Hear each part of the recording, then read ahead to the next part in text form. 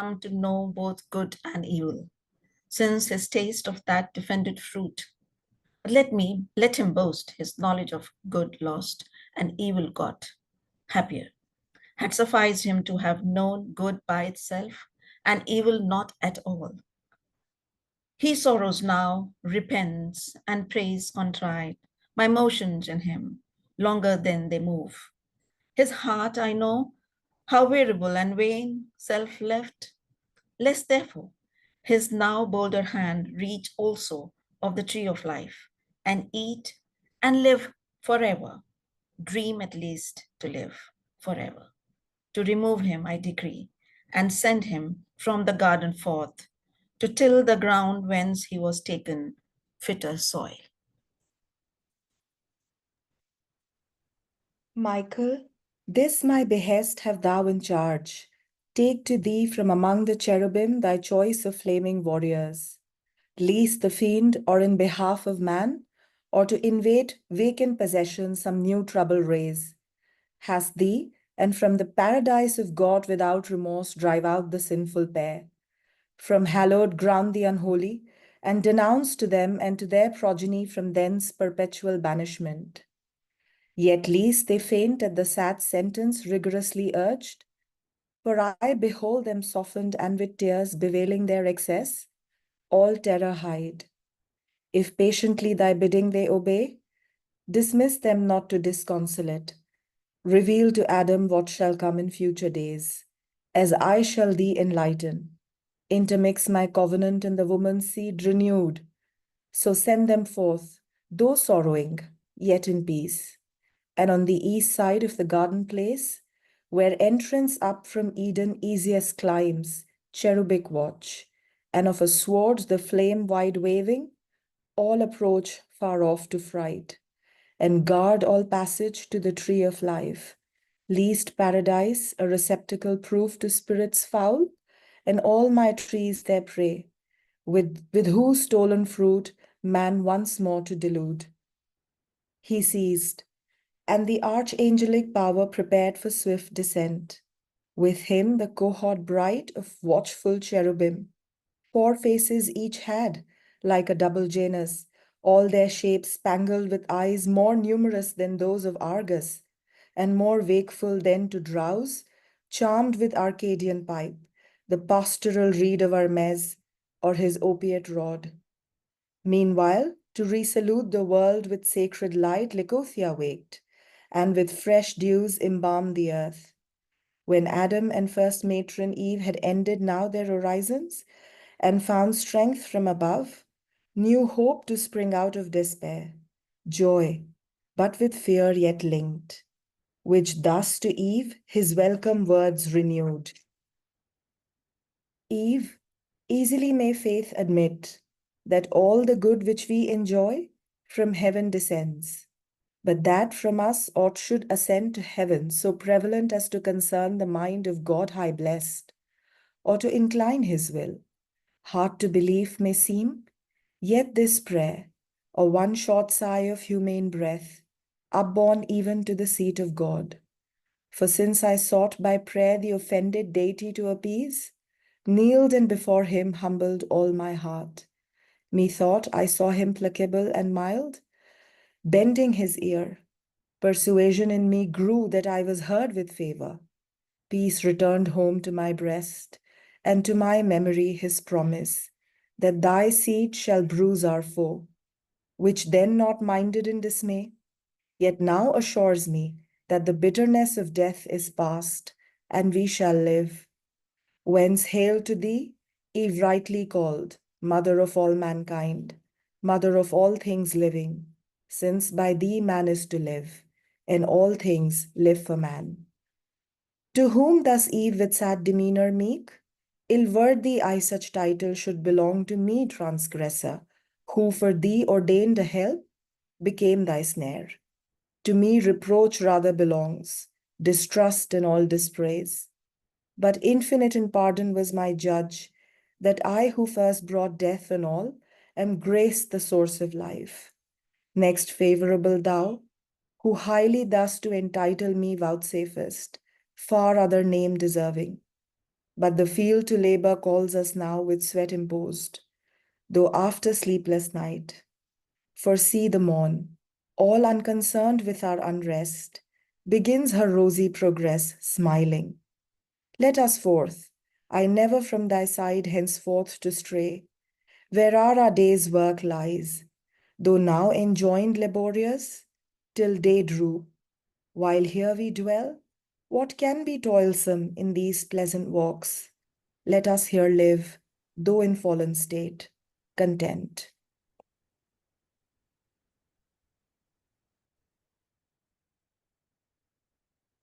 So spake, so wished much humbled Eve. But fate subscribed not.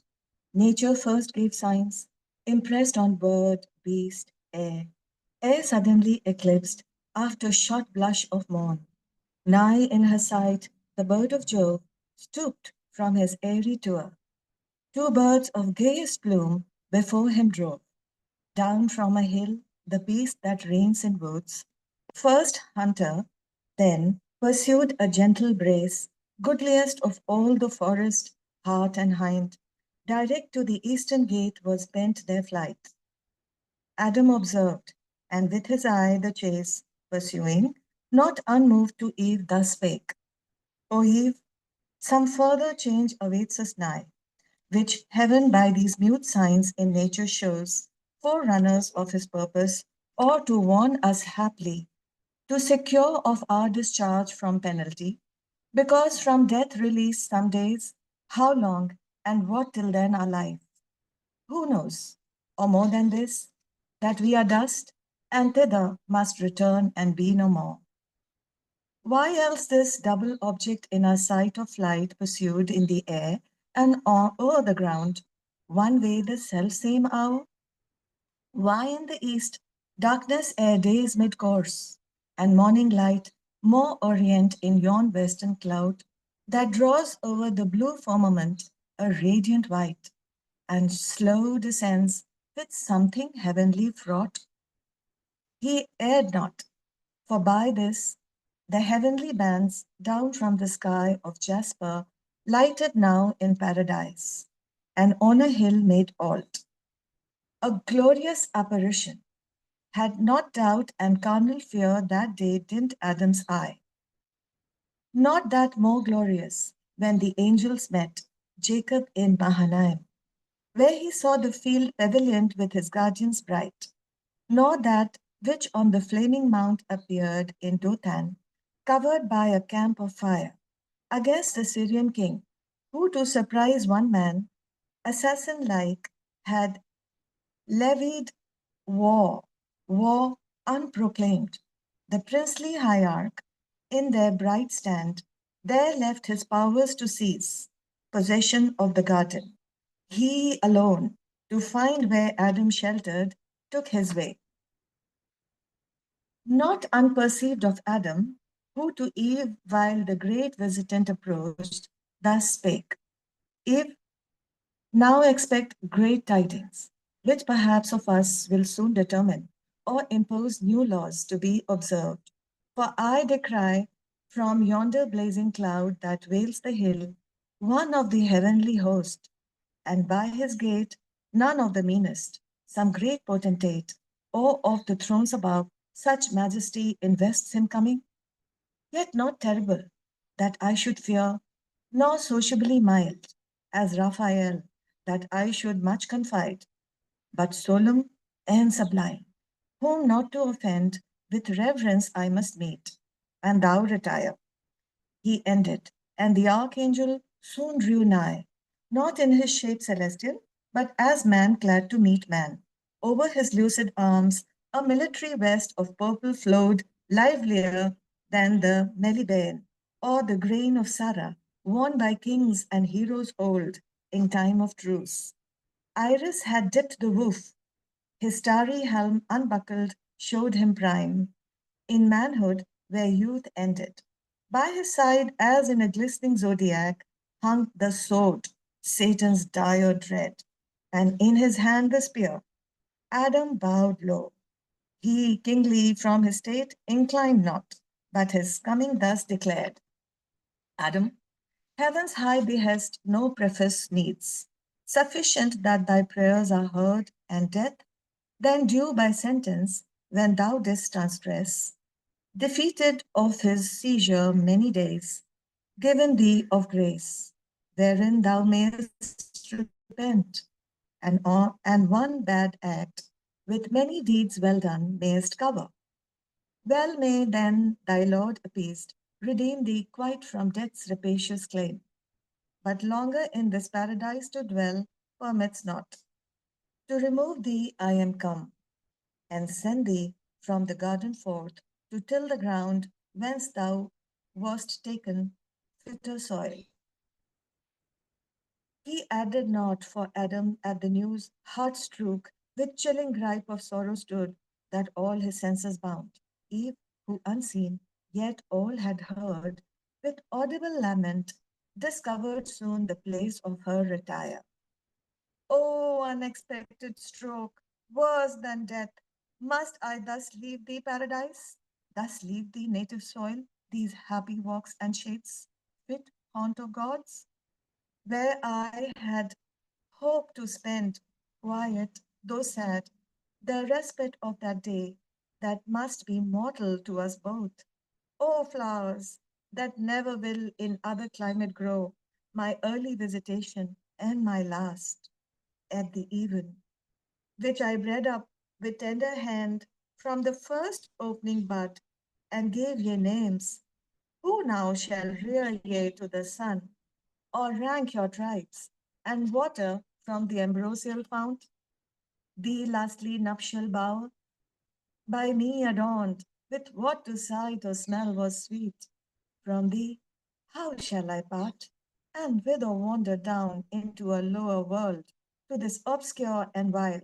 How shall we breathe in other air, less pure, accustomed to immortal fruits? Whom thus the angel interrupted mild. Lament not, Eve, but patiently resign what justly thou hast lost. Nor set thy heart thus overfond on that which is not thine. Thy going is not lonely. With thee goes thy husband. Him to follow thou art bound.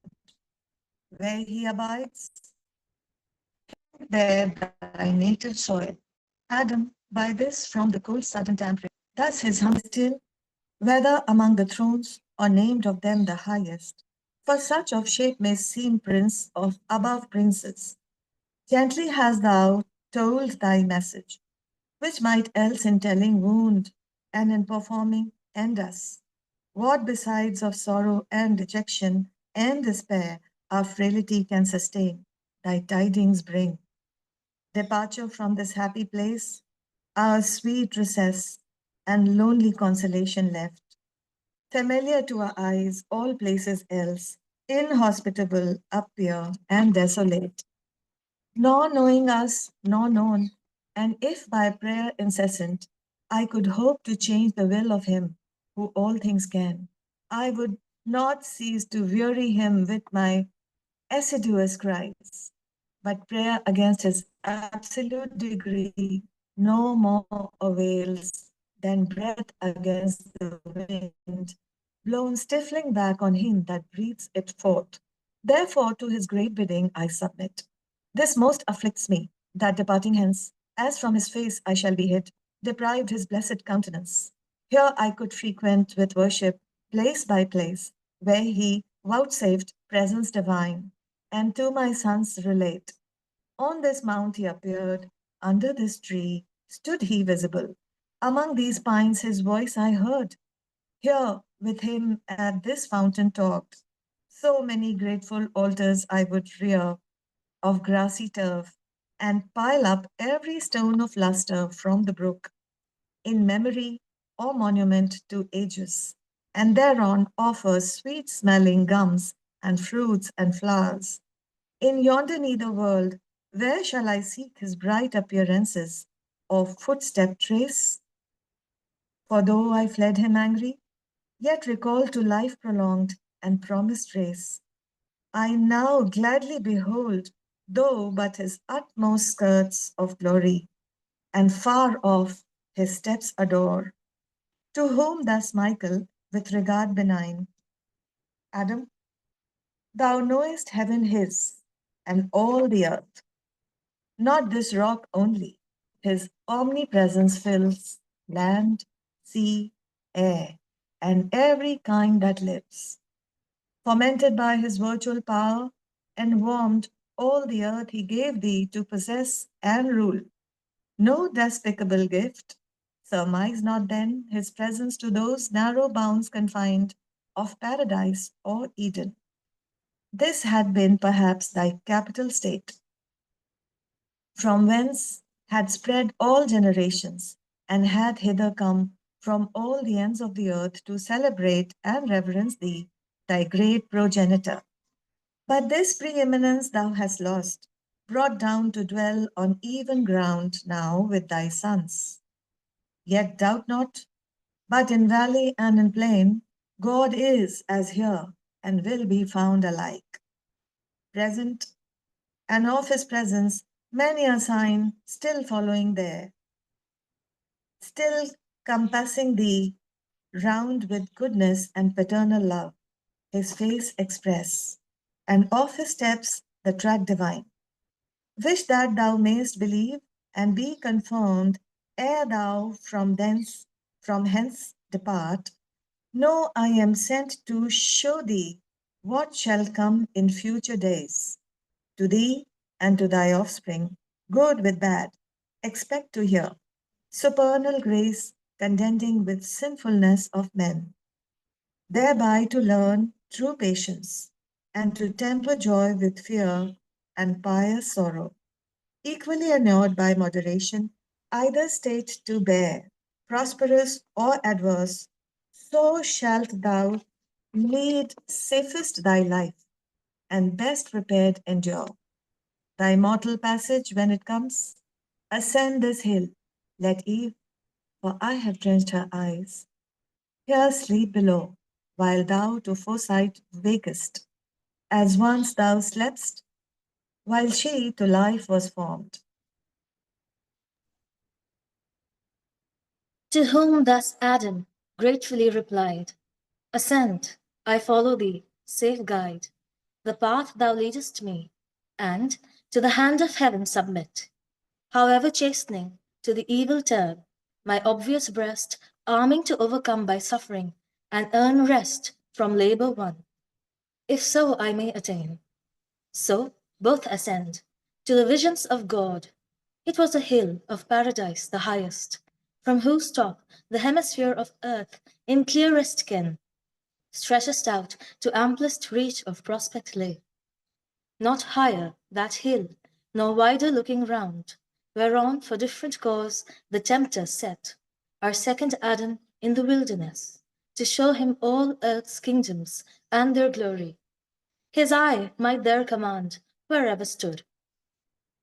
City of old or modern fame, the seat of mightiest empire, from the destined walls of Cambalu, seat of Kathian Khan, and Samarkand by Oxus, Temir's throne, to Pakin of Sinayan kings, and thence to Agra and Lahore of great Mughal, down to the golden Cheronees, or where the Persian in Ekbatan state, or since in Hispan, or where the Russian Tsar in Moscow, or the Sultan in Byzance, Turkestan born, nor could his eye not ken the empire of Negus to his utmost port, Erkoko and the less maritime kings, Mombasa and Kiola and Melind, and Sofala, thought Ophir to the realm of Congo, and Angola farthest south, or thence from Niger flood to Atlas Mount, the kingdoms of Almansor, Fez, and Sus, Morocco and Algiers and Tremisen, on Europe thence, and where Rome was to sway. The world, in spirit perhaps, he also saw, rich Mexico, the seat of Moctezuma, and Cusco in Peru, the richer seat of Atabalpa, and yet unspoiled Guiana, whose great city Grayon's sons call El Dorado, but to nobler sights, Michael, from Adam's eyes, the film removed, which that false fruit that promised clearer sight had bred, then purged with euphrasy and rue the visual nerve, for he had much to see. And from the well of life 3 drops instilled, so deep the power of these ingredients pierced, even to the inmost seat of mental sight, that Adam, now enforced to close his eyes, sunk down, and all his spirits became entranced. But him the gentle angel, by the hand, soon raised, and his attention thus recalled. Adam, now ope thine eyes, and first behold the effects which thy original crime hath wrought, in some to spring from thee, who never touched the accepted tree, nor with the snake conspired, nor sinned thy sin, yet from that sin derive corruption, to bring forth more violent deeds. His eyes he opened, and beheld a field, part arable and tilth, whereon were sheaves, now ripped, the other part sheep-walks and folds. In the midst an altar, as the landmark stood, rustic, of grassy sward. Thither anon a sweaty reaper from his tillage brought first fruits, the green ear, and the yellow sheaf. Unculled, as came to hand, a shepherd next. More meek came with the firstlings of his flock, choicest and best. Then sacrificing, laid the inwards and their fat with incense strewed on the cleft wood, and all due rites performed. His offering soon propitious fire from heaven consumed with nimble glance and grateful steam. The others not, for his was not sincere, whereas he inly raged, and as they talked, smote him into the midriff with a stone that beat out life. He fell, and deadly pale, groaned out his soul, with gushing blood effused. Much at that sight was Adam in his heart dismayed, and thus in haste to the angel cried, O teacher, some great mischief hath befallen to that meek man who well hath sacrificed. Is pity thus and pure devotion paid? To whom Michael thus, he also moved, replied, These two are brethren, Adam, and to come out of thy loins, the unjust, the just hath slain, for envy that his brother's offering found from heaven acceptance. But the bloody fact will be avenged, and the others faith approve. Lose no reward, though here thou see him die, rolling in dust and gore, to which our sire, alas, both for the deed and for the cause. But have I now seen death? Is this the way I must return to native dust? O sight of terror, foul and ugly to behold, horrid to think, how horrible to feel! To whom thus Michael, Death thou hast seen in his first shape on man, but many shapes of death, and many are the ways that lead to his grim cave, all dismal, yet to sense more terrible at the entrance than within.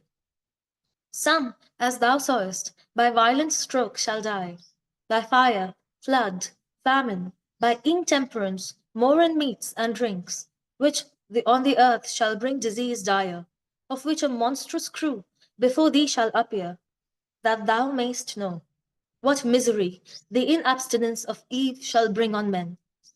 Immediately a place before his eyes appeared, sad, noisome, dark, a lazar house it seemed, wherein were laid numbers of all diseased, all maladies, of ghastly spasm or racking torture, corpse of heart-sick agony, all feverish kinds, convulsions, epilepsies, fierce catarrhs, intestine stone and ulcer, colic pangs, demonic frenzy, moping melancholy, and moon-struck madness, pining atrophy, marasmus and wide-wasting pestilence, dropsies and asthmas, and joint-racking rheums. Dire was the tossing, deep the groans, despair tended the sick busiest from couch to couch, and over them triumphant, death his dart shook, but delayed to strike, though oft invoked with vows as their chief good and final hope. Sight so deformed, what heart of rock could not long dry-eyed behold? Adam could not, but wept. Though not of woman born, compassion quelled his best of man, and gave him up to tears. A space still firmer thoughts restrained excess, and scarce recovering words his plaint renewed. O miserable mankind, to what fall, degraded, to what wretched state reserved? Better end here born. Why is life given to be thus wrested from us? Rather, why obtruded on us thus? Who, if we knew what we receive, would either not accept life offered or soon beg to lay it down, glad to be so dismissed in peace? Can thus the image of God in man created once, so goodly and erect, though faulty sins, to such unsightly sufferings be debased? Under inhuman pains? Why should not man, retaining still divine similitude, in part from such deformities be free, and for his Maker's image sake exempt? Their Maker's image, answered Michael then, forsook them, when themselves they vilified to serve ungoverned appetite, and took his image, whom they served, a brutish vice, inducive mainly to the sin of Eve. Therefore, to abject is their punishment, disfiguring not God's likeness, but their own, or if his likeness, by themselves defact, while the pervert pure nature's healthful rules to loathsome sickness, worthily, since they God's image did not reverence in themselves. I yielded just, said Adam, and submit. But is there yet no other way besides these painful passages, how we may come to death, and mix with our connatural dust?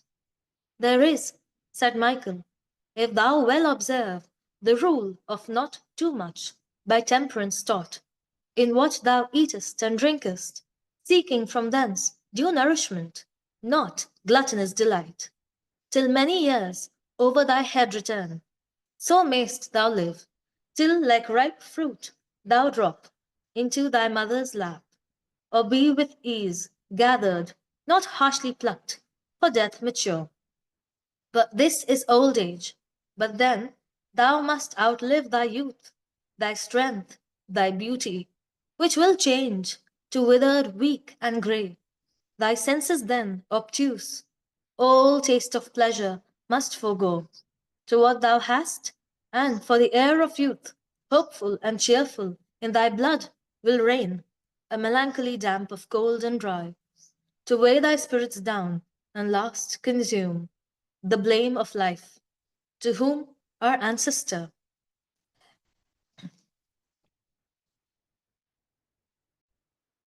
Henceforth I fly not death, nor would prolong life much, bent rather how I may be quit fairest and easiest of this cumbrous charge, which I must keep till my appointed day of rendering up, and patiently attend my dissolution. Michael replied, nor love thy life, nor hate, but what thou livest, live well. How long or short permit to heaven. And now prepare thee for another sight. He looked and saw a spacious plain, whereon were tents of various hue. By some were herds of cattle grazing, others, whence a sound of instruments that made melodious chime was heard, of harp and organ, and who moved their stops and chords were seen. His woolen touch, instinct through all proportions low and high, fled and pursued transverse the resonant fugue. In other part stood one who at the forge labouring, two massy cloths of iron and brass had melted, whether found where casual fire down to the veins of earth, thence gliding hot to some cave's mouth, or whether washed by stream from underground.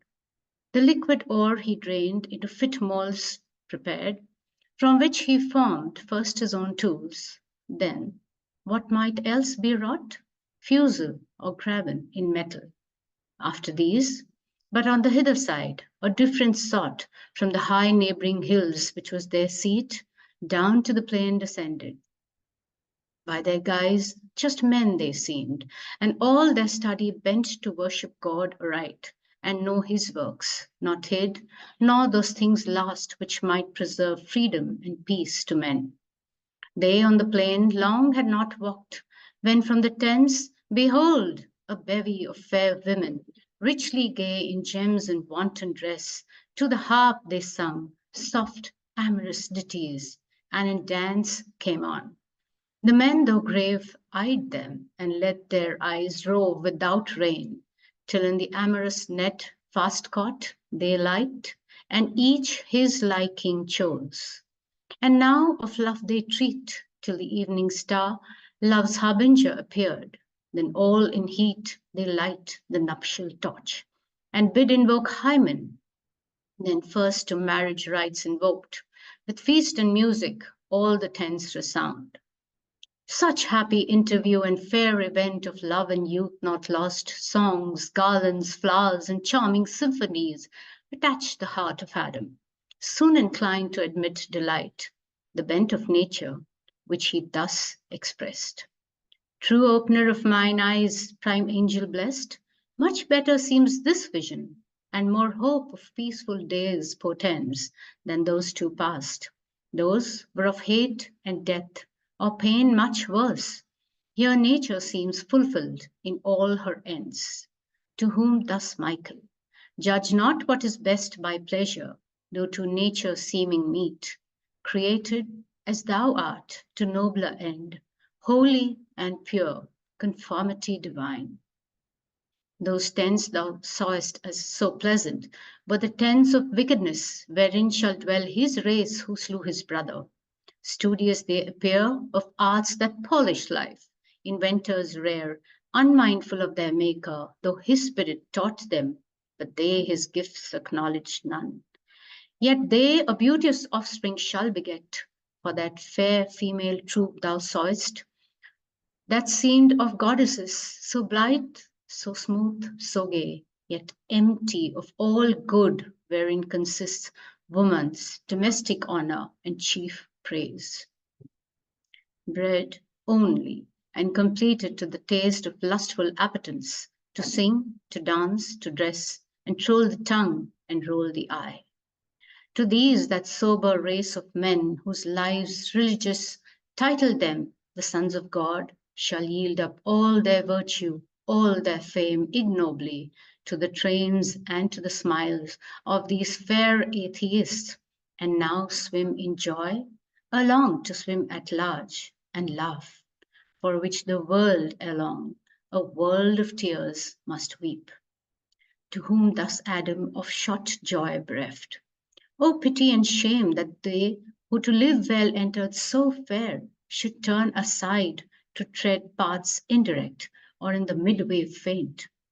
But still I see the tenor of man's woe holds on the same, from woman to begin. From man's effeminate slackness it begins. From man's effeminate slackness it begins, said the angel, who should better hold his place by wisdom and superior gifts received. But now prepare thee for another scene. He looked and saw wide territory spread before him, towns and rural works between, cities of men with lofty gates and towers, concourse and arms, fierce faces threatening war, giants of mighty bone and bold emprise, part wield their arms, part curb the foaming steed, single or in array of battle ranged, both horse and foot, nor idly mustering stood. One way a band select from forage drives, a herd of beeves, fair oxen and fair kine, from a fat meadow ground, or fleecy flock, ewes and their beating lambs over the plain, their booty. Scarce with life the shepherds fly, but call in aid, which makes a bloody fray. With cruel tournament the squadrons join, where cattle pastured late, now scattered lies with carcasses and arms, the ensanguined field deserted. Others to a city strong lay siege encamped, by battery, scale, and mine assaulting. Others from the wall defend with dart and javelin, stones and sulphurous fire. On each hand slaughter and gigantic deeds. In other part the sceptred heralds call to council in the city gates, and on Grey-headed men and grave with warriors mixed assemble, and harangues are heard, but soon in factitious opposition, till at last of middle age, one rising, eminent in wise deport, spake much of right and wrong, of justice, of religion, truth and peace, and judgment from above. Him, old and young, exploded, and had seized with violent hands, had not a cloud descending snatched him thence, unseen, amid the throng. So violence proceeded, and oppression and sword law through all the plain, and refuge none was found. Adam was all in tears, and to his guide, lamenting, turned full sad. Oh, what are these, death's ministers, not men, who thus deal death inhumanly to men and multiply 10,000-fold the sin of him who slew his brother? For of whom such massacre made they but of their brethren, men of men? But who was that just man whom had not heaven rescued, had in his righteousness been lost? To whom thus Michael, these are the product of those ill-mated marriages thou saw'st, where good with bad were matched, who of themselves abhorred to join, and by imprudence mixed, produced prodigious births of body or mind. Such were these giants, men of high renown, for in those days might only shall be admired, and valor and heroic virtue called to overcome in battle, and subdue nations and bring home spoils with infinite manslaughter, shall be held the highest pitch of human glory, and for glory done of triumph, to be styled great conquerors, patrons of mankind, gods and sons of gods, destroyers rightly are called, and plagues of men. Thus fame shall be achieved, renown on earth, and what most merits fame, in silence hid. But he, the seventh from thee, whom thou behell'st, the only righteous in a world perverse, and therefore hated, therefore so beset with foes for daring single to be just, and utter odious truth, that God would come to judge them with his saints. Him, the Most High, wrapped in a balmy cloud with winged steeds, did, as thou saw'st, receive to walk with God high in salvation, and the climes of bliss exempt from death, to show thee what reward awaits the good, the rest, what punishment, which now direct thine eyes and soon behold.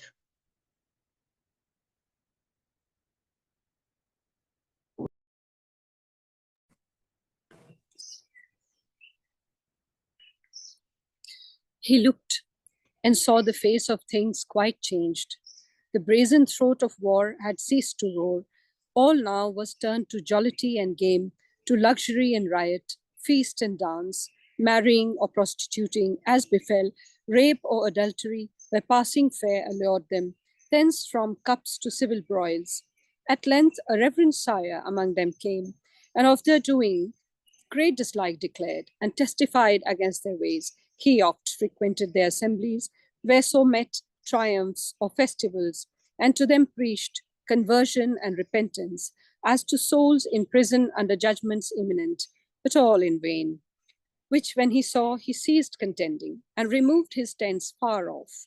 Then from the mountain hewing timber tall, began to build a vessel of huge bulk, measured by cubit, length and breadth and height, smeared around with pitch, and in the side a door contrived, and of provisions laid in large for man and beast. When lo, a wonder strange, of every beast and bird and insect small came sevens and pairs, and entered in as taught their order. Last the sire and his 3 sons with their 4 wives, and God made fast the door. Meanwhile the south wind rose, and with black wings wide hovering, all the clouds together drove from under heaven. The hills to their supply vapor, and exhalation dusk and moist sent up amain. And now the thickened sky like a dark ceiling stood. Down rushed the rain, impetuous, and continued till the earth no more was seen. The floating vessels swam uplifted, and secure with beaked prow, rode tilting o'er the waves, all dwellings else flood overwhelmed, and them with all their pomp deep under water rolled. Sea-covered sea, sea without shore, and in their palaces, where luxury late reigned, sea monsters whelped and stabled. Of mankind so numerous late, all left in one small bottom swum embarked. How didst thou grieve then, Adam, to behold the end of all thy offspring?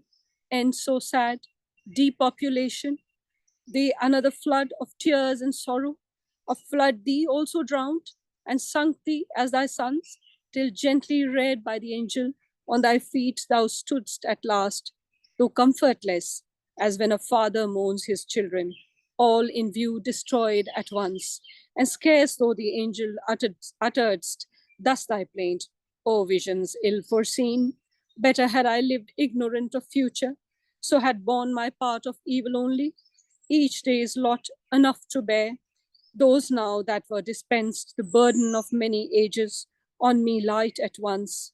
By my foreknowledge, gaining birth abortive, to torment me ere the being, with thought that they must be, let no man seek henceforth to be foretold what shall befall him or his children, evil he may be sure, which neither his foreknowing can prevent, and he the future evil shall no less in apprehension than in substance feel. Grievous to bear, but that care now is past. Man is not whom to warn. Those few escaped famine and anguish will at last consume wandering that watery desert. I had hoped when violence was ceased and war on earth, all would have then gone well. Peace would have crowned with length of happy days the race of man. But I was far deceived, for now I see peace to corrupt no less than war to waste. How comes it thus? Unfold, celestial guide, and whether here the race of man will end. To whom thus Michael? Those whom last thou sawest in triumph and luxurious wealth, are they first seen in acts of prowess eminent and great exploits? What of true virtue void? Who having spilt much blood and done much waste, subduing nations, and achieved thereby fame in the world, high titles, and rich prey, shall change their course to pleasure, ease, and sloth, surfeit, and lust, till wantonness and pride raise out of friendship hostile deeds in peace. The conquered also, and enslaved by war, shall with their freedom lost all virtue lose, and fear of God, from whom their piety feigned in sharp contest of battle found no aid against invaders. Therefore, cold in zeal, thenceforth shall practice how to live secure, worldly or dissolute, on what their lords shall leave them to enjoy, for the earth shall bear more than enough, that temperance may be tried.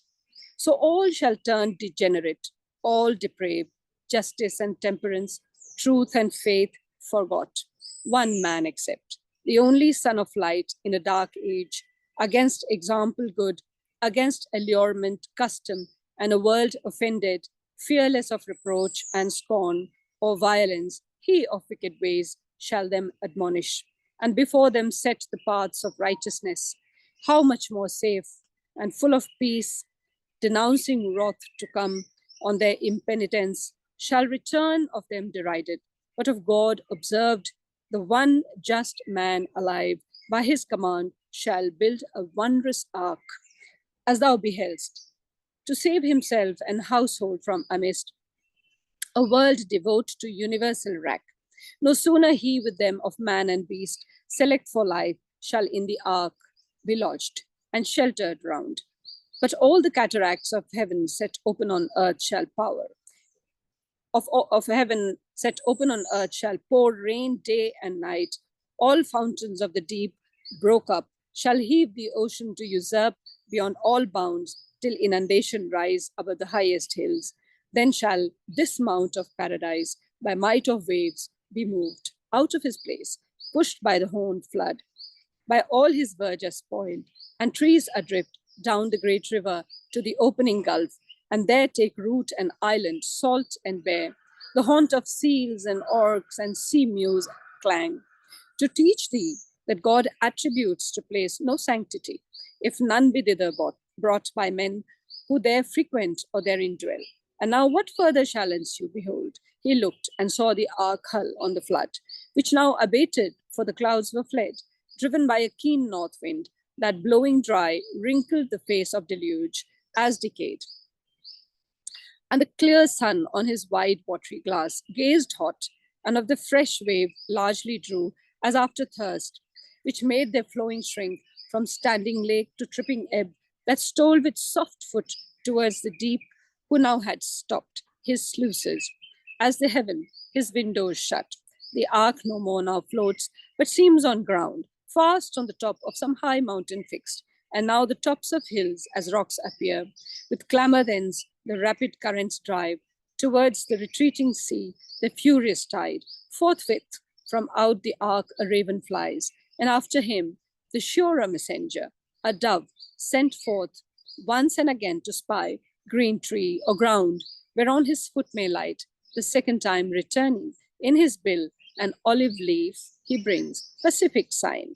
And on dry ground appears, and from his ark the ancient sire descends with all his train, then with uplifted hands and eyes devout, grateful to heaven, over his head beholds a dewy cloud, and in the cloud a bow, conspicuous with three listed colors gay, betokening peace from God and covenant new, whereat the heart of Adam, erst so sad, greatly rejoiced, and thus his joy broke forth.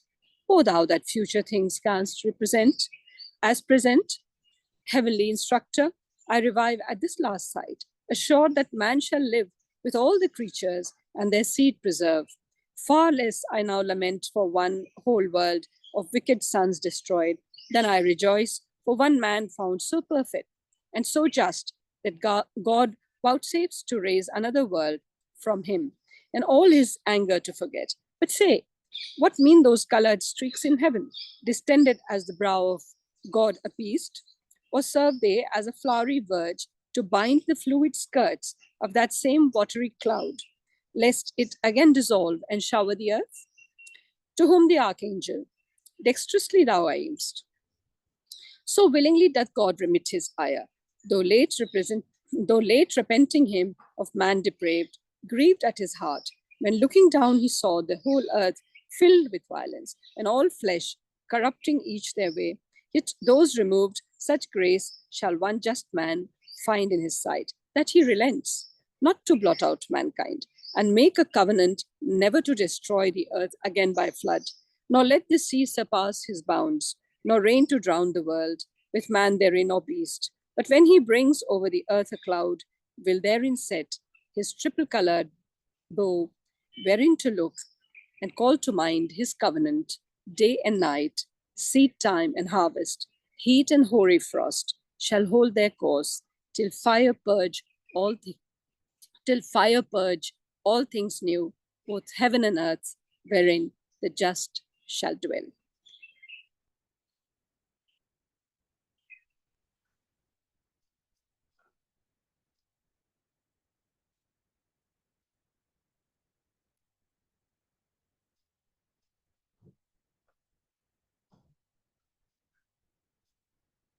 Signi methormete. Shinas.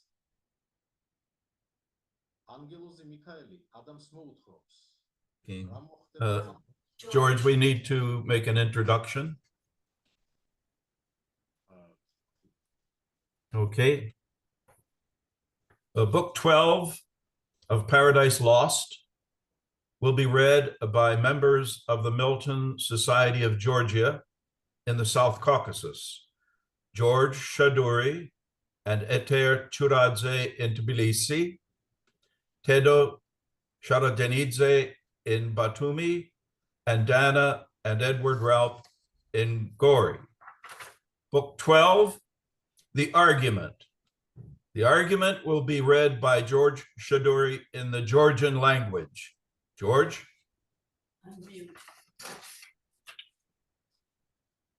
Signi methormete. Shinas. Angelusi Mikaeli, Adam Smoothrops. რა მოხდება წარღვნის შემდეგ. ახსენებს აბრაამს და განუმარტავს, თუ ვინ იქნება თესლი ქალისა, რომელიც მათ დაცემის დროს აღუდგეს. მოუთხრობს მხსნელის ხორცშესხმისა, სიკვდილისა, აღდგომისა და ამაღლების ამბავს. უამბობს, თუ რა მდგომარეობაში იქნება ეკლესია მის მეორად მოსვლამდე. ამ დაპირებებით უაღრესად კმაყოფილი და დამშვიდებული ადამი მიქაელთან ერთად თიდან დაეშვება და აღვიძებს ევას, რომელსაც მთელი ამ ხნის განმავლობაში ეძინა, მაგრამ ტკბილ სულიერად დამამშვიდებელსა და მორჩილების აღძვრილ სიზმრებს ნახულობდა. მიქაელი მათ ხელს მოჰკიდებს და სამოთხიდან გამოიყვანს. მათ უკან ელვარებს ცეცხლის მახვილი. ქერუბიმები სამოთხის გუშაგებად განლაგდებიან. Thank you, George. The argument in English. The angel Michael continues from the flood to relate what shall succeed. Then, in the mention of Abraham, comes by degrees to explain who that seed of the woman shall be, which was promised Adam and Eve in the fall. His incarnation, death, resurrection, and ascension, the state of the church till his second coming. Adam, greatly satisfied and recomforted by those relations and promises, descends the hill with Michael, wakens Eve, who all this while had slept, but with gentle dreams composed to quietness of mind and submission. Michael, in either hand, leads them out of paradise, the fiery sword waving behind them, and the cherubim taking their stations to guard the place. This ends the argument. Book 12. With fair equality, as one who in his journey bates at none, though bent on speed, so here the archangel paused betwixt the world destroyed and the world restored. If Adam aught perhaps might interpose, then with transition sweet, new speech resumes. Thus thou hast seen one world begin and end, and man as from a second stock proceed. Much thou hast yet to see, but I perceive thy mortal sight to fail. Objects divine must needs impair and weary human sense. Henceforth, what is to come I will relate. Thou therefore give due audience and attend this second sorrow of men, while yet but few, and while the dread of judgment past remains fresh in their minds, fearing the deity. With some regard to what is just and right, shall lead their lives and multiply apace, laboring the soil and reaping plenteous crop, corn, wine, and oil, and from the herd or flock, oft sacrificing bullock, lamb, or kid, with large wine offerings poured, and sacred feast, shall spend their days in joy unblamed and dwell long time in peace by families and tribes, under paternal rule, till one shall rise of proud ambitious heart, who not content with fair equality, fraternal state, will arrogate dominion undeserved over his brethren, and quite dispossess concord and law of nature from the earth. Hunting, and men not beasts shall be his game, with war and hostile snare, such as refuse subjection to his empire tyrannous. A mighty hunter thence he shall be styled before the Lord, as in despite of heaven, or from heaven claiming second sovereignty. And from rebellion shall derive his name, though of rebellion others he accuse.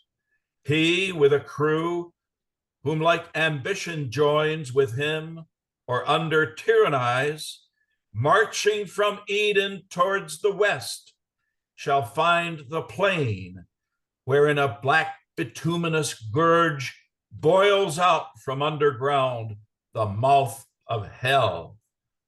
Of brick and of that stuff they cast to build a city and tower, whose top may reach to heaven, and get themselves a name, least far dispersed, in foreign lands their memory be lost, regardless whether good or evil fame, but God, who oft descends to visit men unseen, and through their habitations walks to mark their doings, them beholding soon, comes down to see their city, ere the tower obstruct heaven towers, and in derision sets upon their tongues a various spirit to raise quite out their native language, and instead to sow a jangling noise of words unknown, forthwith a hideous gabble rouses loud among the builders, each to other calls, not understood, till hoarse and all in rage, as mocked they storm, great laughter was in heaven, and looking down to see the hubbub strange, and hear the din, thus was the building left ridiculous, and the word confusion named. Eter. Whereto thus Adam fatherly displeased, O execrable son, so to spy about his brethren, to himself assuming authorities usurped, from God not given, he gave us only of a beast, fish, fowl, dominion absolute, that tried to withhold by his donation. But man of a man he made not lord, such title to himself reserving, human left from human free, but his usurper, his encroachment proud, stays not on man, to God his tower intends, siege and defiance. Wretched man, what food will he convey up thither to sustain himself and his rash army? Weave him air about the clouds, will pine his entrails gross, and famish him of breath, not bread. To whom does Michael, justly thou abhorrest, that son who on the quiet state of man such trouble brought, affecting to subdue rational liberty, yet know withal, since thy original lapse, true liberty is lost, which always with right reason dwells twinned, and from her hath no individual being, reason in man obscured or not obeyed, immediately inordinate desires and upstart passions catch the government from reason, and to servitude reduced, men till then free. Therefore, since he permits within himself unworthy powers to reign over free reason, God in judgment just subjects him from without to violent lords, who oft as undeservedly enthrall this outward freedom. Tyranny must be, though to the tyrant thereby no excuse. Yet sometimes nations will decline so low from virtue, which is reason that no wrong but justice in some fatal curse annexed deprives them of their outward liberty, their inward loss. Witness the irreverent son of him who built the ark, who for the shame done to his father had this heavy curse, servant of servants, on his vicious race. Thus will these letters the former world still tend from bad to worse, till God at last, wearied with their iniquities, withdraw his presence from among them, and avert his holy eyes, resolving from thenceforth to leave them to their own polluted ways, and one peculiar nation to select from all the rest, of whom to be invoked, a nation from one faithful man to spring, him on the side Euphrates yet residing, bred up in idol worship, all that man, canst thou believe, should be so stupid grown, while yet the patriarch lived, to escape the flood and to forsake the living God and fall to worship their own work in the wood and stone for gods. Yet him God the Most High vouchsafes to call my vision from his father's house, his kindred and false gods, into a land which he will show him, and from him will raise a mighty nation, and upon him shower his benediction so that in his seed all nations shall be blessed. He straight obeys, not knowing to what land, yet firm believes. I see him, but thou canst not with that faith to live. He leaves his gods, his friends, and native soil, or of Chaldea, passing now the ford to Haran after a cumbrous train of herds and flocks and numerous servitude. Not wandering poor, but trusting all his wealth with God, who called him in a land unknown. Canaan he now attains. I see his tents pitched about Shechem and the neighboring plain of Moreh. There by promise he receives gift to his progeny all that land, from Hamat northward to the desert south, things by their names I call, though yet unnamed, from Hermon east to the great western sea, Mount Hermon, yonder sea, each place behold in prospect, is upon them.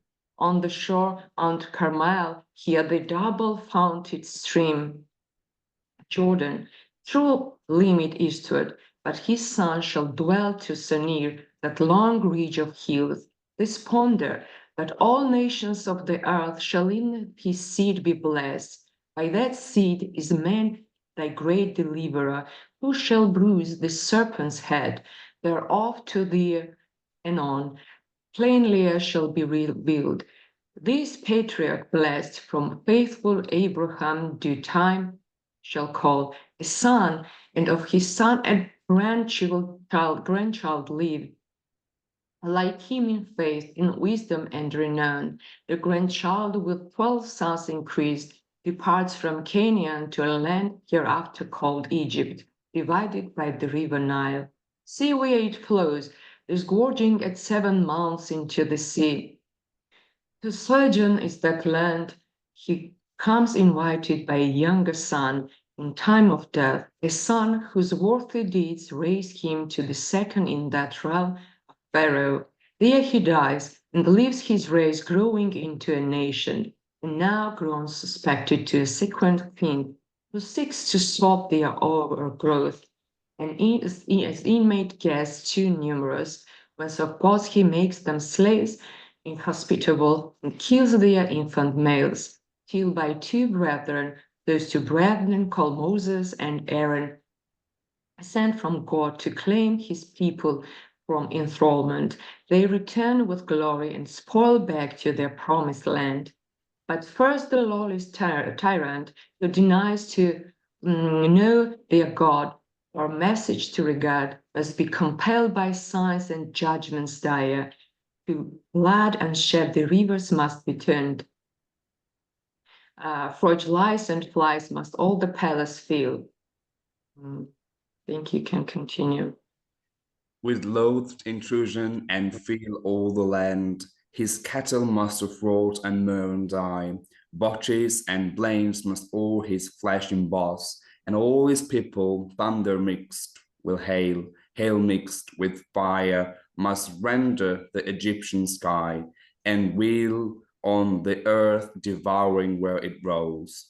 What it devours not, herb or fruit or grain, a darksome cloud of locusts swarming down, must eat and on the ground leave nothing green. Darkness must overshadow all his bounds, palpable darkness, and blot out 3 days. Last, with 1 midnight stroke, all the firstborn of Egypt must lie dead. Thus, with 10 wounds, the river dragon tamed at length submits to let his sojourners depart, and oft humbles his stubborn heart, but still as ice more hardened after thaw, till is his rage pursuing whom he late dismissed.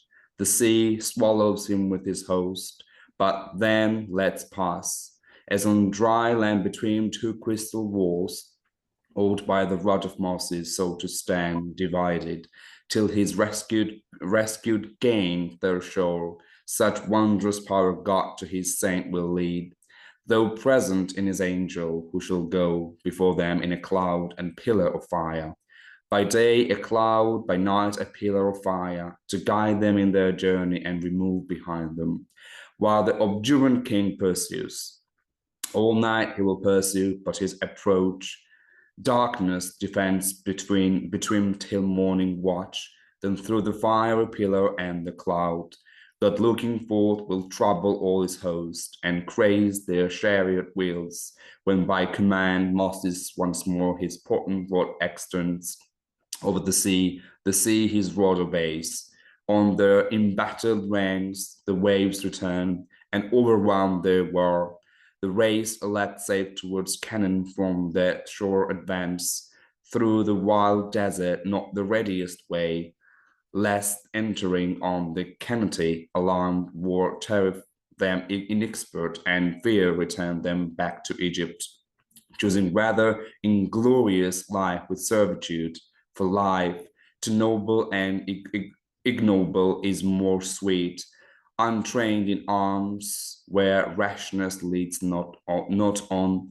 This also shall they gain by their delay in the wide wilderness, where there they shall find the government and their great senate choose, so the 12 tribes to rule by laws ordained from God, the mount of Sinai, whose great top shall tremble. He descending will himself in thunder, lightning, and loud trumpet sound, ordain them laws, part such an affronting to civil justice, part religious rites of sacrifice, informing them by types and shadows of that destined saint to bruise the serpent.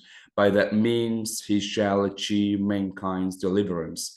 But the voice of God to mortal ear is dreadful. They beseech that Moses might report to them his will, and terror cease. He grants what they besought, instructed that to God is no access without mediator, whose high office now Moses in figures bearers, to introduce one greater, of whose day he shall foretell, and all the prophets in their age the times of great Messiah shall sing.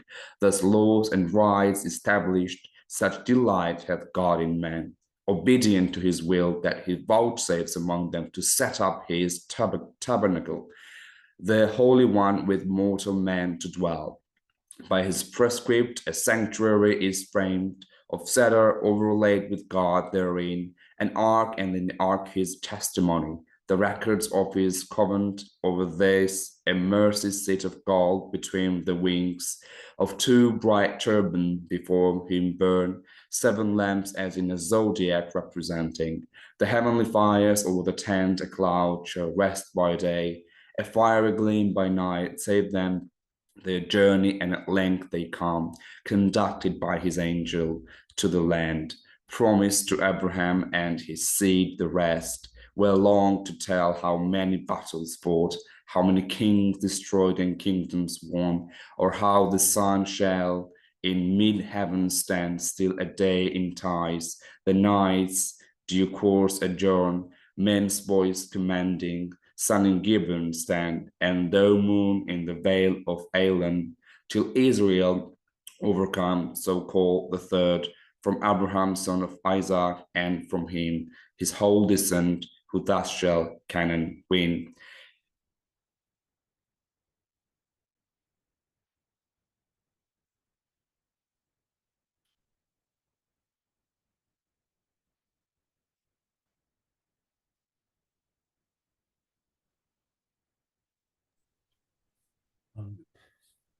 Is that Okay.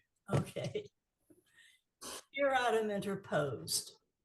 O sent from heaven, enlightener of my darkness, gracious things thou hast revealed, those chiefly which concern just Abraham and his seed. Now first I find mine eyes true opening, and my heart much eased. Erstwhile perplexed, with thoughts what would become of me and all mankind.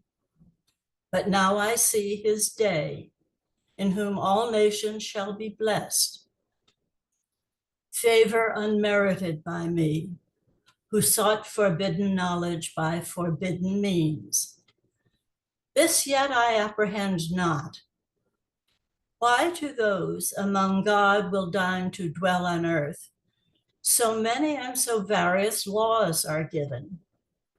So many laws argue so many sins among them.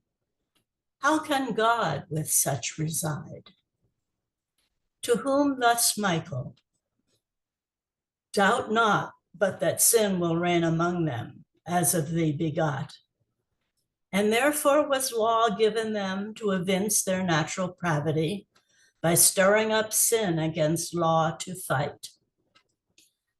That when they see law can discover sin, but not remove, save by those shadowy expiations weak, the blood of bulls and goats, they may conclude some blood more precious must be paid for man, just for unjust, that in such righteousness to them by faith imputed, they may find justification toward God and peace of conscience, which the law by ceremonies cannot appease, nor man the moral part perform, and not performing cannot live.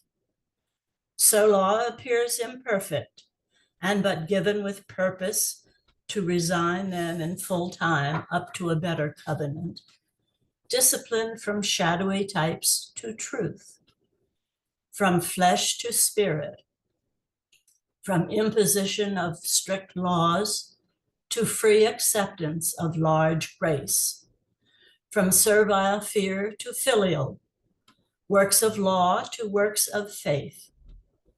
And therefore shall not Moses, though of God highly beloved, being but the minister of law, his people into Canaan lead, but Joshua, whom the Gentiles Jesus call, his name and office bearing, who shall quell the adversary serpent and bring back through the world's wilderness long wandered man, safe to eternal paradise of rest. Meanwhile, in their earthly Canaan placed, long time shall dwell and prosper. But when sins national interrupt their public peace, provoking God to raise them enemies, from whom as oft he saves them penitent, by judges first, then under kings, of whom the second, both for piety renowned and puissant deeds, a promise shall receive irrevocable, that his regal throne forever shall endure. The like shall sing all prophecy, that of the royal stock of David, so I name this king, shall rise a son, the woman's seed to thee foretold to Abraham, as in whom shall trust all nations, and to kings foretold, of kings the last, for of his reign shall be no end. But first a long succession must ensue, and his son, for wealth and wisdom famed, the clouded ark of God till then intense wandering, shall in a glorious temple enshrined. Such follow him as shall be registered, part good, part bad, of bad the longer scroll, whose foul idolatries and other faults, heaped to the popular sum, will so incense God as to leave them and expose their land, their city, his temple and his holy ark, with all his sacred things, a scorn and prey to that proud city, whose high walls thou sawest left in confusion, Babylon thence called. There in captivity he lets them dwell the space of 70 years, then brings them back, remembering mercy and his covenant sworn to David, established as the days of heaven.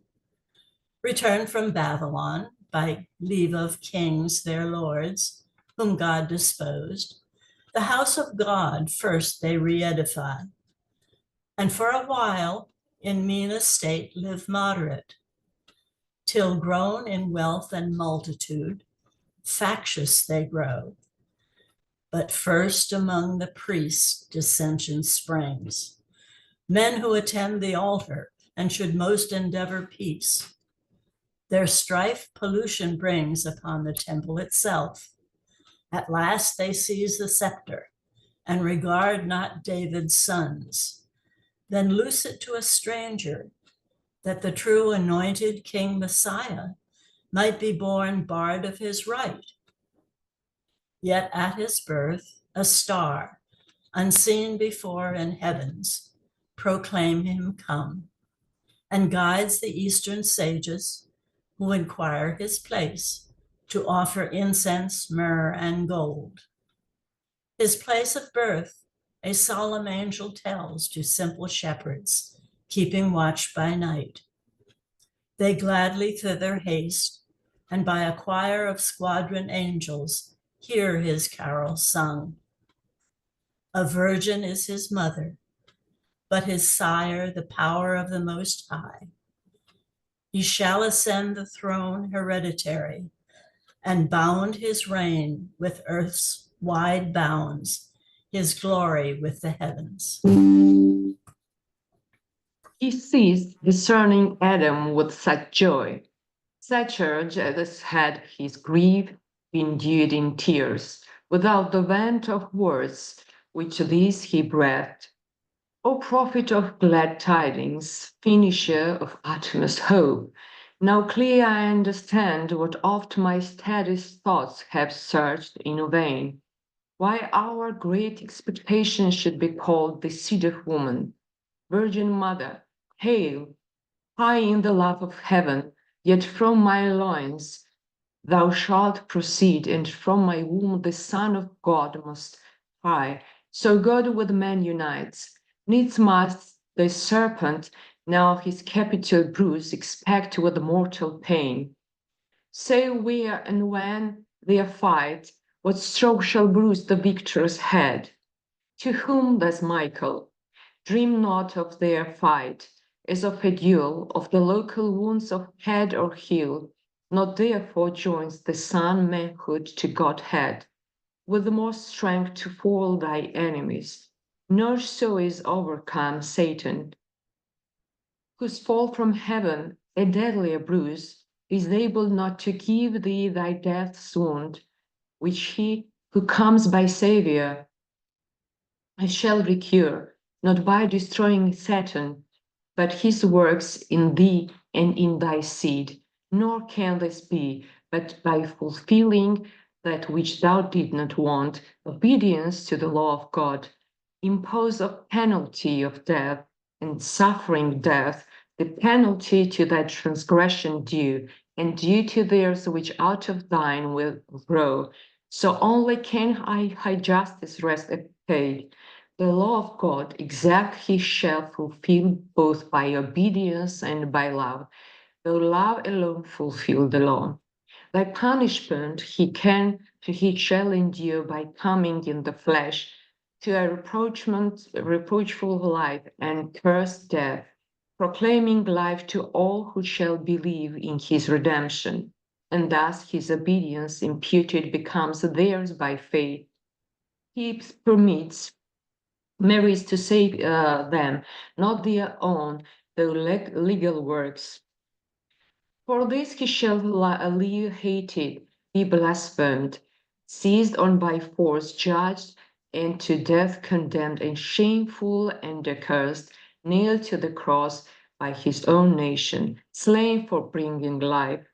But to the cross he nails by thy enemies, the law that is against thee, and the sins of all mankind. With him they are crucified, never to hurt them more, who rightly trust in this his satisfaction. So he dies, but soon revives. Death over him no power shall long usurp. Ere the third dawning light return, The stars of morn shall see him rise out of his grave, fresh as the dawning light. Thy ransom paid, which man from death redeems, his death for man, as many as offered life. Neglect not, and the benefit embraced by faith, not void of workers. This godlike act annuls thy doom, the death that thou should not have died, in sin forever lost from life. This act shall bruise the head of Satan, crush his strength, defeating sin and death. His two main arms and peaks far deeper in his head, their things, than temporal death shall bruise the victor's heel. All theirs whom he redeems, a death-like sleep, and gentle wafting to immortal life. Not after resurrection shall he stay longer on earth than certain times to appear to his disciples, men who in his life still followed him. To them shall live in charge to teach all nations what of him they learned, and his salvation, them who shall believe, baptizing in the prefluent stream, the sign of washing them from guilt of sin to life pure, and in mind prepared, if not before, for death, like that which the Redeemer died. All nations they shall teach, for whom that day not only to the sons of Abraham's loins salvation shall be preached, but to the sons of the Abraham's faith whenever through the world. So in this seed all nations shall be blessed. Then to the heaven of heavens he shall ascend with victory, triumphing through the air over his foes and thine. There shall surprise the serpent, prince of air, and drag in chains through all his realm, and there confounded live. Then enter into glory, and resume his seat at God's right hand, exalted high above all named in heaven. And thence shall come, when this world's dissolution shall be ripe, with glory and power to judge both quick and dead, to judge the unfaithful dead, but to reward his faithful and receive them into bliss, whether in heaven or earth. For then the earth shall all be paradise, far happier place than this of Eden, and far happier days. So spake the Archangel Michael. The Archangel Michael then paused, as at the world's great period, and our sire, replete with joy and wonder, thus replied, O gardens infinite, gardens immense, that all this good of evil shall produce, and evil turn to good, more wonderful than that which by creation first brought forth light out of darkness. Full of doubt I stand, whether I should repent me now of sin by me done and occasioned, or rejoice. Much more than much more good thereof shall spring, to God more glory, more good will to man, from God and to over earth grace shall abound. But say, if our deliverer up to heaven must reascend, what will betide the few, his faithful, left among the unfaithful herd, the enemies of truth, who then shall guide his people, who defend? Will they not deal worse with his followers than with him they dealt? Be sure they will, said the angel, but from heaven he to his own a comforter will send, the promise of the Father, who shall dwell his spirit within them, and the law of faith working through love upon their hearts shall write, to guide them in all truth, and also arm with spiritual armor, able to resist Satan's assaults and quench his fiery darts. What man can do against them, not afraid, though to the death against such cruelties, with inward consolations recompensed, and oft supported so as shall amaze their proudest persecutors. For the Spirit poured for first on his apostles, whom he sends to evangelize the nations, then on all baptized shall them with wondrous gifts endue, to speak all tongues and do all miracles, as did their Lord before them. Thus they win great numbers of each nation to receive with joy the tidings from heaven. At length their ministry performed, and race will run, their doctrine and their story written left. They die, but in their room as they forewarn. Wolves shall succeed for teachers, grievous wolves, who all the sacred mysteries of heaven to their own vile advantages shall turn of look and ambition and the truth, with superstitions and traditions taint, left only in those written records pure, though not by the Spirit understood. Then shall they seek to avail themselves of names, places, and titles, and with these to join secular power, through feigning still to act by spiritual, to themselves appropriating the Spirit of God, promised alike and given to all believers, and from that pretense, spiritual laws by carnal power shall force on every conscience, laws which none shall find, let them enrolled, and what the Spirit within shall on the heart engrave. What they then but force the Spirit of grace itself, and bind his concert liberty, what but unbuild his living temples built by faith to stand, their own faith, not another's. For on earth, who against faith and conscience can be heard infallible, yet many will presume, whence heavy persecution shall arise on all who in the worship persevere of spirit and truth, the rest far greater part, well deemed in outward rites and spacious forms.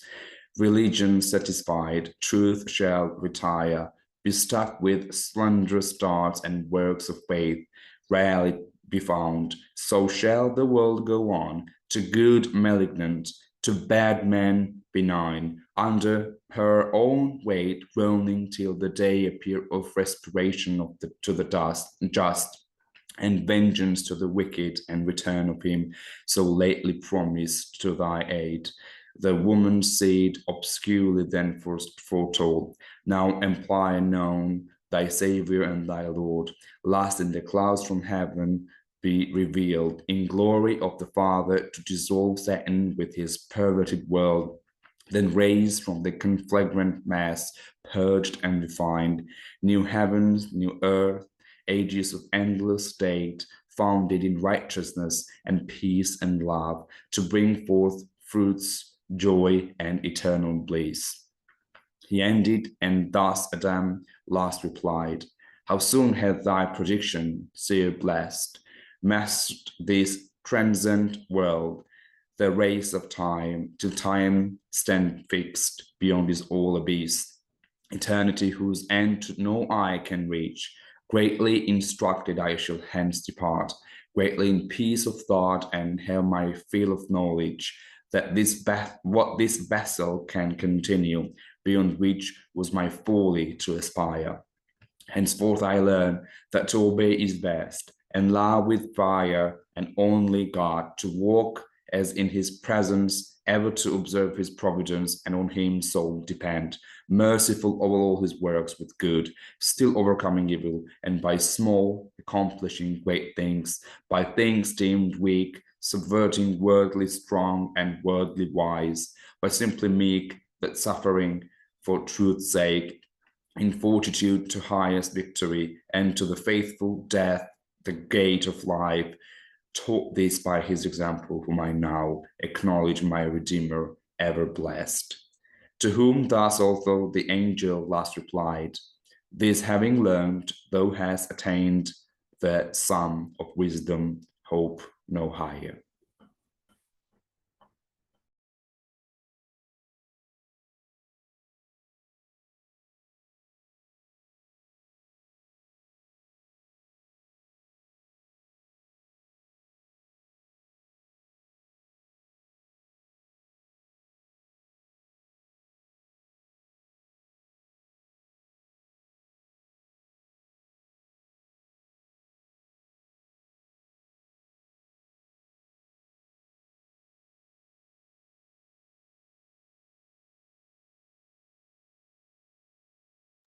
Mr. Edward, if you are reading, you are on mute.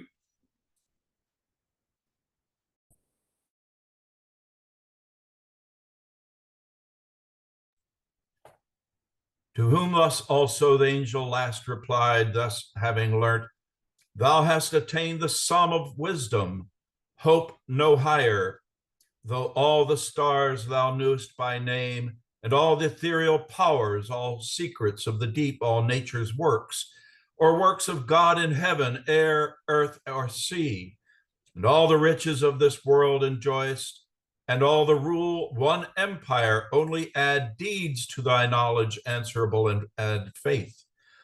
Add virtue, patience, temperance, and love, by name to come called charity, the soul of all the rest. Then wilt thou not be loath to leave this paradise, but shalt possess a paradise within thee, happier far. Let us descend now, therefore, from this top of speculation, for the hour precise exacts our parting hence, and see the guards by me encamped on yonder hill. Expect their motion, at whose front a flaming sword, in signal of remove, waves fiercely round. We may no longer stay. Go, waken Eve. Her also I with gentle dreams have calmed, portending good, and all her spirits composed to meek submission.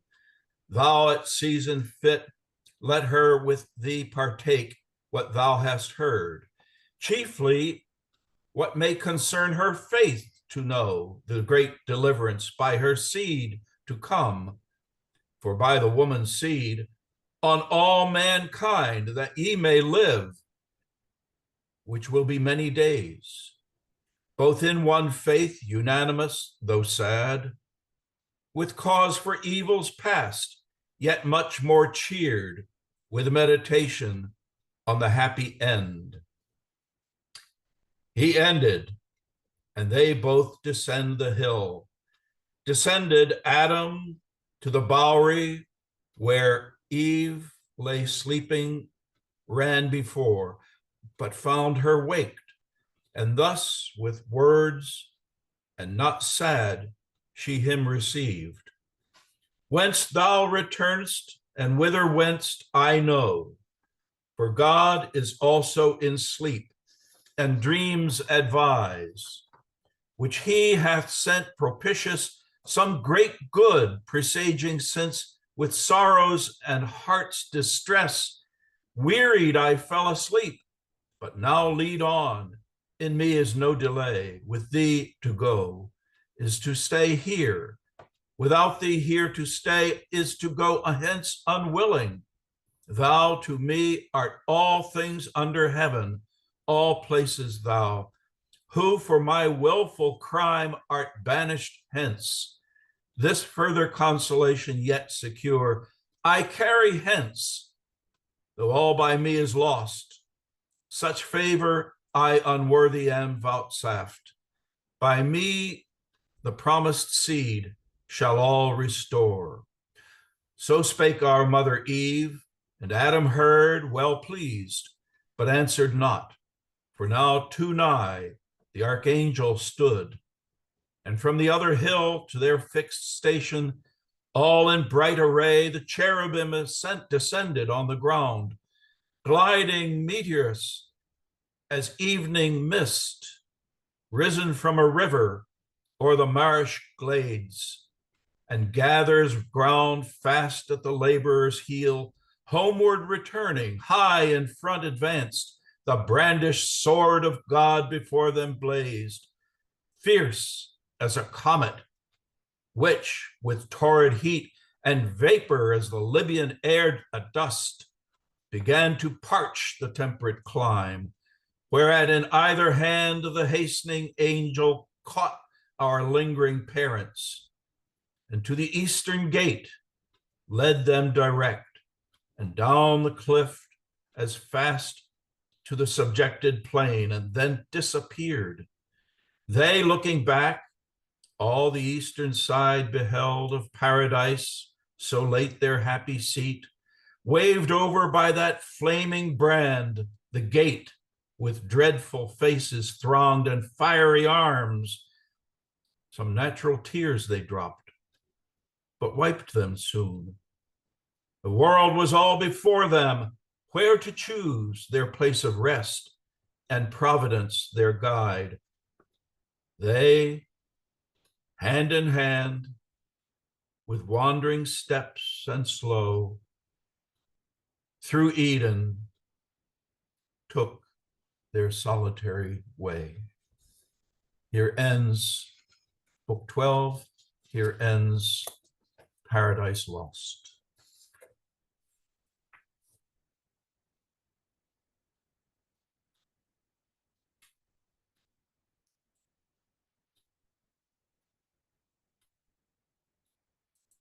You send it back to Milton's cottage. That's right. Well, it's cottage. Thank you. That was absolutely wonderful. Always a poignant moment to read the last lines of Paradise Lost. We're just waiting to set up the next reading, which will be Samson Agonistes. So apologies for the delay, but we should be with if for anybody who wants to stand listening, that should be set up for you soon. So thank you for your patience and thank you for your reading. That was wonderful.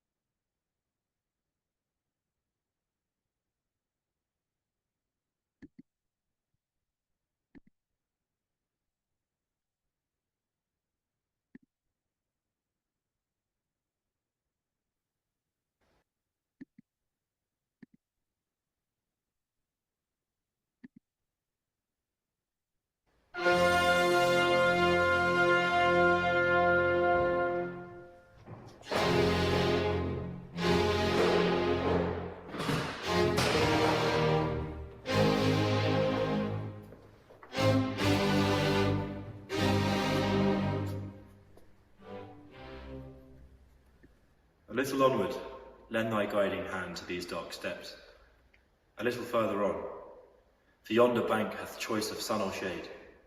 There I am wont to sit, when any chance relieves me from my task of servile toil. Daily in the common prison else enjoin me, where I, a prisoner chained, scarcely freely draw the air imprisoned also. Close and damp, unwholesome drought. But here I feel amends, the breath of heaven, fresh blowing, pure and sweet, with day spring born, here leave me to respire. This day a solemn feast the people hold to Dagon their sea idol, and forbid laborious works. Unwillingly this rest their superstition yields me. Hence, with leave, retiring from the popular noise, I seek this unfrequented place, to find some ease. Ease to the body some, none to the mind, from restless thoughts, that like a deadly swarm of hornets armed, no sooner found alone, but rush upon me thronging, and present times past, what once I was, and what I am now. Found alone, but rush upon me. Oh, wherefore was my birth from heaven foretold twice by an angel? So at last in sight of both my parents, all in flames ascended from off the altar, where an offering burned, as in a fiery column, charioting his godlike presence, and from some great act of benefit reveals Abraham's race. Why was my breeding, ordered and prescribed as of a person separate to God, designed for great exploits? If I must die, betrayed, captived, and both my eyes put out, made of my enemies to scorn and gaze, to grind in brazen fetters under task, with this heaven-gifted strength. O glorious strength, put to the labour of a beast, debased, lower than bondslave. Promise was that I should Israel from Philistine yoke deliver. Ask for this great deliverer now, and find him eyeless in Gaza, at the mill with slaves, himself in bonds under Philistine yoke. Deliverer now. Yet stay, let me not rashly call in doubt divine prediction. What if all foretold had been fulfilled, but through mine own default? Whom have I to complain of but myself? Who this high gift of strength committed to me? In what part lodged? How easily bereft me? Under the seal of silence could not keep, but weakly to a woman must reveal it, o'ercome with importunity and tears. O impotence of mind, in body strong! But what is strength without a double share of wisdom? Vast, unwieldy, burdensome, proudly secure, yet liable to fall by weakest subtleties.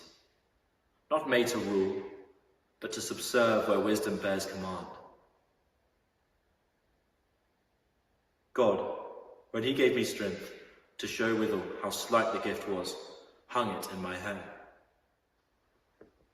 But peace, I must not quarrel with the will of high dispensation, which herein haply has ends above my reach to know.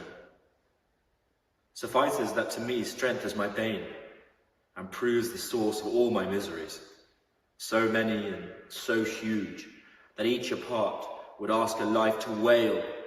But chief of all, O loss of sight, of thee I most complain. Blind among enemies, O worse than chains, dungeon or beggary or decrepit age. Light, the prime work of God, to me is extinct, and all her various objects of delight annulled, which might in part my grief have eased. Inferior to the vilest now become of man or worm.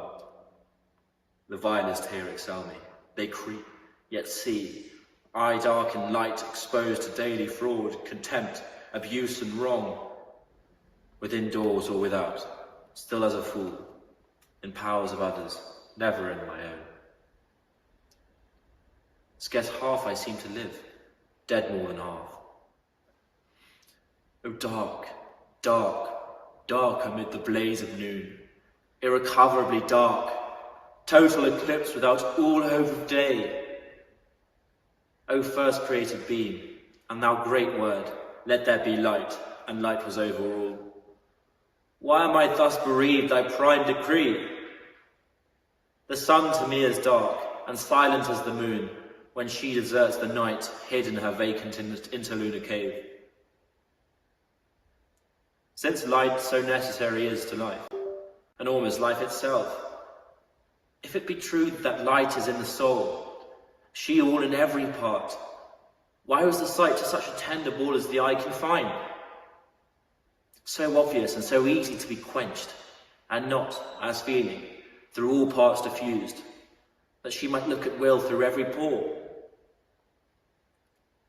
Then, had I not been thus exiled from light, as in the land of darkness, yet in light, to live a life half dead, a living death, and buried, but oh, yet more miserable. Myself, my sepulchre, a moving grave, buried, yet not exempt by privilege of death and burial from worst of other evils, pains and wrongs, but made hereby obnoxious more to all the miseries of life, life in captivity among inhuman foes. But who are these? For with joint pace I hear the tread of many feet steering this way. Perhaps my enemies, who come to stare at my affliction, and perhaps to insult, their daily practice to afflict me more.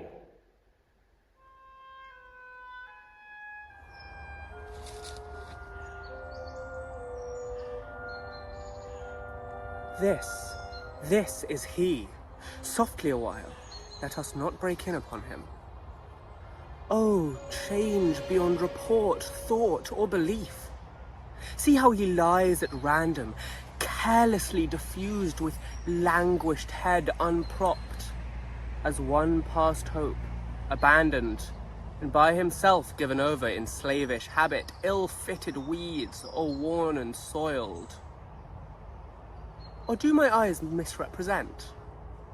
Can this be he, that heroic, that renowned, irresistible Samson, whom unarmed no strength of man or fiercest wild beast could withstand, who tore the lion as the lion tears kid, ran on embattled armies clad in iron and weaponless himself, made arms ridiculous, useless the forgery of brazen shield and spear, the hammered cuirass, Calibian tempered steel, and frock of mail adamantine proof. But safest he who stood aloof, when insupportably his foot advanced in scorn of their proud arms and warlike tools, spurned them to death by troops. The bold Ascalonite fled from his lion ramp. Old warriors turned their plated backs under his heel, or grovelling soiled their crested helmets in the dust.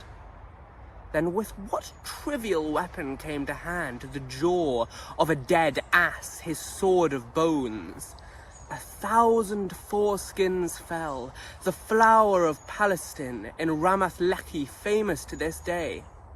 Then by main force pulled up, and on his shoulders bore the gate of Azza, post and massy bar, up to the hill by Hebron, seat of giants old, no journey of a Sabbath day and loaded so, like whom the Gentiles feign to bear up heaven. Which shall I first bewail? Thy bondage or lost sight? Prison within prison inseparably dark. Thou art become, O worst imprisonment, the dungeon of thyself. The soul, which men enjoying sight oft without cause complain, imprisoned now indeed in real darkness of the body dwells, shut up from outward light to incorporate with gloomy night. For inward light, alas, puts forth no visual beam. O mirror of our fickle state, since man on earth unparalleled, the rarer thy example stands, by how much from the top of wondrous glory, strongest of mortal men, to lowest pitch of abject fortune, thou art fallen. For him I reckon not in high estate, from long descent of birth or the sphere of fortune raises, but thee, whose strength, while virtue was her mate, might have subdued the earth, universally crowned with highest praises. I hear the sound of words, their sense the air, dissolves unjointed ere it reach my ear. He speaks. Let us draw nigh. Matchless in might, the glory late of Israel. Now the grief, we come, thy friends and neighbours, not unknown from Eshtaol and Zora's fruitful vale, to visit or bewail thee, or if better counsel or consolation we may bring. Salve to thy sores. Apt words have the power to assuage the tumour of a troubled mind, and are as balm to festered wounds. Your coming, friends, revives me, for I learn now of my own experience, not by talk, how counterfeit a coin they are who friends bear in their superscription. Of the most I would be understood. In prosperous days they swarm, but in adverse withdraw their head, not to be found, though sought. Ye see, O friends, how many evils have enclosed me round. Yet that which was the worst now least afflicts me. Blindness, for I had sight, confused with shame. How could I once look up or heave the head, who like a foolish pilot have shipwrecked my vessel trusted to me from above, gloriously rigged, and for a word, a tear, fool, have divulged the secret gift of God to a deceitful woman. Tell me, friends, am I not sung in proverb to fool? In every street do they not say, how well are come upon him his deserts? Yet why? Immeasurable strength they might behold in me, of wisdom nothing more than mean. This with the other should at least have paired, these two proportioned ill drove me transverse.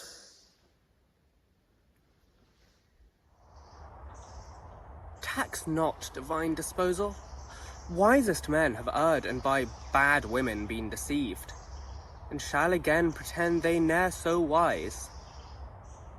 Deject then not so overmuch thyself, who hast of sorrow thy full load besides. Yet truth to say, I oft have heard men wonder, why thou shouldst wed Philistine women rather than of thine own tribe, fairer or as fair, at least of thy own nation, and as noble.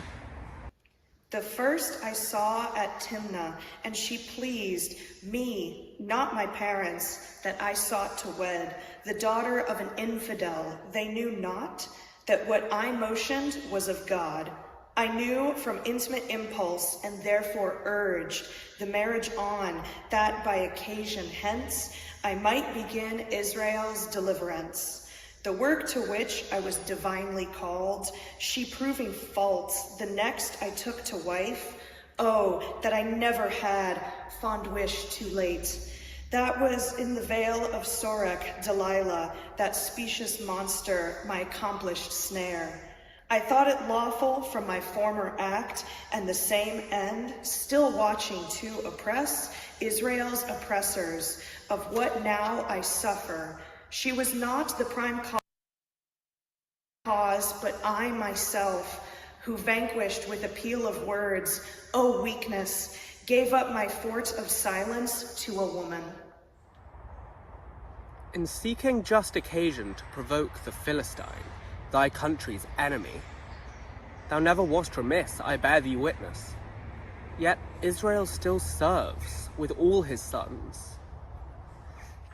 That fault I take not on me, but transfer on Israel's governors and heads of tribes, who, seeing those great acts which God had done, singly by me against their conquerors, acknowledged not, or not at all considered, deliverance offered. I, on the other side, use no ambition to commend my deeds. The deeds themselves, though mute, spoke loud the doer.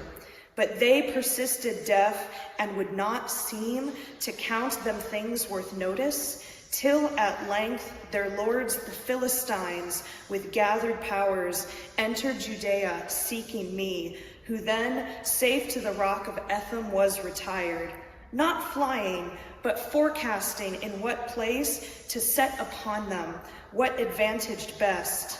Meanwhile, the men of Judah, to prevent the harass of their land, beset me round. I willingly on some conditions came into their hands, and they as gladly yield me to the uncircumcised a welcome prey. Bound with 2 cords, but cords to me were threads, touched with flame, on their whole host I flew, unarmed, and with a trivial weapon felled their choicest youth. They only lived who fled. Had Judah that day joined, or one whole tribe, they had by this possessed the towers of Gath, and lorded over them whom now they serve.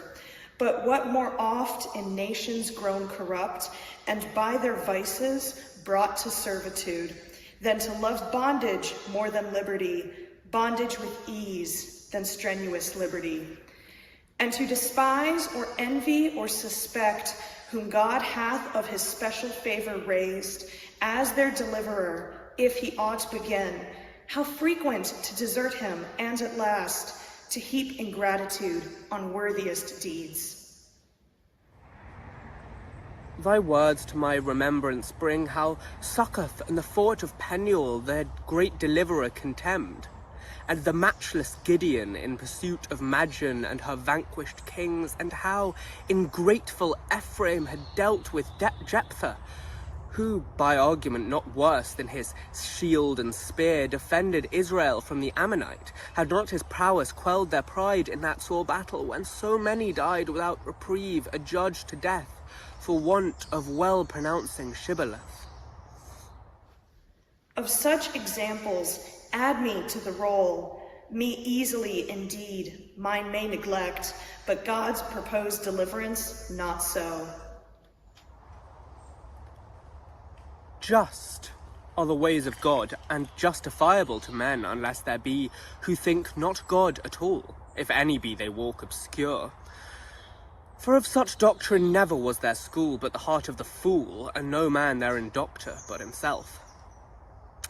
Yet more there be who doubt his ways not just, as to his own edicts found contradicting, and give the reins to wandering thought regardless of his glory's diminution, till by their own perplexities involved they ravel more still less resolved, but never find self-satisfying solution. As if they would confine the interminable, and tie him to his own prescript, who made our laws to bind us, not himself, and has full right to exempt whom so it pleases him by choice from national obstruction, without taint of sin or legal debt, for with his own laws he can best disperse. He would not else who never wanted means, nor in respect of the enemy just cause to set his people free, have prompted this heroic Nazarite against his vow of strictest purity, to seek in marriage that fallacious bride, unclean, unchaste. Down reason then, at least vain reasonings down, though reason here adver that moral verdict quitteth her of unclean. Unchaste was subsequent, her stain not his. But see, here comes thy reverend sire with careful steps, locks white as dun, old Manoah. Advise forthwith how thou oughtst to receive him. Me, another inward grief awaked, with mention of that name renews the assault.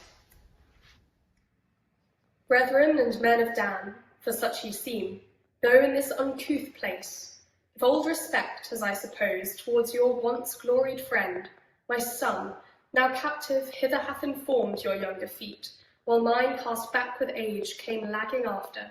Say if he be here. A signal now in low dejected state, as erst in highest behold him where he lies. O miserable change! Is this the man, that invincible Samson, far renowned, the dread of Israel's foes, who with a strength equivalent to angels walked their streets, none offering fight, whose single combatant duelled their armies ranked in proud array, himself an army, now an equal match to save himself against a coward armed at one spear's length. O ever-failing trust in mortal strength, and oh, what not in man deceivable and vain? Nay, what thing good prayed for, but often proves our woe, our bane? I prayed for children, and thought barrenness in wedlock a reproach. I gained a son, and such a son as all men hailed me happy. Who would be now a father in my stead? Oh, wherefore did God grant me my request, and as a blessing with such pomp adorned? Why are his gifts desirable, to tempt our earnest prayers, then given with solemn hand as graces, draw a scorpion's tail behind? For this did the angel twice descend, for this ordained thy nurture holy, as of a plant, select and sacred, glorious for a while, the miracle of men, then in an hour ensnared, assaulted, overcome, led bound, by foes' derision, captive, poor and blind, into a dungeon thrust to work with slaves. Alas, methinks whom God hath chosen once to worthiest deeds, if he through frailty err, he should not sow well, and as a thrall subject him so to foul indignities, be it but for honour's sake of former deeds. Appoint not heavenly disposition, Father. Nothing of all these evils have befallen me but justly. I myself have brought them on, sole author I, sole cause. If aught seem vile hath been my folly, who have profaned the mystery of God given me under pledge of vow, and have betrayed it to a woman, a Canaanite, my faithless enemy. This well I know, nor was it all surprised, but warned by oft experience. Did not she of Timnah first betray me, and reveal the secret wrested from me in her height of nuptial love professed, carrying it straight to them who had corrupted her, my spies and rivals? In this other was there found more faith?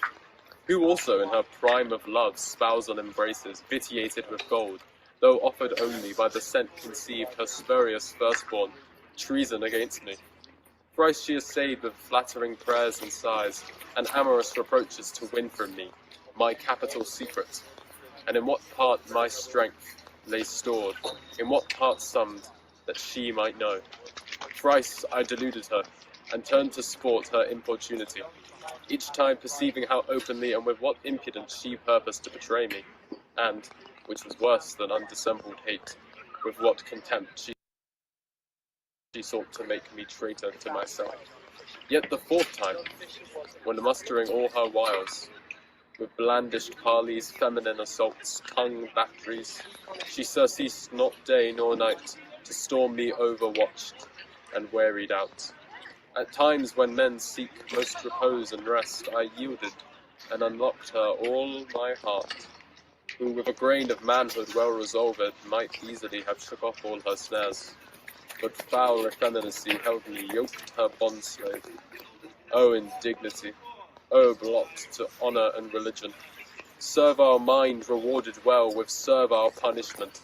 The base degree to which I now am fallen, these rags, this grinding, is not yet so base as was my former servitude. Ignoble, unmanly, ignominious, infamous, true slavery, and that blindness worse than this, that saw now how degenerately I serve. I cannot praise thy marriage choices, son, rather approve them not. But thou didst plead divine impulsion, prompting how thou mightst find some occasion to infest our foes. I state not that, this I am sure, our foes found soon occasion thereby to make thee their captive, and their triumph.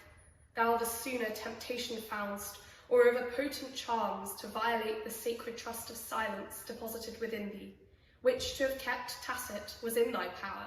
True, and thou bear'st enough, and more the burden of that fault. Bitterly hast thou paid, and still art paying that rigid score. A worse thing yet remains. This day the Philistines a popular feast here celebrate in Gaza, and proclaim great pomp and sacrifice, and praises loud to Dagon as their god, who hath delivered thee, Samson, bound and blind, into their hands, them out of thine, who sluiced them many a slain. So Dagon shall be magnified, and God, besides whom is no God, compared with idols, disglorified, blasphemed, and had in scorn by the adulterous rout amidst their wine, which to have come to pass by means of thee, Samson, of all thy sufferings think the heaviest, of all reproach the most with shame that ever could have befallen thee and thy father's house. Father, I do acknowledge and confess that I this honour, I this pomp have brought to Dagon, and advanced his praises high among the heathen round. To God have brought dishonour, obloquy, and opt the mouths of idolists and atheists, have brought scandal to Israel, diffidence of God, and doubt in feeble hearts, prepense enough before to waver, or fall off and join with idols, which is my chief affliction. Shame and sorrow, the anguish of my soul, that suffers not mine eye to harbour sleep, or thoughts to rest. This only hope relieves me, but the strife with me have end. All the contest now twixt God and Dagon. Dagon have presumed, me overthrown, to enter lists with God, his deity comparing and preferring before the God of Abraham. He, be sure, will not connive, or linger, thus provoked, but will arise and his great name assert. Dagon must suit, and shall ere long receive such a discomfort as shall quite despoil him of all these boasted trophies won on me, and with confusion blank his worshippers. With cause this hope relieves thee, and these words I as a prophecy receive. For God, nothing more certain, will not long defer to vindicate the glory of his name against all competition, nor will long endure it, doubtful whether God be Lord or Dagon. But for thee what shall be done? Thou must not in the meanwhile here, forgot, lie in this miserable, loathsome plight neglected. I already have made way to some Philistine lords, with whom to treat about thy ransom. Well they may, by this, have satisfied their utmost of revenge, by pains and slaveries, worse than death inflicted on thee, who now no more canst do them harm. Spare that proposal, Father. Spare the trouble of that solicitation. Let me here, as I deserve, pay on my punishment, and expiate, if possible, my crime, shameful garrulity. To have revealed secrets of men, the secrets of a friend, how heinous had the fact been, how deserving contempt, and scorn of all to be excluded all friendship, and avoided as a blab the mark of fools set on his front. But I God's counsel have not kept, his holy secret presumptuously have published impiously, weakly at least, and shamefully, a sin that Gentiles in their parables condemn to their abyss and horrid pains confined. Be penitent, and for thy fault contrite, but act not in thy own affliction, son.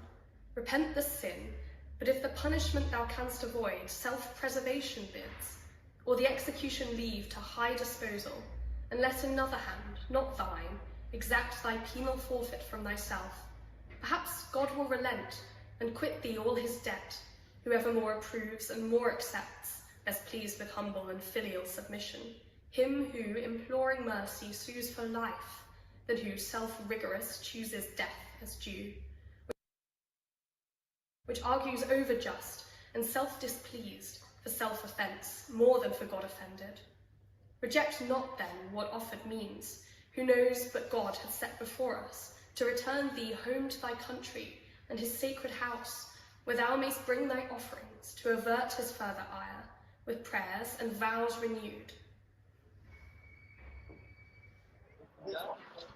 His pardon I implore, but as for life, to what end should I seek it? When in strength all mortals I excelled, and great in hopes, with youthful courage and magnanimous thoughts of birth from heaven foretold, and high exploits full of divine instinct, after some proof of acts indeed heroic, far beyond the sons of Anak, famous now and blazed fearless of danger, like a petty god I walked about admired of all, and dreaded on hostile ground, none daring my affront. Then swollen with pride, into the snare I fell of fair, fallacious looks, venereal trains, softened with pleasure and voluptuous life. At length to lay my head and hallowed pledge of all my strength in the lascivious lap of of a deceitful concubine, who shore me like a tame wether. All my precious fleece then turned me out ridiculous, despoiled, shaven, and disarmed among my enemies. Desire of wine and all delicious drinks which many a famous warrior overturns thou could repress, nor did the dancing ruby sparkling outpowered the flavour or the smell or the taste that cheers the hearts of gods and men, allure thee from the cool crystalline stream. Wherever fountain or fresh current flowed against the eastern ray, translucent, pure, with touch ethereal of heaven's fiery rod, I drank, from the clear, milky juice allaying thirst and refresh, nor envied them the grape of whose heads that turbulent liquor fills with fumes.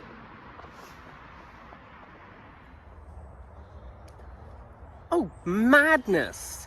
To think use of strongest wines and strongest drinks our chief support of health, when God with these forbidden made choice to rear his mighty champion strong above compare, whose drink was only from the liquid brook. But what availed this temperance, not complete against whose another object more enticing? What boots it at one gate to make defence, and at another to let in the foe effeminately vanquished? By which means, now blind, disheartened, shamed, dishonoured, quelled, to what can I be useful, wherein serve my nation and the work from heaven imposed, but to sit idle on the household hearth, a burdenless drone, to visitant a gaze, or pitied object, these redundant looks robustious to no purpose clustering down, vain monument of strength, till lengths of years and sedentary numbness craze my limbs to a contemptible old age obscure. Here rather let me drudge and earn my bread, till vermin or the draught of servile food consume me, and oft invocated death hasten the welcome end of all my pains. Wilt thou then serve the Philistines with that gift which was expressly given thee to annoy them? Better at home lie bedrid, not only idle, inglorious, unemployed, with age outworn, but God, who caused a fountain at thy prayer from the dry ground to spring, thy thirst to allay after the brunt of battle, can as easy cause light again within thine eyes to spring, wherewith to serve him better than thou hast. And I persuade me so. Why else this strength, miraculous, yet remaining in these locks? His might continues in thee, not for naught, nor shall his wondrous gifts be frustrate thus. All otherwise to me my thoughts portend, that these dark orbs no more shall treat with light, nor the other lights of life continue long, but yield to double darkness nigh at hand. So much I feel my genial spirits droop, my hopes all flat. Nature within me seems, in all her functions, weary of herself. My race of glory run and race of shame, and I shall shortly be with them that rest. Believe not these suggestions which proceed from anguish of the mind and humours black that mingle with thy fancy. I, however, must not omit a father's timely care to prosecute the means of thy deliverance by ransom or how else. Meanwhile, be calm, and healing words from these thy friends admit. Oh, that torment should not be confined to the body's wounds and sores with maladies innumerable, in heart, head, breast, and reins, but most secret passage find to the inmost mind, there exercise all his fierce accidents, and on her purest spirits prey, as on entrails, joints, and limbs, with answerable pains, but more intense, though void of corporal sense. My griefs not only pain me, as a lingering disease, but finding no redress, ferment and rage, nor less than wounds immedicable rankle, and fester, and gangrene to black mortification. Thoughts my tormentors armed with deadly stings mangle my apprehensive tenderest parts, exasperate, exulcerate, and raise dire inflammation, which no cooling herb or medicinal liquor can assuage, nor breath of vernal air from snowy Alp. Sleep hath forsook and given me o'er to death's benumbing opium as my only cure. Thence, faintings, swoonings of despair, and sense of heaven's desertion. I was his nursling once, and choice delight, his destined from the womb, promised by heavenly message twice descending. Under his special eye, abstemious, I grew up and thrived amain. He led me on to mightiest deeds, above the nerve of mortal arm, against the uncircumcised, our enemies. But now hath cast me off as never known, and to those cruel enemies whom by his appointment had provoked, left me all hopeless with the irreparable loss of sight, reserved alive to be repeated the subject of their cruelty or scorn. Nor am I in the list of them that hope. Hopeless are all my evils, all remediless. This one prayer yet remains, might I be heard. No long petitions, speedy death, the close of all my miseries and the balm.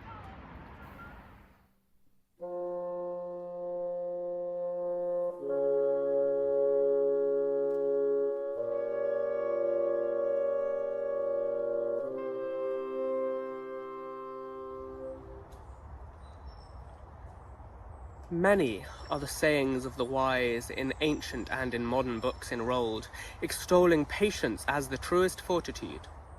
And to the bearing well of all calamities, all chances incident to man's frail life, consolatories writ with studied argument, and much persuasion sought lenient of grief and anxious thought, but with the afflicted in his pangs their sound little prevails, or rather seems a tune harsh,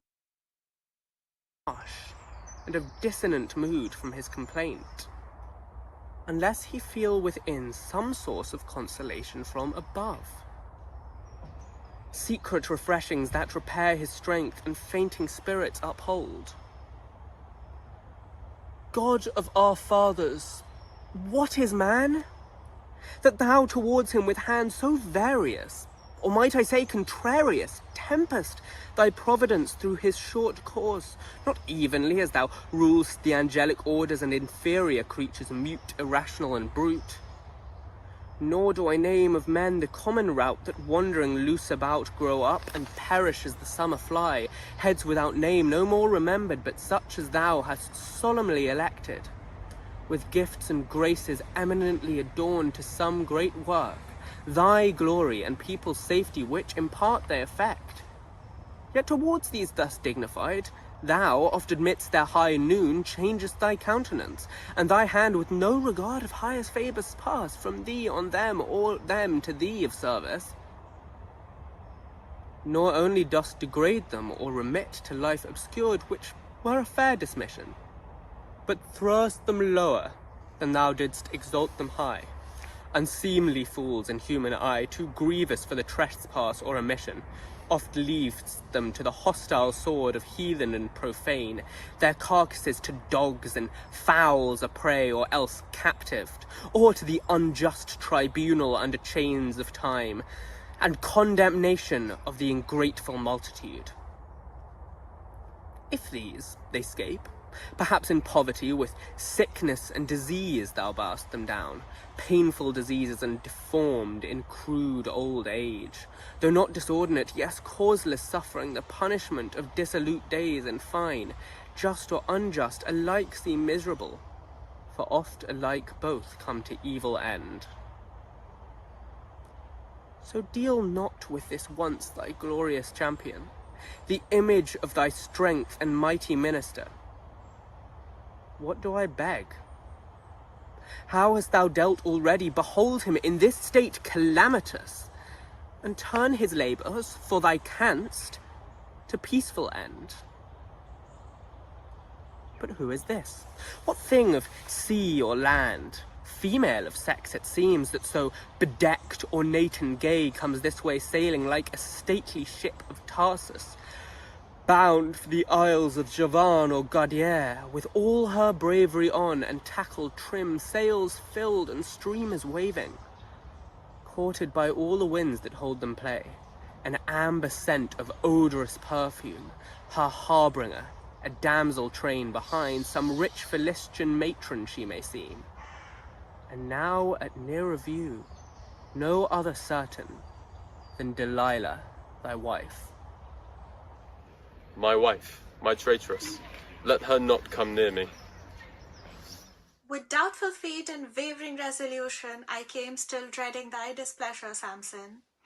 which to have merited without excuse I cannot but acknowledge, yet if tears make space shade, though the fact more evil drew in the perverse event than I foresaw. My penance had not slacked, though my pardon no way assured, but conjugal affection prevailing over fear, and timorous doubt had led me on a desirous to behold once more thy face and know of thy estate. If aught in my ability may serve to lighten what thou sufferest and appease thy mind with what amends is in my power, though late, yet in some parts to recompense my rash but more unfortunate misdeed.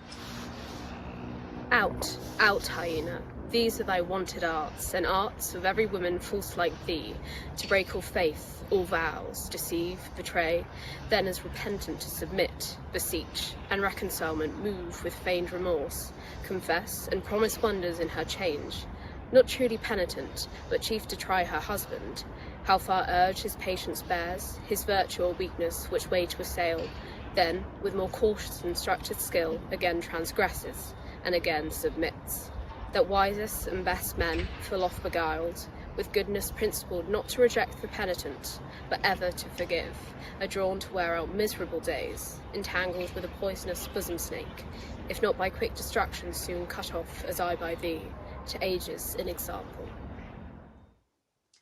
Yet hear me, Samson, not that I endeavour to lessen or accentuate my offence, but on the other side, if it be weighed by itself with aggravations not surcharged, or else with just allowance counterpoised, I may, if possible, thy pardon find the easiest towards me, or thy hatred less. First granting, as I do, it was a weakness in me, but incident to all our sex, curiosity, inquisitive, importune, of secrets, then wit-like infirmity, to publish them, both common female false. Was it not weakness also to make it known, for importunity, that is for naught, wherein consisted all thy strength and safety? To what I did thou showed me first the way, but I to enemies revealed and should not. Nor shouldst thou have trusted that to woman's frailty. Here I to thee, thou to thyself wast cruel. Let weakness then with weakness come to pall. So near related or the same of kind, thine forgive mine, that men may censure thine. To gentler if severely thou exact not, more strength from me than in thyself was found. And what if love, which thou interpretest hate, the jealousy of love, the powerful of sway, in human hearts, nor less in mine towards thee, 'cause what I did, I saw thee mutable, of fancy, fear lest one day thou would leave me, as her at Timna sought by all means therefore, how to endeavour and hold thee to me firmest. No better way I saw then by importuning to learn thy secrets, get into my power thy key of strength and safety. Thou wilt say, why then revealed I assured by those who tempted me that nothing was designed against thee but safe custody and hold, that made for me, I know that liberty would draw thee forth by perilous enterprises. While I at home sate full of cares and fears, wailing thy absence in my window's bed, here I should still enjoy thee day and night, mine and love's prisoners, not the Philistines. Whole to myself and unhazarded abroad, fearless at home of partners in my love.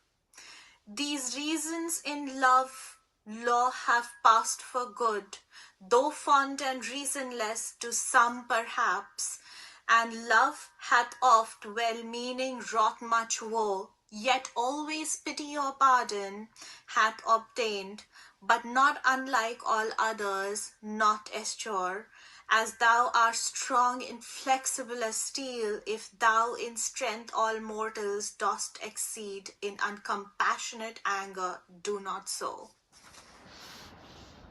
How cunningly the sorceress displays her own transgressions, to upbraid me mine, that malice, not repentance, brought thee hither, by this appears.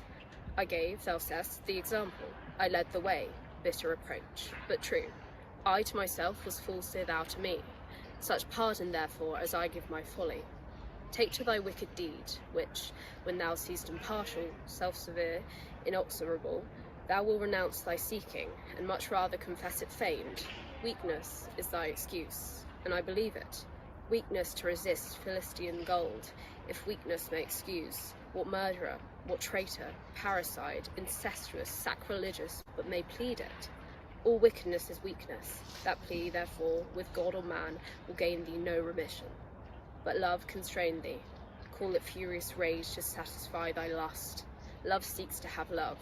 My love, how couldst thou hope, would tookst the way to raising me in its despicable hate, knowing, as needs I must, by thee betrayed. In vain thou strugglest to cover shame with shame, or by invasions thy crime uncoverest more. Since thou determinest weakness for no plea, in man or woman, though to thy own condemning, hear what assaults I had, what snars beside, what sieges girt me round ere I consented, which might have awed the best resolved of men, the constantest to have yielded without blame. It was not gold as to my change thou layest, that wrought in me thou know'st in the magistrates, and princes of my country came in person, solicited, commanded, threatened, urged, adjured by all the bonds of civil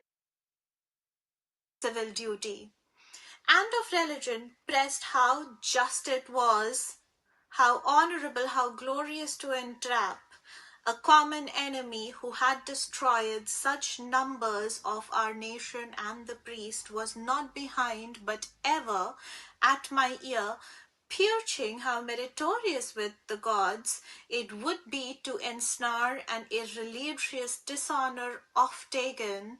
What had I to oppose against such powerful arguments? Only my love of thee held long debate, and combated in silence all these reasons. With hard contest at length that grounded maxim, so rife and celebrated in mouths of wisest men, with that to the public good private respects must yield, with grave authority took full possession of me and prevailed, venture as I thought truth duty, so enjoining.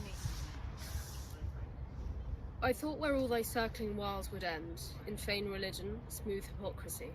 But had thy love still odiously pretended, been, as it ought, sincere, it would have taught thee far other reasonings, wrought far other deeds. I before all the daughters of my tribe and of my nation chose thee from among my enemies, loved thee, as too well thou knewst, too well, unbosomed by all my secrets to thee, not out of levity, but overpowered by thy request. Who could deny thee nothing, yet now am judged an enemy? Why then did thou at first receive me for thy husband? Then as since then, thy country's foe professed. Being once a wife, for me thou wast to leave parents and country, nor was I their subject, nor under their protection but my own.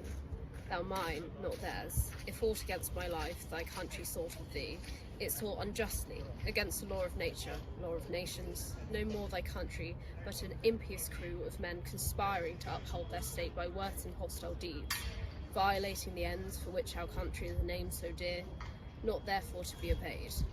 But zeal moved thee, to please thy gods thou didst it, gods unable to acquit themselves and prosecute their foes, but by ungodly deeds, the contradiction of their own deity, gods cannot be.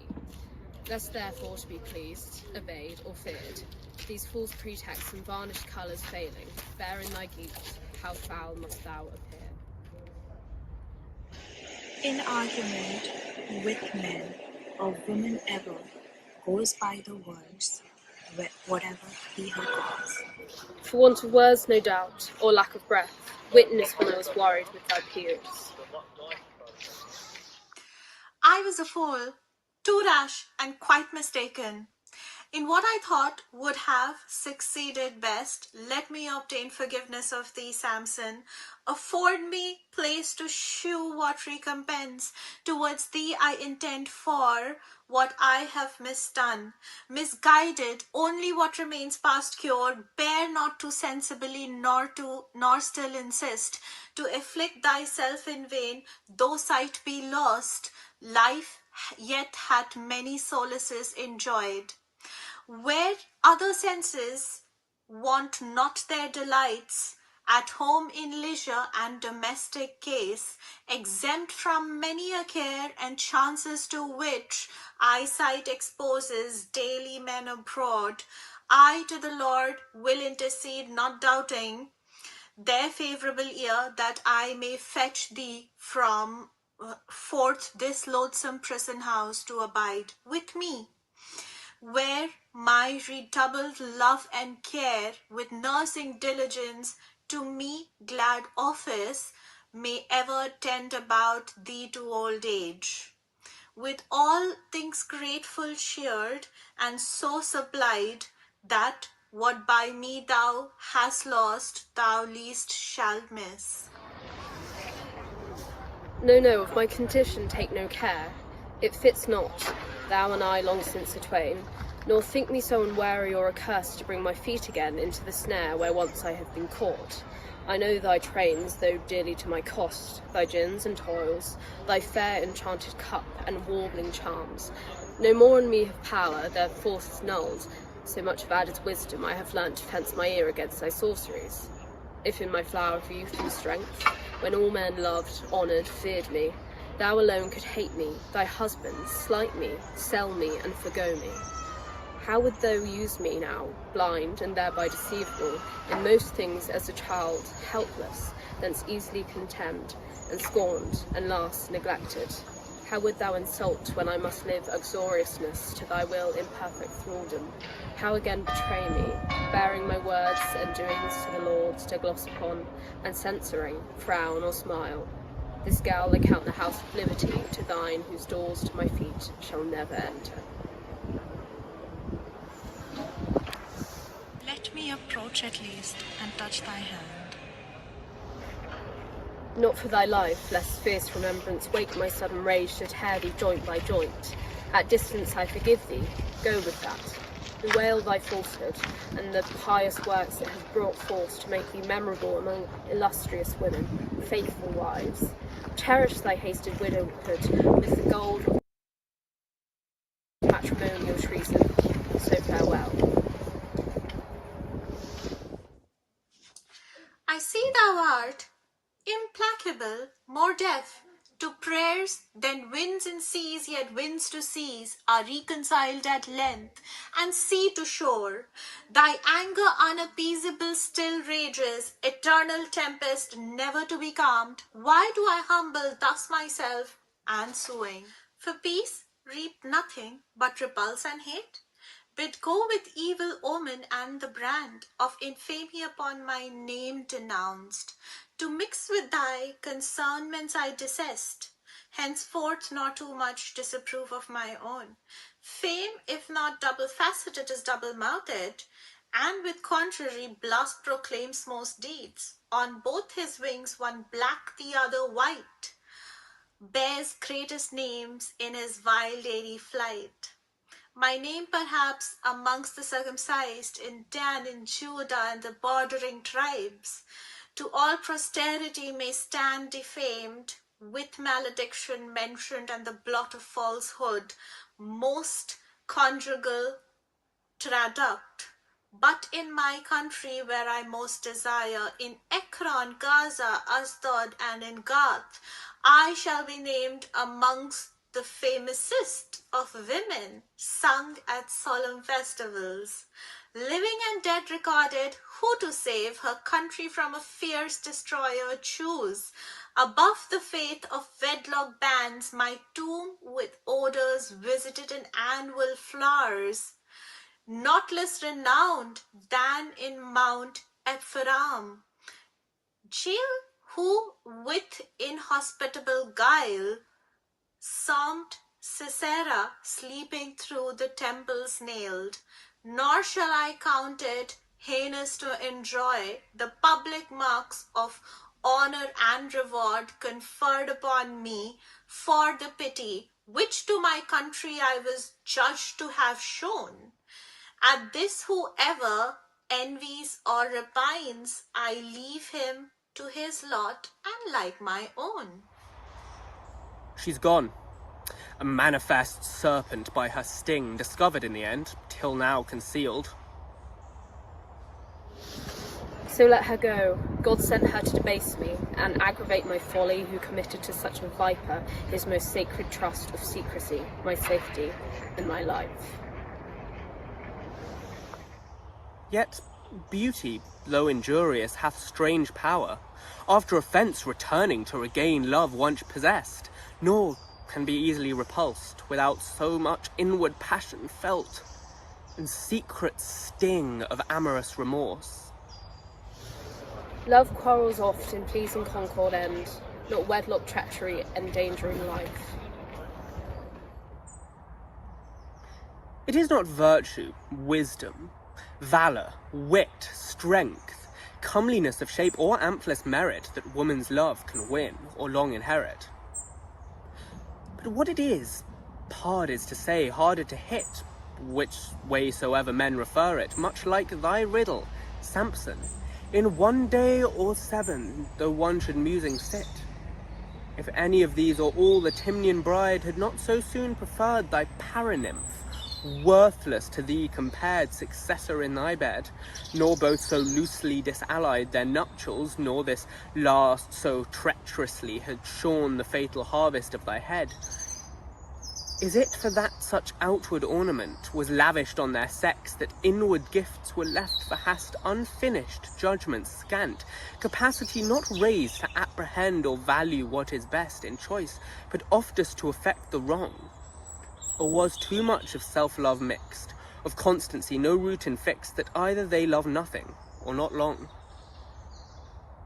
What ere to be to wisest men and best seeming, at first all heavenly under virgin veil, soft, modest, meek, demure, once joined the contrary she proves, a thorn intestine far within defensive arms, a cleaving mischief, in his way to virtue adverse and turbulent, or by her charms draws him awry, enslaved with dotage, and his sense depraved to folly and shameful deeds which ruin ends. What pilot so expert but needs must wretch embark, with such a steersmate at the helm?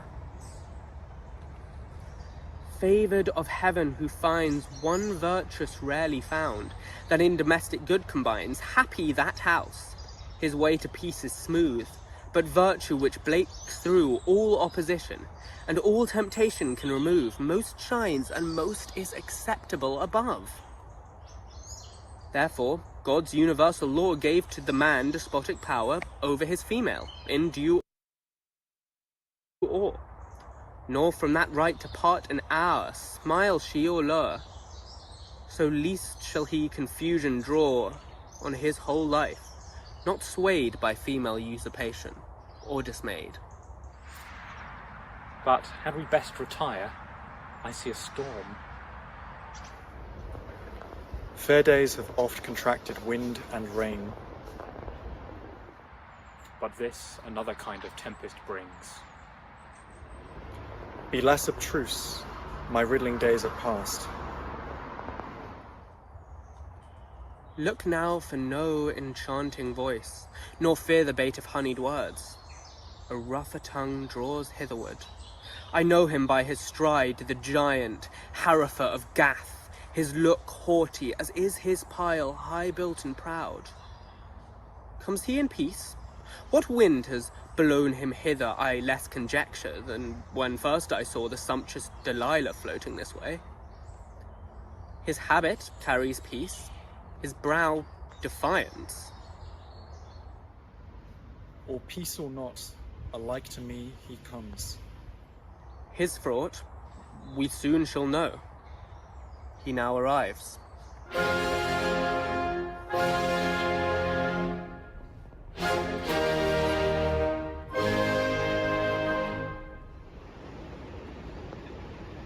I come not, Samson, to condole thy chance, as these perhaps, yet wish it had not been. Though for no friendly intent, I am of Gath, men call me Harafa, of stock renowned, as Og or Anak, and the Amims old, that Kiriathaim held. Thou know'st me now, if thou at all art known. Much I have heard of thy prodigious might, and feats performed incredible to me, in this displeased. But I was never present on the place of those encounters, where we might have tried each other's force in camp or listed field, and now am come to see of whom such noise hath walked about, and each limb to survey, if thy appearance answer loud report. The way to know were not to see, but taste. Dost thou already single me? I thought that Givez and the mill had tamed thee. Oh, that fortune had brought me to the field where thou art famed, to have wrought such wonders with an ass's jaw. I should have forced thee soon with other arms, or left thy carcass where the ass lay thrown. So had the glory of prowess been recovered, to Palestine won by a Philistine, from the unforeskinned race of whom thou bear'st the highest name for valiant acts, that honour certain to have won by mortal jewel from thee, I lose, prevented by thy eyes put out. Boast not of what thou wouldst have done, but do what then thou wouldst. Thou seest in thy hand. To combat with a blind man I disdain, and thou hast need much washing to be touched. Such usage as your honourable lords afford me, assassinated and betrayed, who durst not with their whole united powers in fight withstand me single and unarmed, nor in the house with chamber ambushes close banded durst attack me, no, not sleeping, till they had hired a woman with their gold, breaking her marriage faith to circumvent me. Therefore, without feigned shifts, let be assigned some narrow place enclosed, where sight may give thee, or rather flight,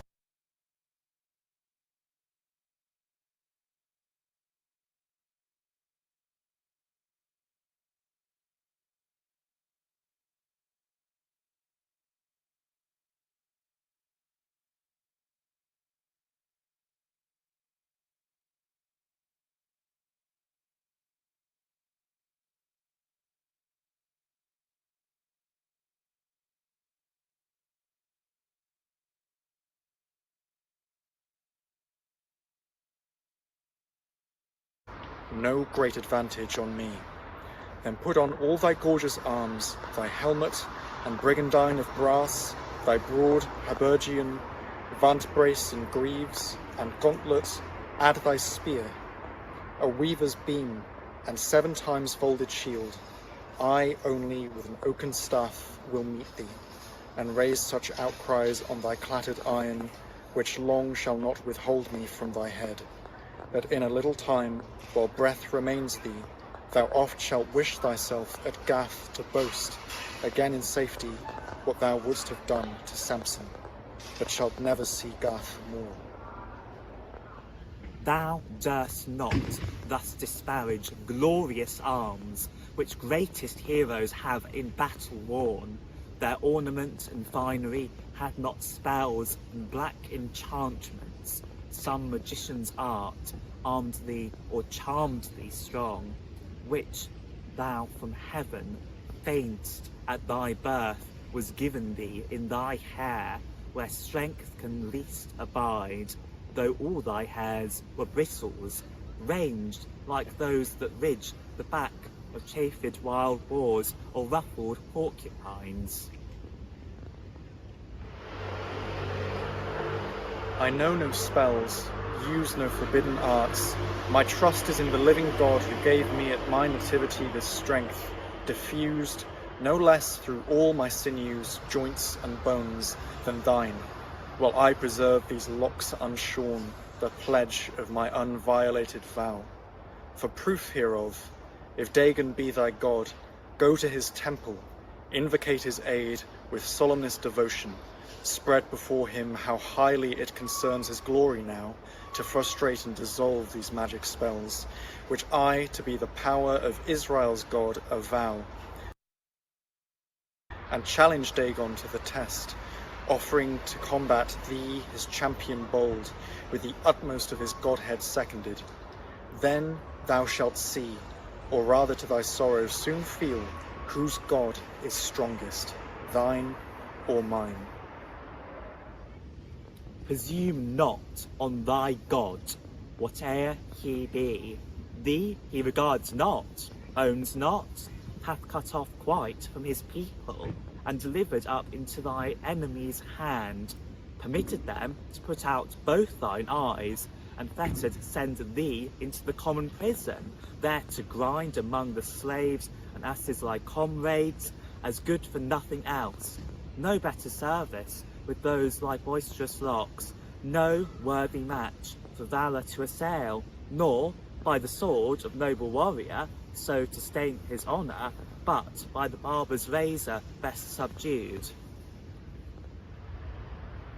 All these indignities, for such they are, from thine, these evils I deserve and more.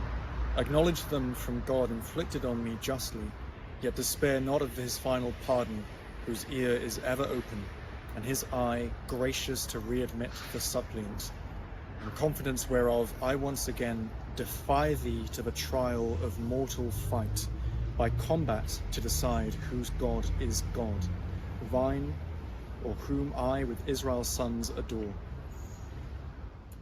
Fair honour that thou dost lie God, in trusting he will accept thee to defend his cause, a murderer, a revolter, and a robber.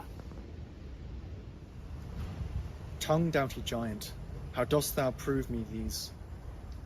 Is not thy nation subject to our lords? Their magistrates confessed it when they took thee as a league breaker and delivered bound into our hands. For hadst thou not committed notorious murder on those 30 men at Ascalon who never did thee harm, then like a robber stripped them of their robes. The Philistines, when thou hadst broke the league, went up with armed powers, thee only seeking, to others did no violence nor spoil. Among the daughters of the Philistines I chose a wife, which argued me no foe, and in your city held my nuptial feast.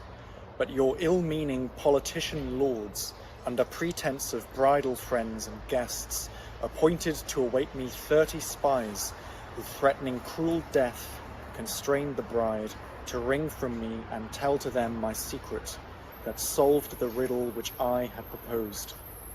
When I perceived all set on enmity, as on my enemies, wherever chanced, I used hostility, and took their spoil to pay my underminers in their coin. My nation was subjected to your lords. It was the force of conquest. Force with force is well ejected when the conquered can. But I, a private person, with my country as a league breaker, gave up bound, presumed single rebellion, and did hostile acts. I was no private, but a person raised with strength sufficient and command from heaven to free my country. If their servile minds me their deliverer sent would not receive, but to their masters gave me up for naught, the unworthy are they, whence to this day they serve. I was to do my part from heaven assigned, and had performed it if my known offence had not disabled me, not all your force. These shifts refuted, answer thy appellant, though by his blindness maimed for high attempts, who now defies thee thrice to single fight, as a petty enterprise of small in force. with thee a man condemned, a slave enrolled, due by the law to capital punishment. To fight with thee no man of arms will deign. Cam'st thou for this, vain boaster, to survey me, to descant on my strength and give thy verdict? Come nearer, part not hence so slight informed, but take good heed my hand survey not thee. O Beelzebub, can my ears unused hear these dishonours and not render death? No man withholds thee, nothing from thy hand fear I incurable. Bring up thy van, my heels are fettered, but my fist is free. This insolence other kind of answer fits. Go baffled, coward, lest I run upon thee, though in these chains bulk without spirit vast, and with one buffet lay thy structure low, or swing thee in the air, then dash thee down to the hazard of thy brains and shattered sides. By Astaroth, ere long thou shalt lament these braveries in irons loaden on thee. His giantship is gone somewhat crestfallen, stalking with less unconscionable strides and lower looks, but in a sultry chafe. I dread him not, nor all his giant brood, though fame divulge him father of 5 sons, all of gigantic size, Goliath chief.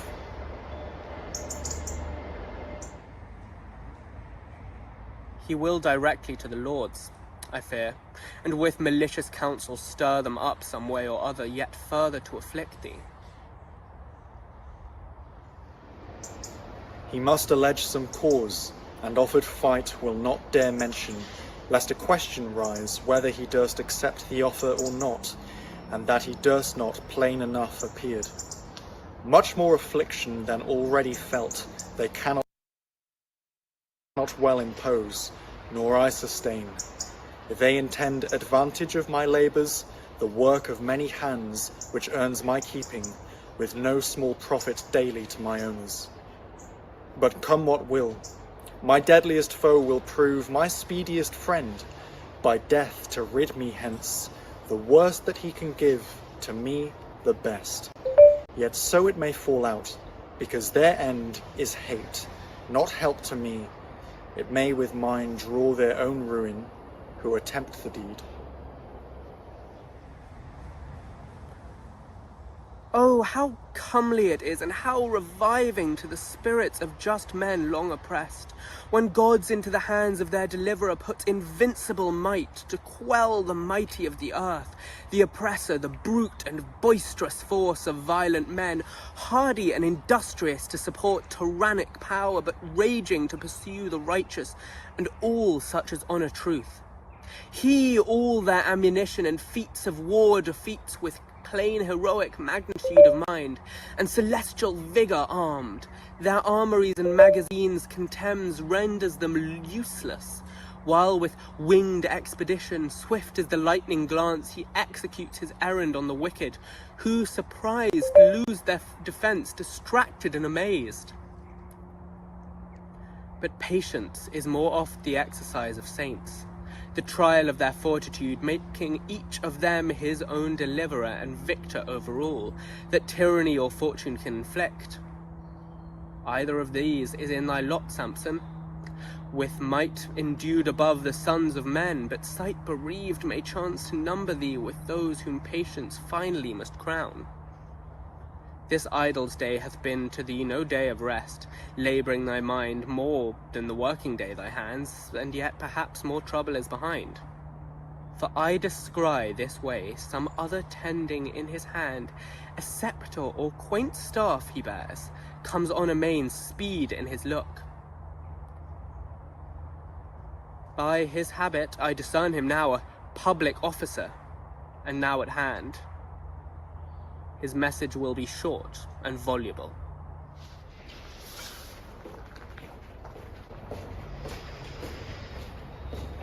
Hebrews, the prisoner Samson, here I see. His manacles remark him. There he sits.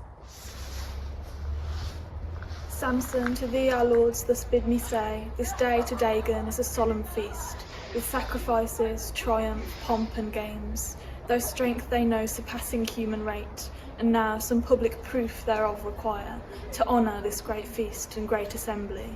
Rise, therefore, with all speed, and come along, where I will see thee heartened and fresh clad to appear as fit before the illustrious lords.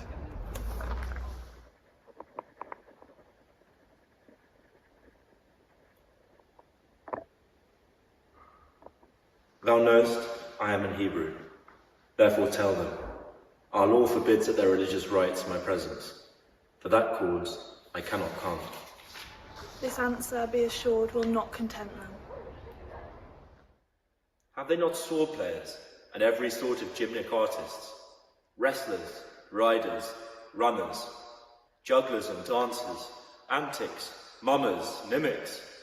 But they must pick me out, with shackles tired and over-laboured at their public mill, to make them sport with blind activity. Do they not seek occasion of new quarrels of my refusal to distress me more, or make a game of my calamities? Return the way thou camest, I will not come. Regard thyself, this will offend them highly. Myself, my conscience and eternal peace. Can they think me so broken, so debased with corporal servitude, that my mind ever will condescend to such absurd commands? Although their drudge, to be their fool or jester, and in my midst of sorrow and heart grief to show them feats, and play before their God, the worst of all indignities. Yet on me, joined with extreme contempt, I will not come. My message was imposed on me with speed, brooks no delay. Is this thy resolution? So take it with what speed thy message needs. I am sorry what this stoutness will produce. Perhaps thou shalt have cause to sorrow indeed. Consider, Samson. Matters now are strained up to the highest, whether to hold or break. He's gone, and who knows how he may report thy words by adding fuel to the flame. Expect another message more imperious, more lordly thundering than thou well wilt bear.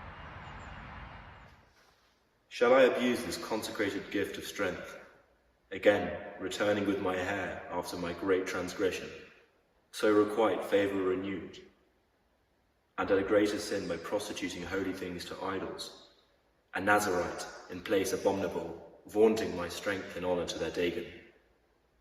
Besides, how vile, contemptible, ridiculous, what act more execrably unclean, profane? Yet with this strength, thou servest the Philistines, idolatrous, uncircumcised, unclean.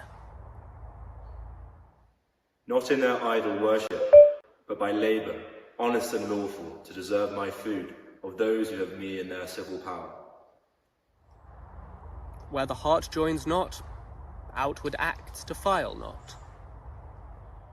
Where outward force constrains, the sentence holds. But who constrains me to the temple of Dagon? Not dragging? The Philistine lord's command. Commands are no constraints. If I obey them, I do it freely, venturing to displease God for the fear of man, and man prefer, set God behind, which in his jealousy shall never, unrepented, find forgiveness. Yet that he may dispense with me or thee, present in temples at idolatrous rites for some important cause, thou needst not doubt. How thou wilt here come off surmounts my reach. Be of good courage. I begin to feel some rousing motions in me, which dispose to something extraordinary, my thoughts. I, with this messenger, will go along. Nothing to do, be sure, that may dishonour our law, or stain my vow of Nazarite. If there be aught of presage in the mind, this day will be remarkable in my life by some great act, or of my days the last. In time thou hast resolved, the man returns. Samson, the second message from our lords to thee I am bid to say. Art thou our slave, our captive, at the public mill of our drudge? And darst thou at our sending and command dispute thy coming? Come without delay, or we shall find such engines to assail and hamper thee as thou shalt come of force, though thou wert firmer fastened than a rock. I could be well content to try their art, which to no few of them would prove pernicious. Yet, knowing their advantage,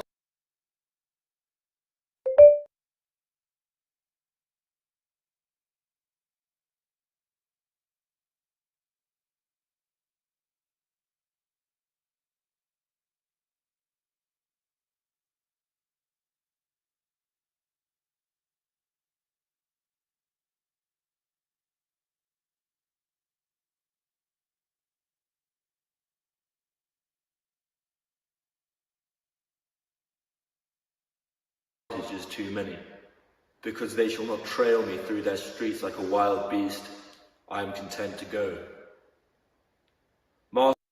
Master's commands come with a power resistless to such as owe them absolute subjection. And for a life, who will not change his purpose? So mutable are all the ways of men. Yet this, be sure, in nothing to comply, scandalous or forbidden in our law. I praise thy resolution, doff these links.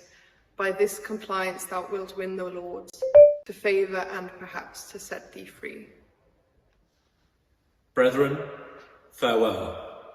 Your company along I will not wish, lest it perhaps offend them to see me girt with friends.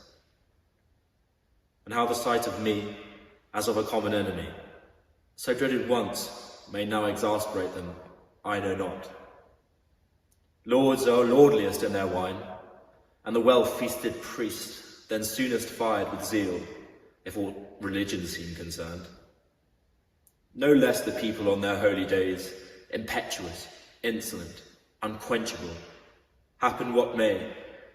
Of me expect to hear nothing dishonourable, impure, unworthy. Our God, our law, my nation or myself, the last of me or no, I cannot warrant.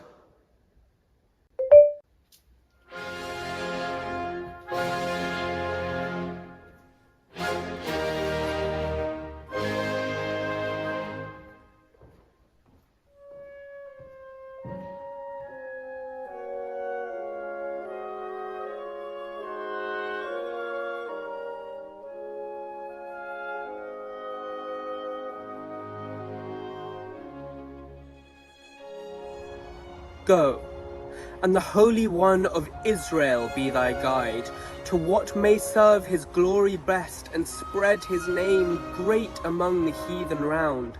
Send thee the angel of thy birth to stand fast by thy side, who from thy father's field rode up in flames after his message told of thy conception.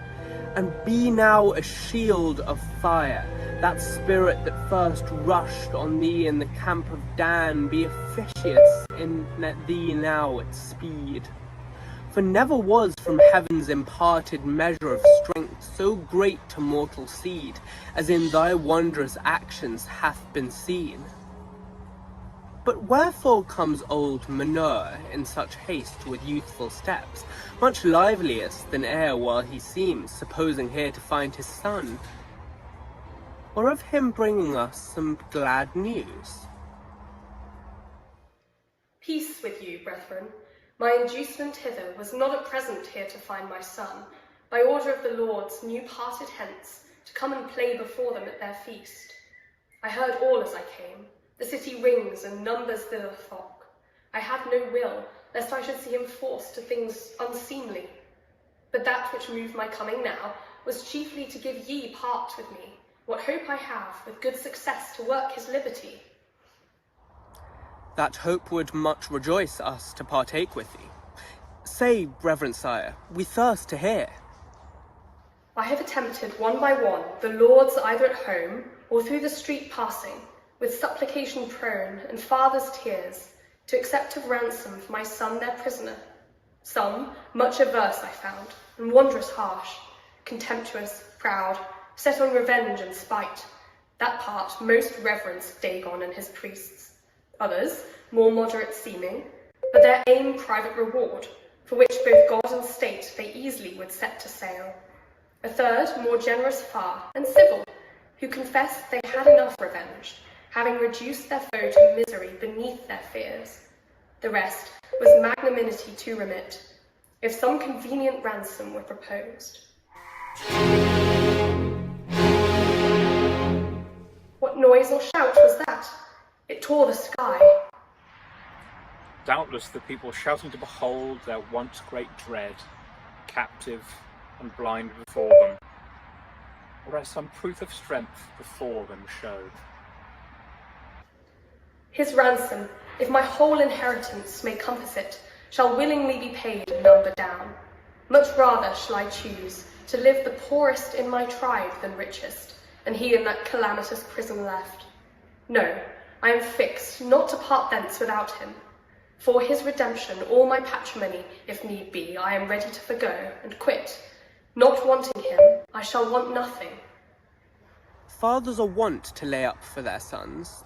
Thou for thy son art bent to lay out all. Sons want to nurse their parents in old age. Thou in old age carest how to nurse thy son, made older than thy age, all through eyesight lost. It shall be my delight to tend his eyes, and view him sitting in the house, ennobled with all those high exploits by him achieved, and on his shoulders waving down those locks, that of a nation armed the strength contained. And I persuade me, God had not permitted his strength again to grow up with his hair, garrisoned round about him like a camp of faithful soldiery, were not his purpose to use him further yet in some great service, not to sit idle with so great a gift, useless, and thence ridiculous about him. And since his strength with eyesight was not lost, God will restore him eyesight to his strength. Thy hopes are not ill-founded, nor seem vain of his delivery, and thy joy thereupon conceived, agreeable to a father's love, in both which we, as next, participate. I know your friendly minds, and... Oh, what noise! Mercy of heaven, what hideous noise was that? Horribly loud, unlike the former shout. Noise, call it you, or universal groan, as if the whole inhabitation perished. Blood, death, and deathful needs are in that noise. Ruin, destruction at the utmost point. Of ruin indeed, methought I heard the noise. Oh, it continues. They have slain my son. Thy son is rather slaying them.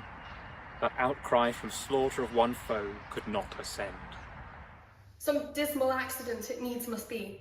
What shall we do? Stay here, or run and see? Best keep together here, lest running thither we unawares run into danger's mouth. This evil on the Philistines is fallen. From who else could a general cry be heard? The sufferers then will scarce molest us here. From other hands we need not much to fear. What if his eyesight, for to Israel's God nothing is hard, by miracle restored, he now be dealing dole among his foes, and over heaps of slaughtered walk his way?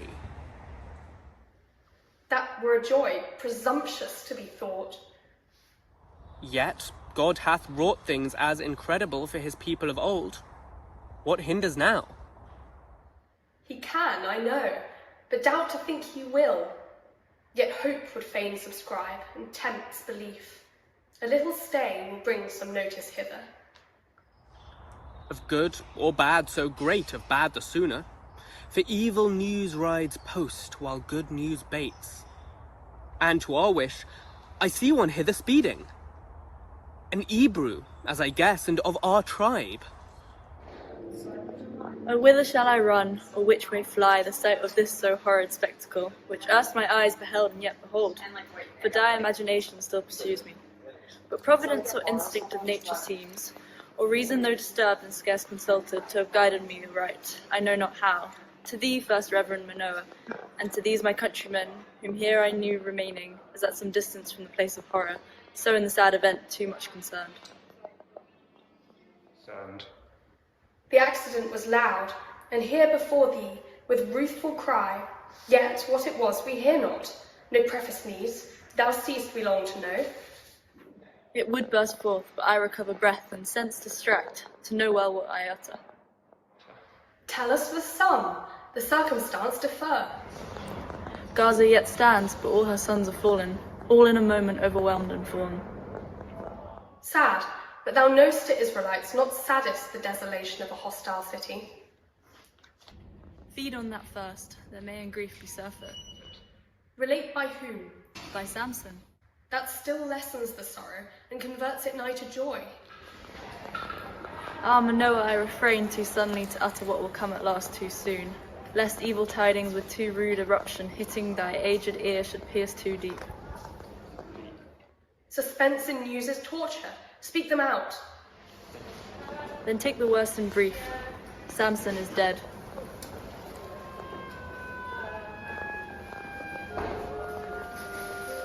The worst indeed. Oh, all my hopes defeated to free him hence. The death, who sets all free, hath paid his ransom now, in full discharge. What windy joy this day had I conceived, hopeful of his delivery, which now proves abortive as the first-born bloom of spring, nipped with the lagging rear of winter's frost. Yet ere I give the reins to grief, say first, how died he?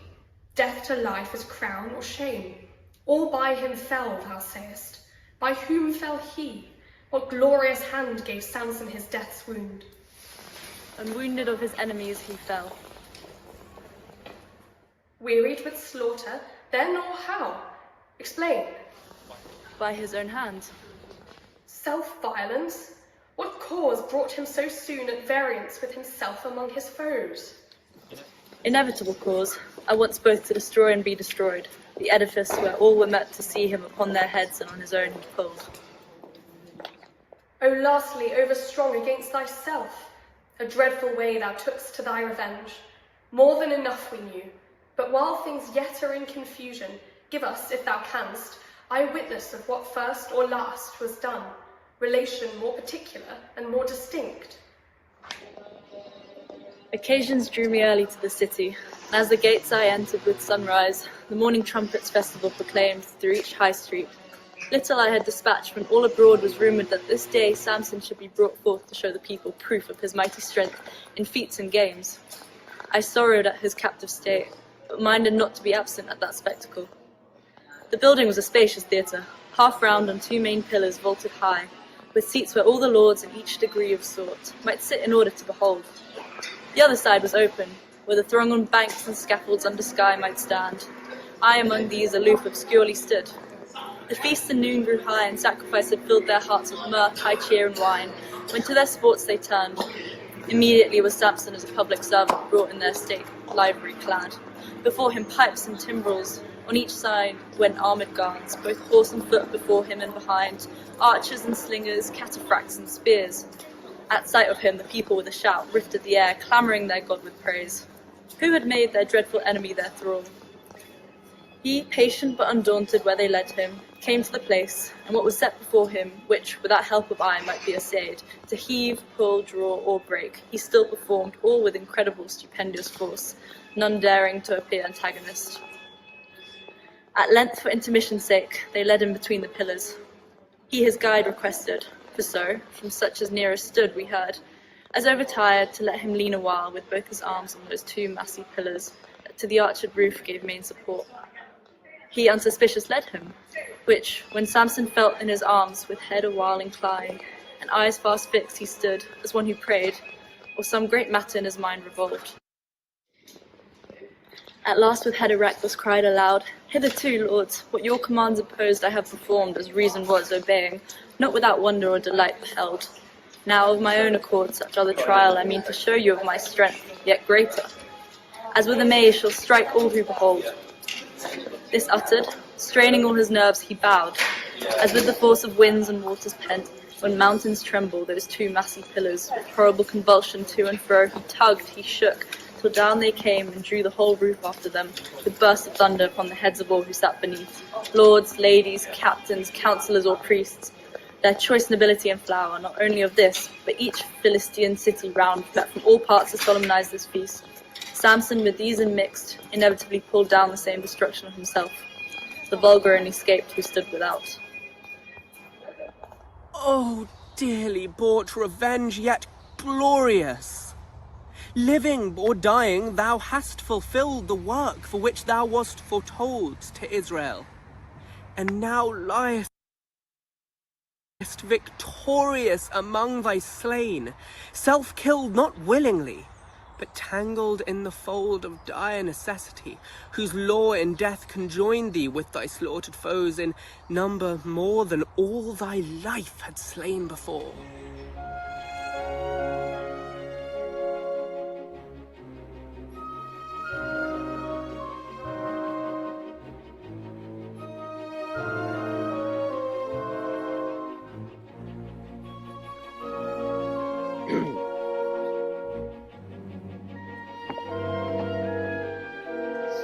While their hearts were jocund and sublime, drunk with idolatry, drunk with wine, and fat regorged of bulls and goats, chanting their idol and preferring, before our living dread who dwells in Silo his bright sanctuary. Among them he a spirit of frenzy sent, who hurt their minds, and urged them on with mad desire to call in haste for their destroyer. They only set on sport and play, unwittingly importune their own destruction to come speedily upon them. So fond are mortal men fallen into wrath divine, as their own ruin on themselves to invite, insensate left, or to sense reprobate, with blindness internal struck. That he, though blind of sight, despised and thought extinguished quite, with inward eyes illuminated, his fiery virtue roused from under ashes into sudden flame, and as an evening dragon came, assailant on the perched roosts, and nests in order ranged of tame volatic fowl, but as an eagle his cloudless thunder bolted on their heads, so virtue given for lost, depressed and overthrown as seemed, like that self-begotten bird in the Arabian woods embossed, that no second knows nor third, and lay erewhile a holocaust. From out her ashy womb now teemed, revives, reflourishes, then vigorous most, when most unactive deemed, and though her body die, her fame survives, a secular bird, ages of lives.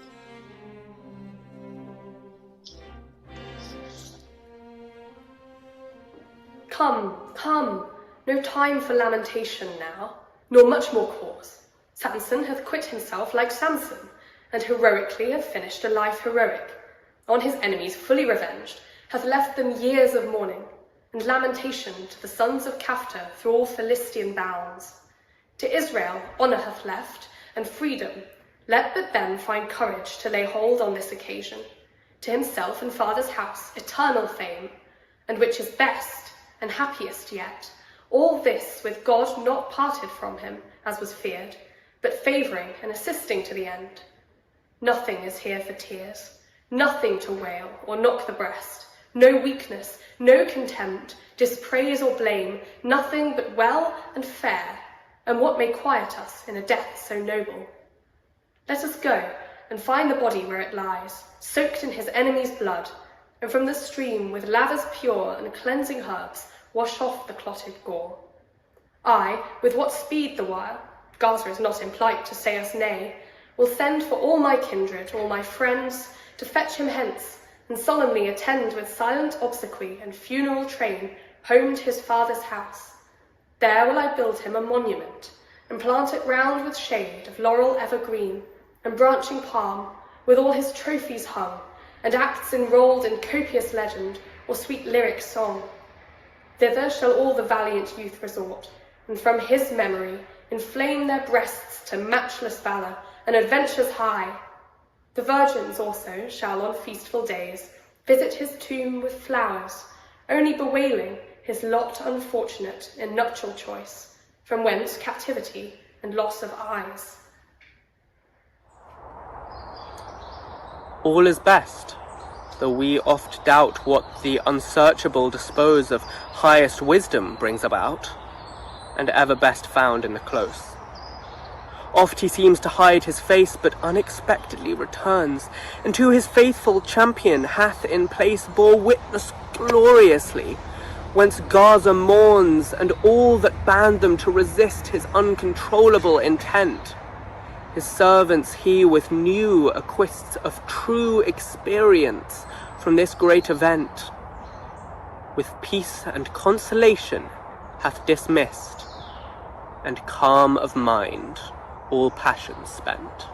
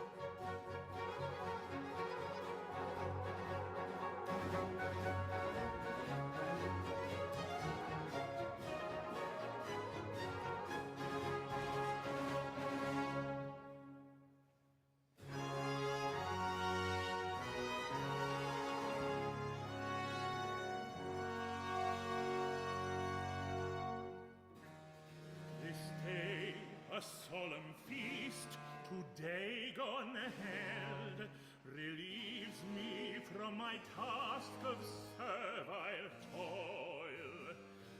Unwillingly their superstition yields this rest, to breathe heaven's air, fresh blowing, pure and sweet.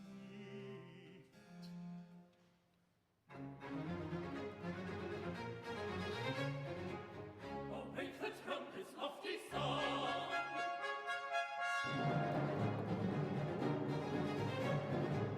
Awake the trumpet's lofty song! Awake, awake the trumpet's lofty song!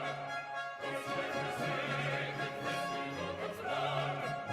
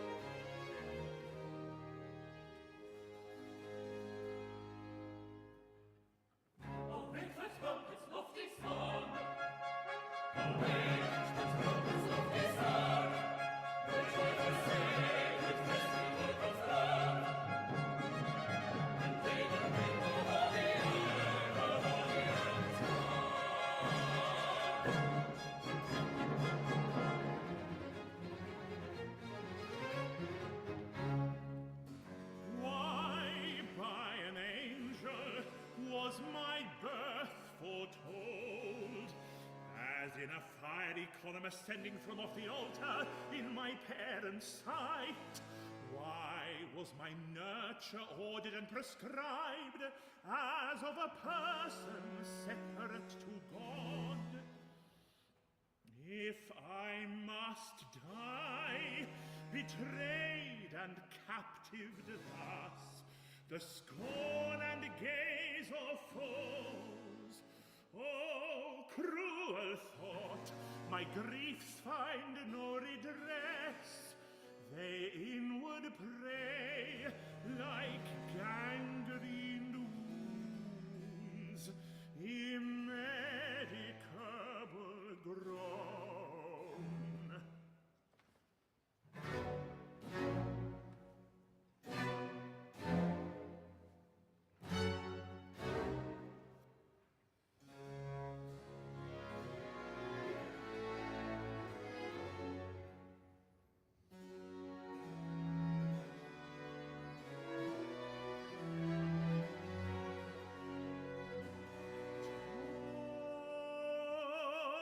Torments, alas, are not confined to heart or hand or breast.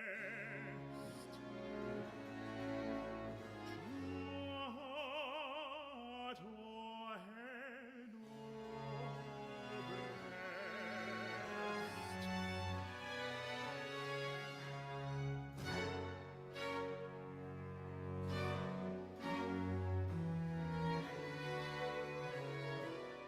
Torments, alas, are not confined to heart or head or breast, but will a secret passage find into the inmost mind.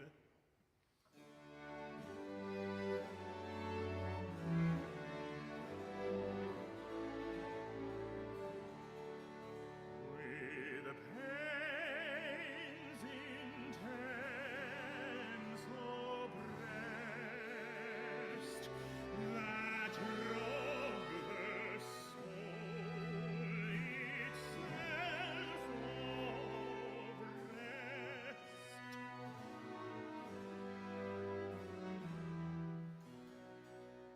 That rob the soul itself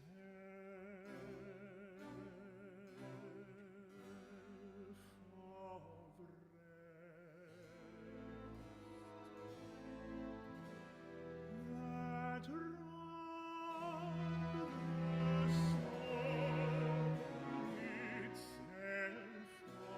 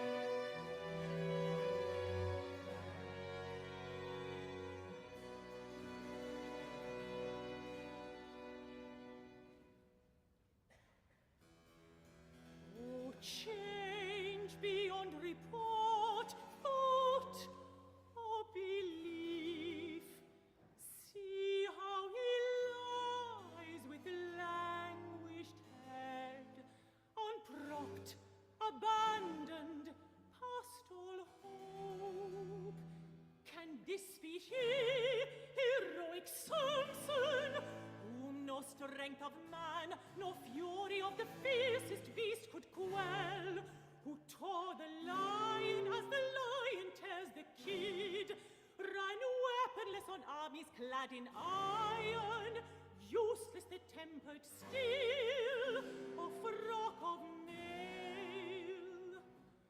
O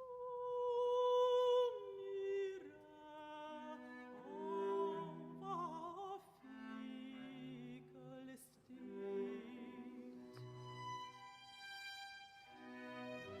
O mirror of our fickle state, in birth, in strength, in deeds how great, in birth, in strength, in deeds how great.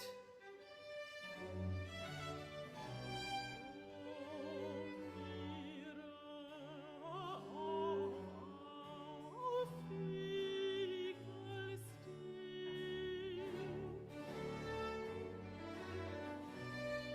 in birth, in strength, in deeds how great, in birth, in strength,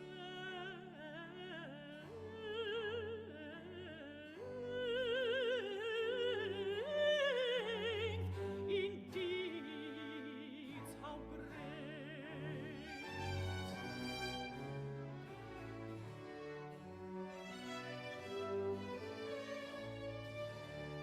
From highest glory falls so low, sunk in the deep abyss of woe, sunk in the deep abyss of woe.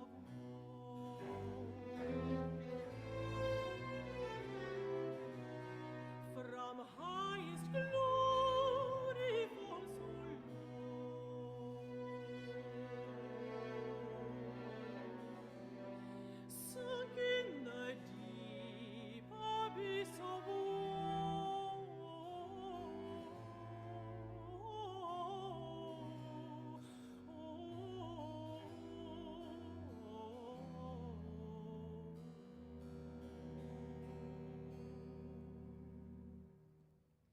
sunk in the deep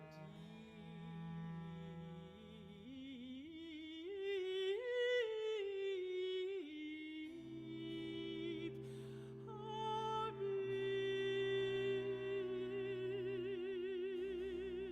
of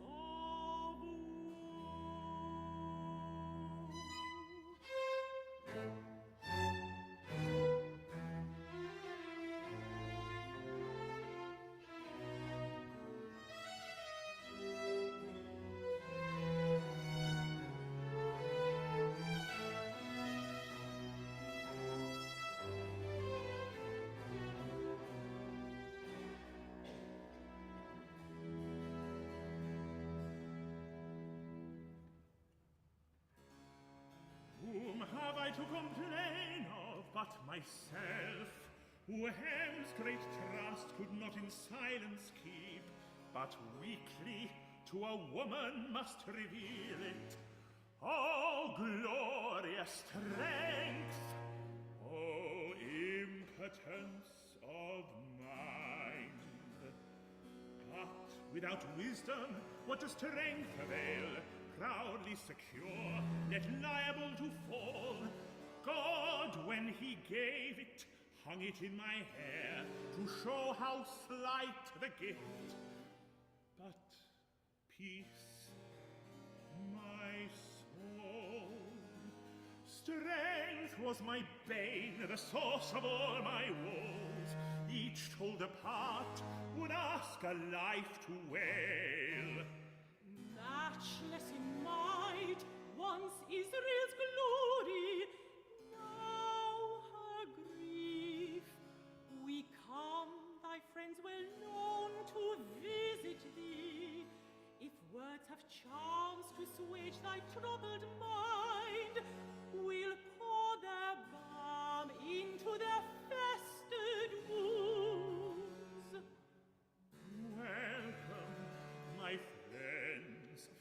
Experience teaches now how counterfeit the coin of friendship is, that's only in the superscription shown. In the warm sunshine of our prosperous days, friends swarm, but in the winter of adversity, draw in their heads, though sought, not to be found. Which shall we first bewail, thy bondage or lost sight? Oh, loss of sight, of thee I most complain. Oh, worse than beggary, old age or chains. My very soul in real darkness dwells.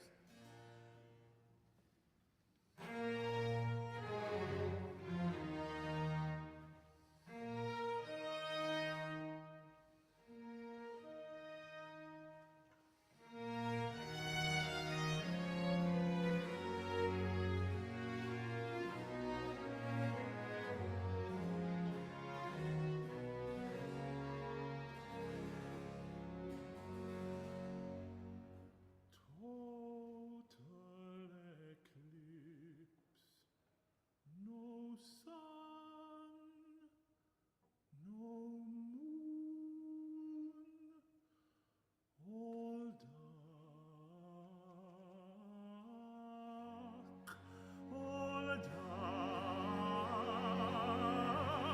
and it's the blaze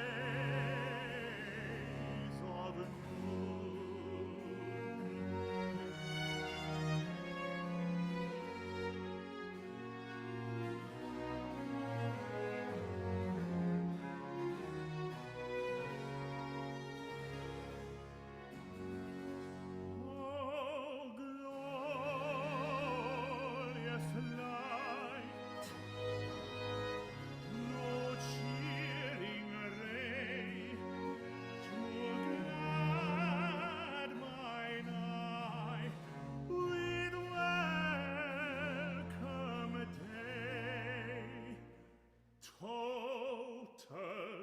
eclipse.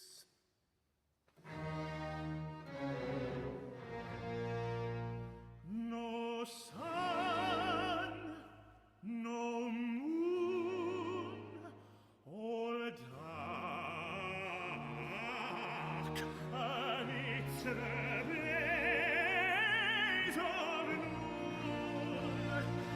Why thus deprived thy prime decree?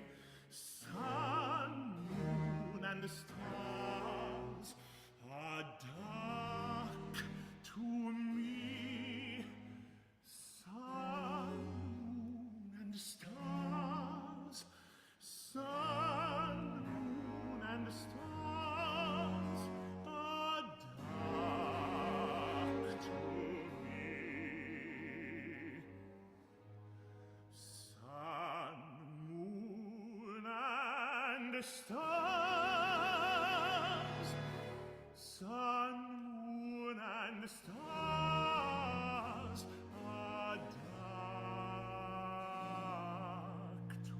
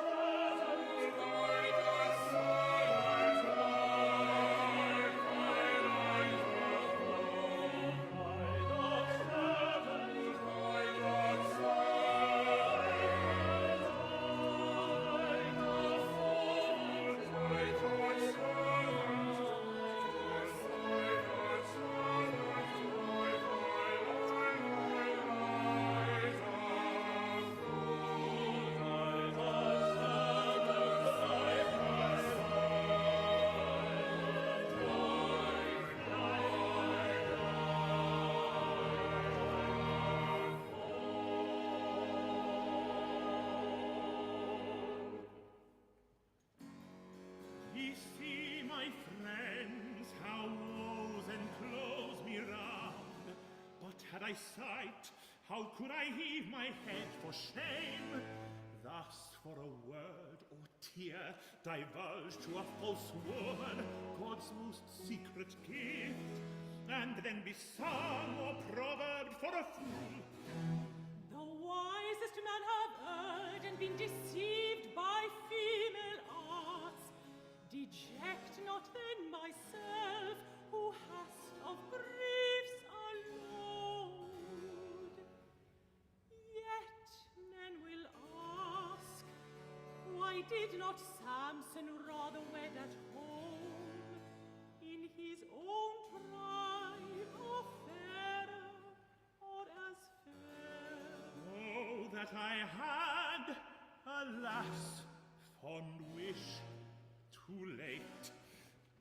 That specious monster, Dalila, my snare, myself the cause, who vanquished by her tears, gave up my fort of silence to a woman. Here comes thy reverend sire, old Manama, with careful steps and locks as white as dawn. Alas, another grief, that name awakes. Brethren and men of Dan, say, where is my son Samson, fond Israel's boast? Inform my aid. A signal now, in low dejected state, as in the height of power. See where he lies.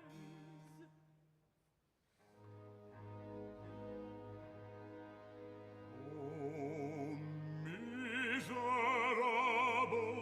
change! Is this a man renowned afar, the dread of Israel's foes, with an angel's strength their armies fueled, himself an army?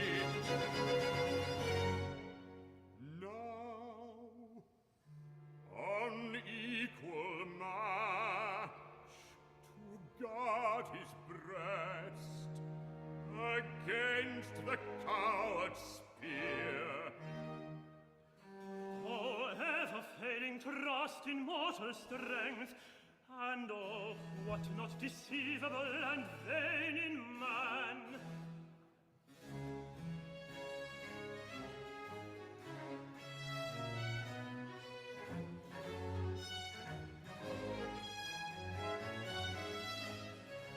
God of our fathers, what is man so proud, so vain, so great in story?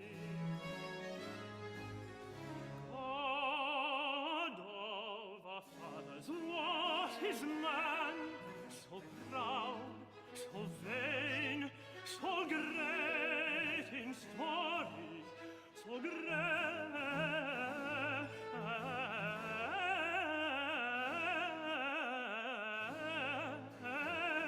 in story?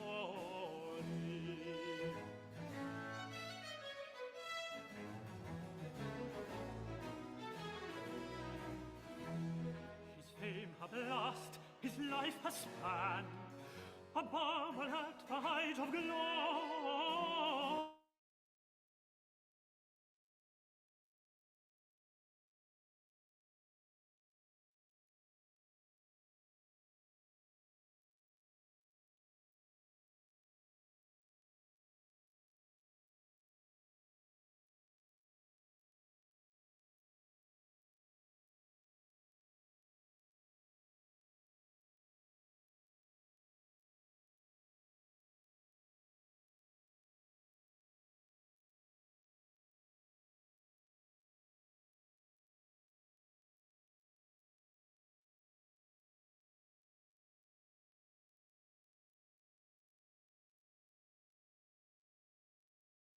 Sorry, excuse us, we can't hear anything.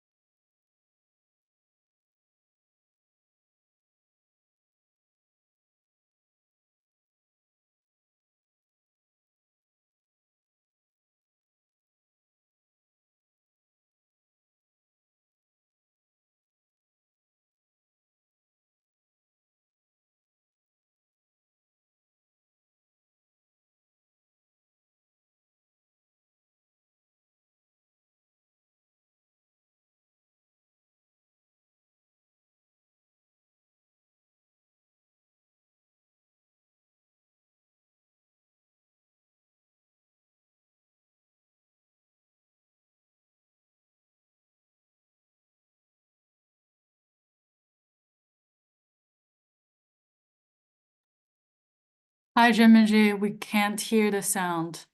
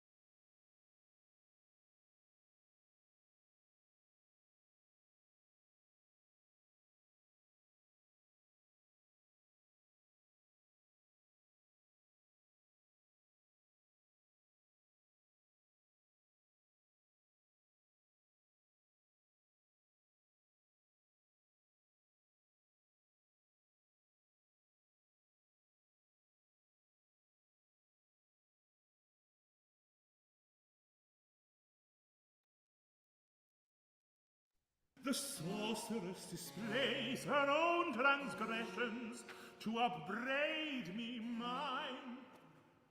I to myself was false, ere thou to me, bitter reproach, but true. The pardon then I to my folly give, take thou to thine.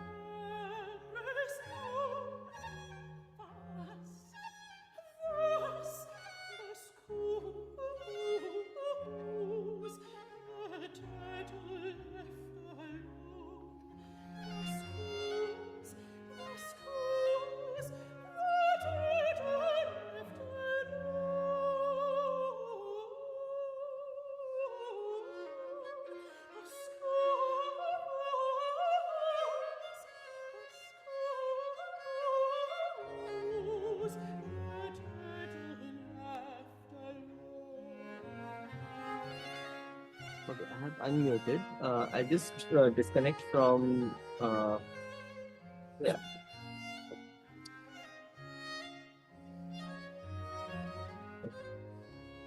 Sorry, the reader need to know. Just a minute. Freya. Yes.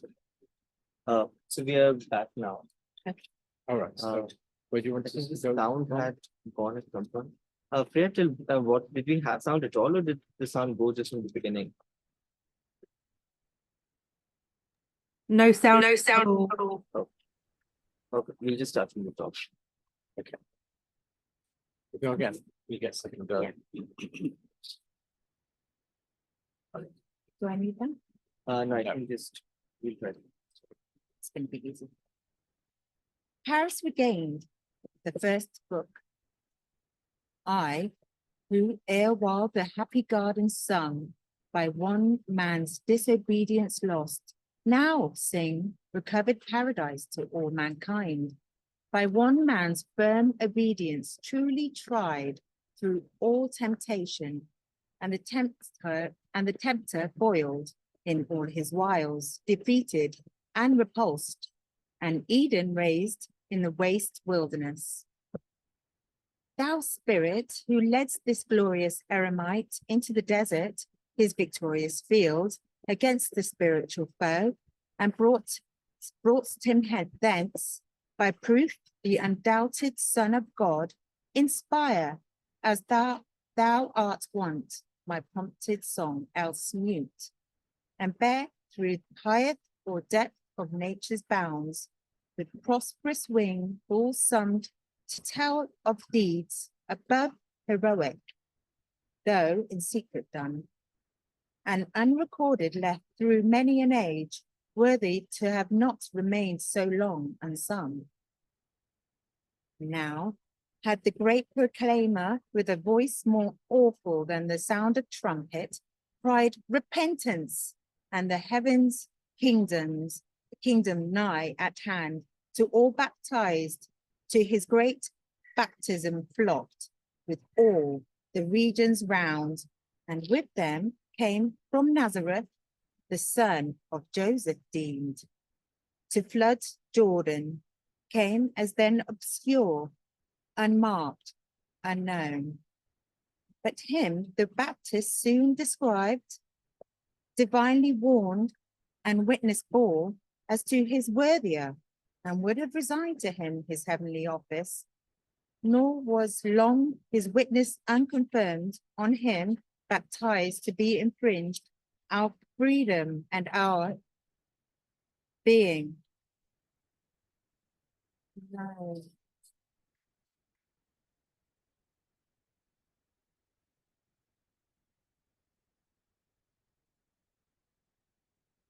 Unmarked and unknown. But him the Baptist soon described, divinely warned, and witness bore as to his worthier, and would have resigned to him his heavenly office, nor was long his witness unconfirmed, on him baptized.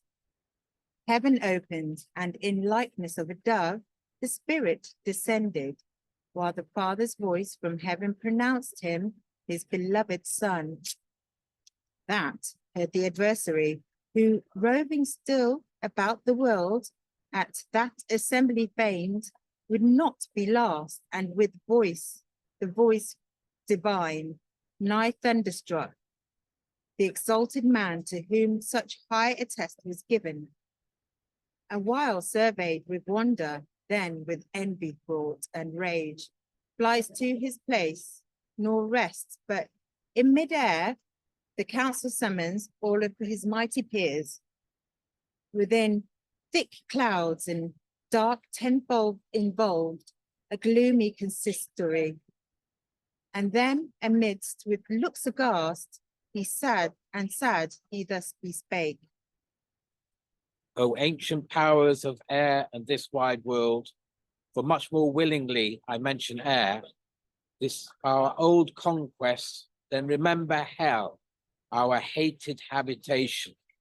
Well ye know how many ages as the years of men this universe we have possessed and ruled, in manner at our will the affairs of earth.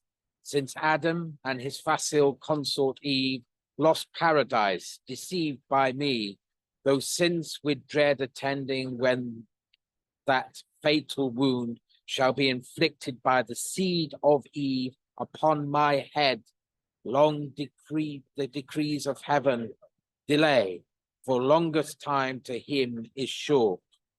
And now, too soon for us the circling hours, this dreaded time have compassed, wherein we must bide the stroke of that long threatened wound, at least if so we can, and by the head broken, be not attended all our power to be infringed, our freedom and our being in this fair empire, one of earth and air. For this ill news I bring, the woman's seed destined to this is late of woman born. His birth to our just fear gave no small cause, but his growth now to useful flower, displaying all virtue, grace, and wisdom to achieve things highest, greatest multiplies my fear. Before him, a great prophet to proclaim his coming is sent harbinger, who all invites and in the consecrated stream pretends to wash off sin and fit them so, purify to receive him pure, or rather to do him honor as their king. All come, and he himself among them was baptized, not thence to be more pure, but to receive the testimony of heaven, that he who is thenceforth the nations may not doubt. I saw the prophet do him reverence, on him rising out of the water, heaven above the clouds, unfold her crystal doors, thence on his head, a perfect dove descend, whate'er it meant, and out of heaven the sovereign voice I heard, this is my beloved son, in him am pleased. His mother then is mortal, but his sire, he who obtains the monarchy of heaven, and what will he not do to advance his son? His first begot we know, and saw have felt when his fierce thunder drove us to the deep. Who this is we must learn, for man he seems in all his lineaments, though in his face the glimpse of his father glory shine. Ye see our danger on the utmost edge of hazard, which admits no long debate, but must with something sudden be opposed, not force, but well-couched fraud, well-woven snares, ere in the head of nations he appear, their king, their leader, and supreme on earth. I, when no other durst soul undertook the dismal expedition to find out and ruin Adam, and the exploit performed successfully, a calmer voyage now will waft me, and the way found prosperous once induces best to hope of like success. He ended, and his words impression left of much amazement to the infernal crew, distracted and surprised with deep dismay at these sad tidings. But no time was then for long indulgence to their fears or grief. Unanimous, they all commit the care and management of this main enterprise to him, their great dictator, who attempt at first against mankind so well had thrived in Adam's overthrow and led their march from the hell's deep vaulted den to dwell in light. Regents and potentates and kings, gods of many a pleasant realm and province wide. So the coast of Jordan he directs his easy steps girded with snaky wiles, where he might likeliest find his new declared, this man of men, attested son of God, temptation and all guile on him to try. So to subvert whom he suspected raised to end his reign on earth, so long enjoyed, but contrary, unwitting, he fulfilled the purpose counsel preordained and fixed of the Most High, who in full frequence bright of angels, thus to Gabriel smiling spake. Gabriel, this day by proof thou shalt behold, thou and all angels conversant on earth with man or men's affairs, how I begin to verify that solemn message late, on which I sent thee to the Virgin pure in Galilee, that she should bear a son, great in renown, and called the Son of God. Then toldst her, doubting how these things could be to her a virgin, that on her should come the Holy Ghost, and the power of the highest overshadow her. This man born and now upgrown, to show him worthy of his birth divine and high prediction, henceforth I expose to Satan. Let him tempt and now assay his utmost subtlety, because he boasts and vaunts of his great cunning to the throng of his apostasy. He might have learnt less overweening, since he failed in Job, whose constant perseverance overcame whate'er his cruel malice could invent. He now shall know I can produce a man of female seed, far abler to resist all his solicitations, and at length all his vast force, and drive him back to hell, winning by conquest what the first man lost, by fallacy surprised. But first I mean to exercise him in the wilderness. There he shall first lay down the rudiments of his great warfare, ere I send him forth to conquer sin and death, the two grand foes, by humiliation and strong sufferance. His weakness shall overcome satanic strength, and all the world and mass of sinful flesh, that all the angels and ethereal powers, they now and men hereafter may discern, from what consummate virtue I have chose this perfect man, by merit called my son, to earn salvation for the sons of men. So spake the eternal Father, and all heaven admiring stood at space. Then into hymns burst forth, and the celestial measures moved, circling the throne and singing, while the hand sung with the voice, and this the argument. Victory and triumph to the Son of God, now entering his great duel, not of arms, but to vanquish it by wisdom, hellish wiles. The Father knows the Son, therefore secure, ventures his filial virtue, though untried, against whate'er may tempt, whate'er seduce, allure, or terrify, or undermine.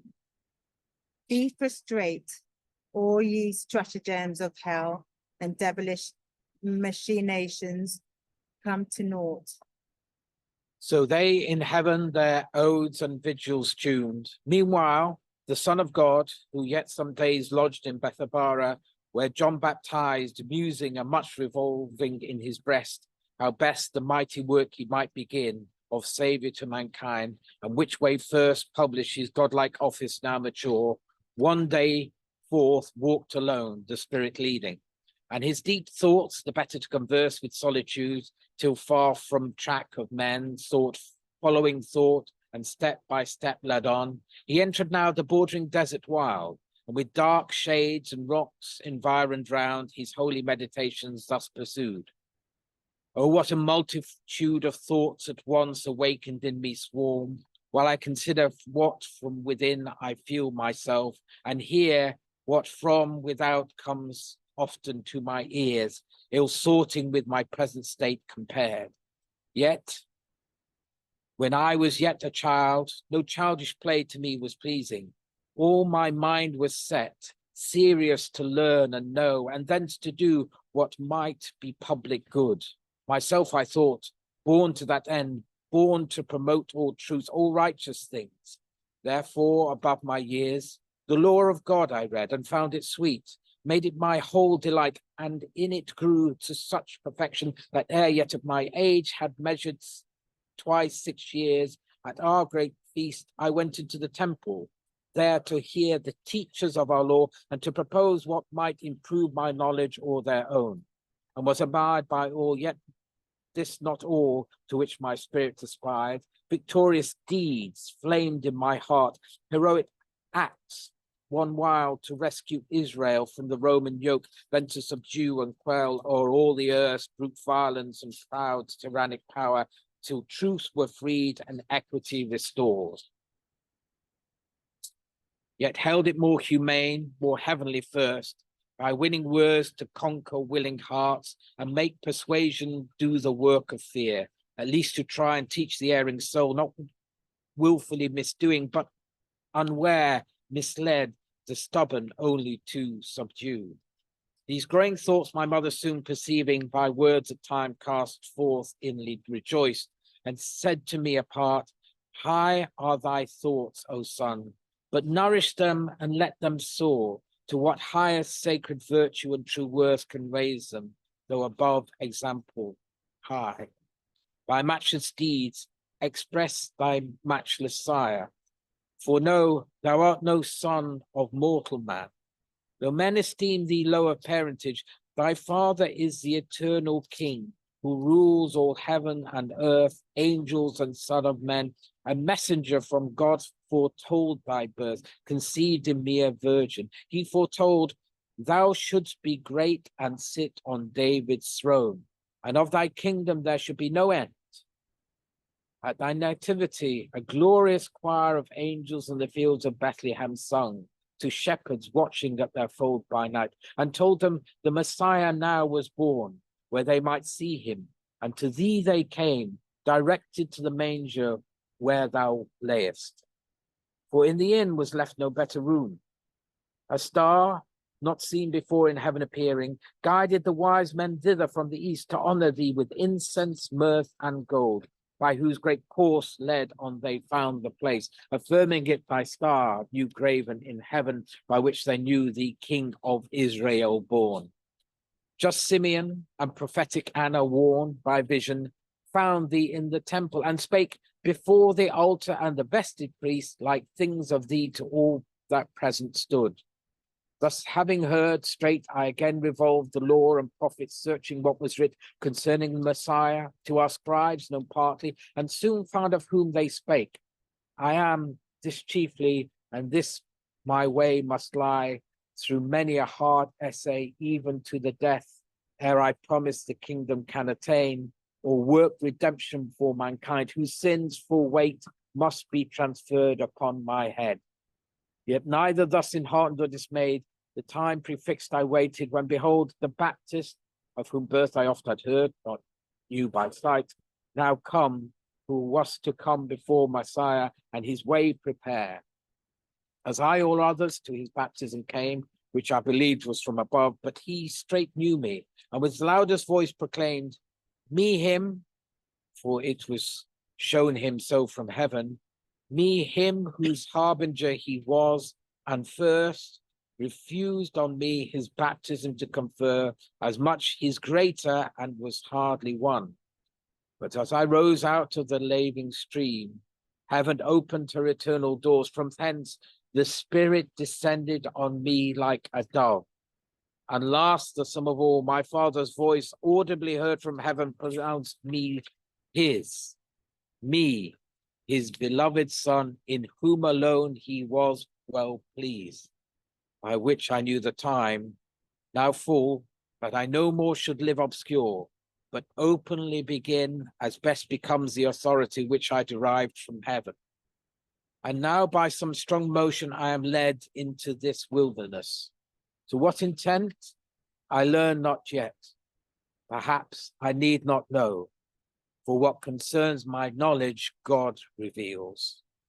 So spake our morning star then in his rise, and looking round on every side beheld a pathless desert, dusk with forest shades.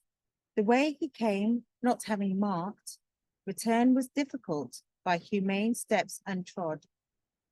and he still on was led, but with such thoughts accompanied of things past and to come, lodged in his breast, as well might recommend such solitude before choice society.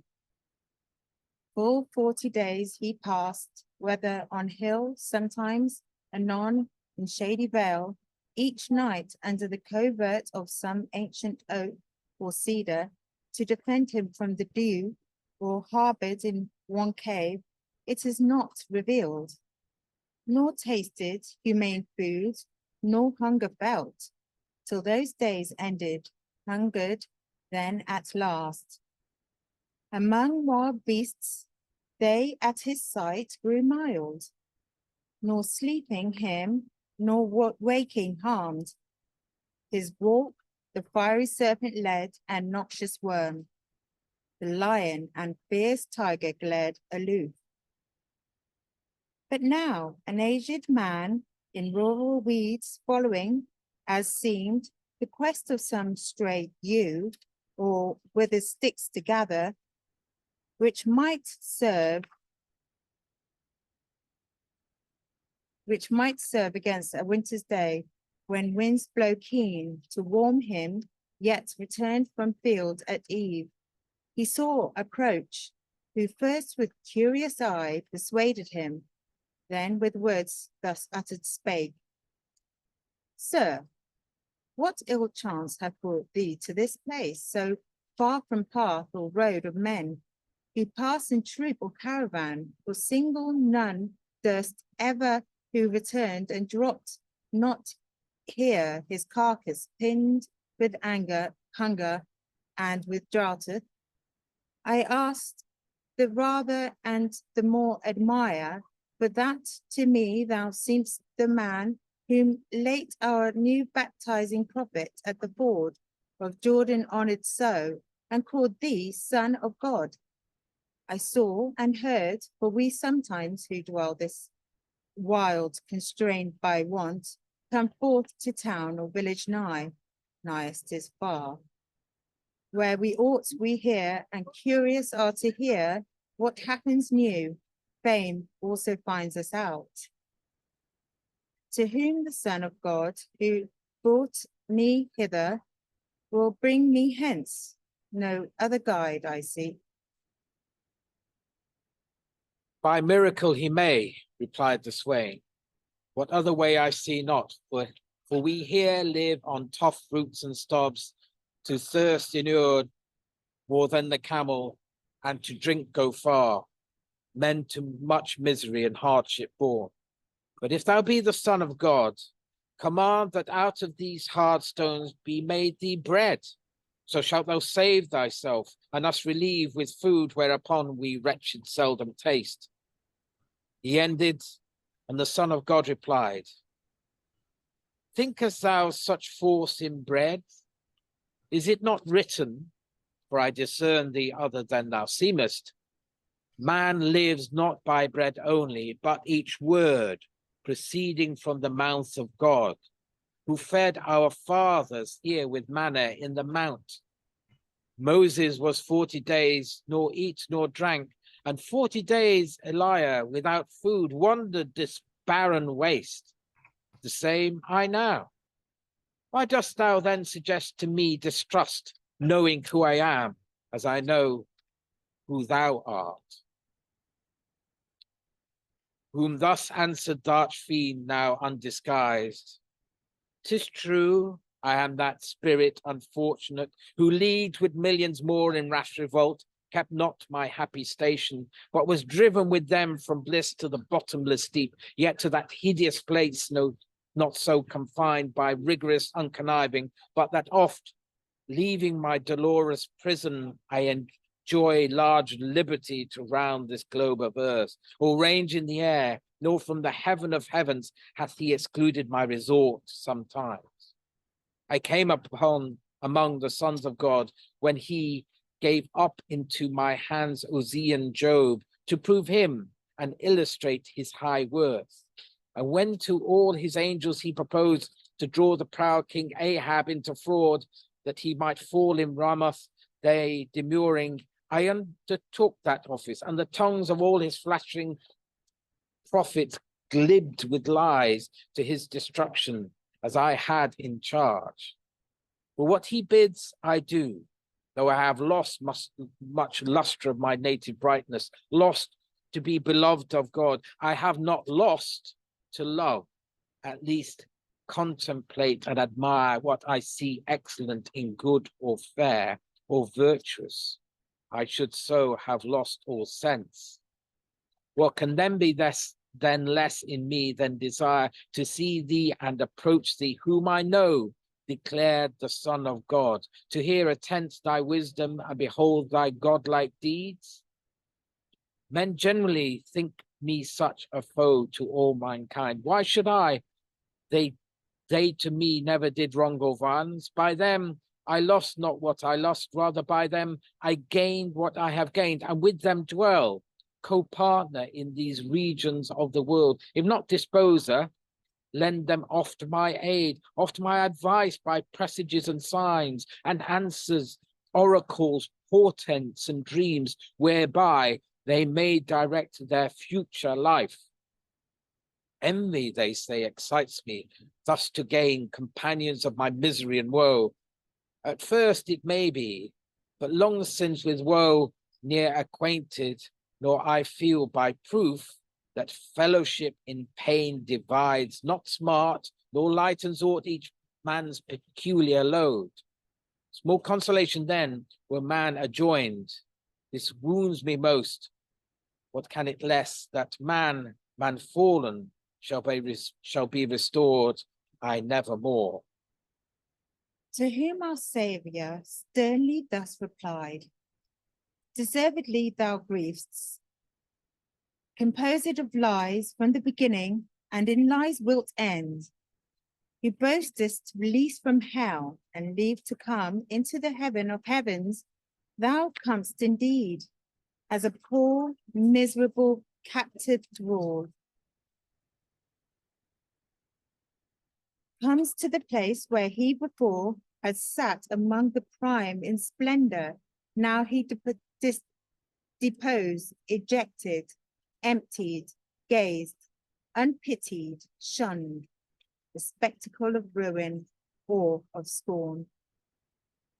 To all the host of heaven, the happy place imparts to thee no happiness, no joy, rather inflames thy torment, representing lost bliss, to thee no more communicable, so never more in hell than when in heaven. But thou art serviceable to heaven's King. Wilt thou impute to obedience what thy fear extorts, or pleasure to do ill excites? What by thy malice moved thee to misdeem of righteous Job, then cruelly to afflict him with all inflictions, but his patience won? The other service was thy chosen task, to be a liar in 400 mouths, for lying is thy sustenance, thy food. Yet thou pretendest to truth. All oracles by thee are given, and what confessed more true among the nations? That hath been thy craft, by mixing somewhat true to vent more lies. But what have been thy answers? What but dark, ambiguous, and with double sense deluding, which they who asked have seldom understood, and not well understood, as good not to know? Whoever, by consulting at thy shrine, returned the wiser or the more instruct to fly or follow what concerned him most, and run not sooner to his fatal snare, for God hath justly given the nations up to thy delusions, justly, since they fell idolatrous, when his purpose is among them to declare his providence. To thee not known, hence hast thou then thy truth, but from him or his angels president in every province, who themselves disdaining to approach thy temples, give thee in command what to the smallest tittle thou shalt say. To thy adorers thou with trembling fear, or like a fawning parasite obeyest, then to thyself ascribest the truth foretold. But this thy glory shall be soon retrenched. No more shalt thou be oracling abuse. The Gentiles henceforth oracles are ceased, and thou no more with pomp and sacrifice shalt be inquired at Delphos or elsewhere, at least in vain, for they shall find thee mute. God now sent his living oracle into the world to teach his final will, and sends his spirit of truth henceforth to dwell in pious hearts, an inward oracle to all truth requisite for men to know.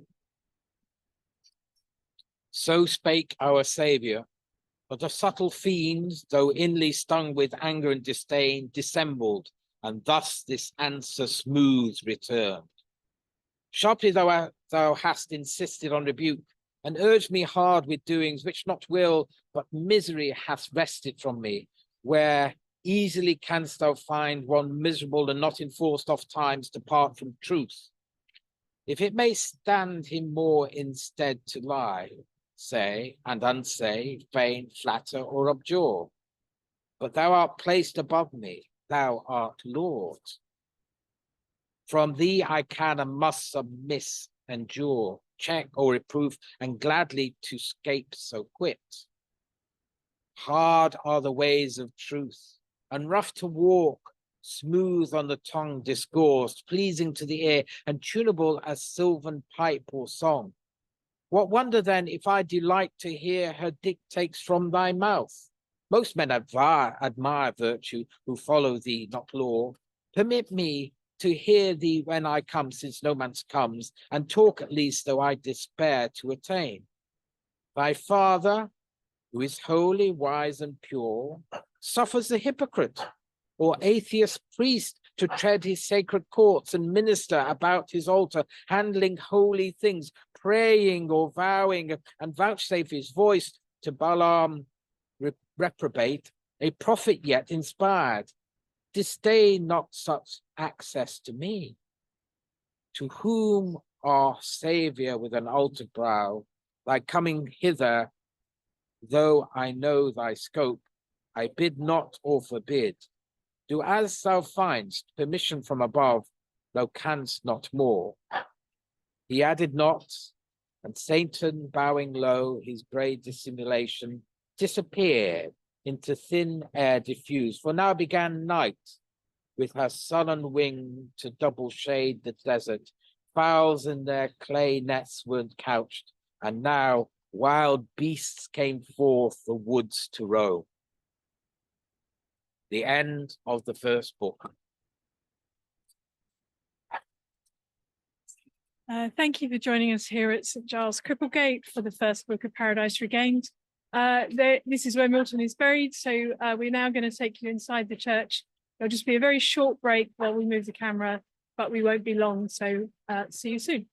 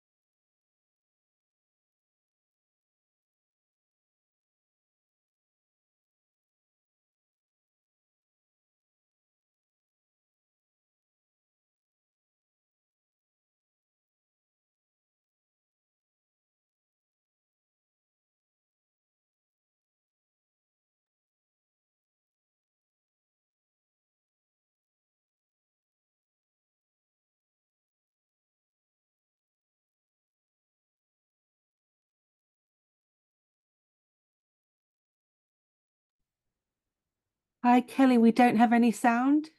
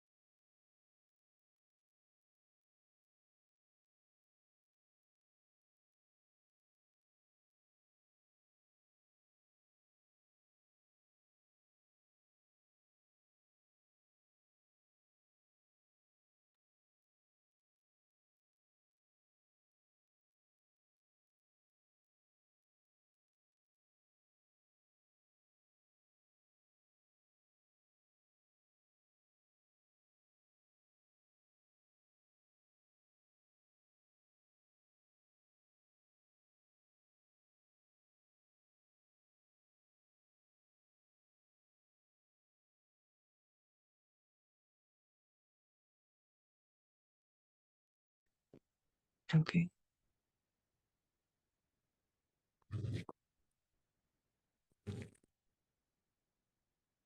All right. Could you say just something to test?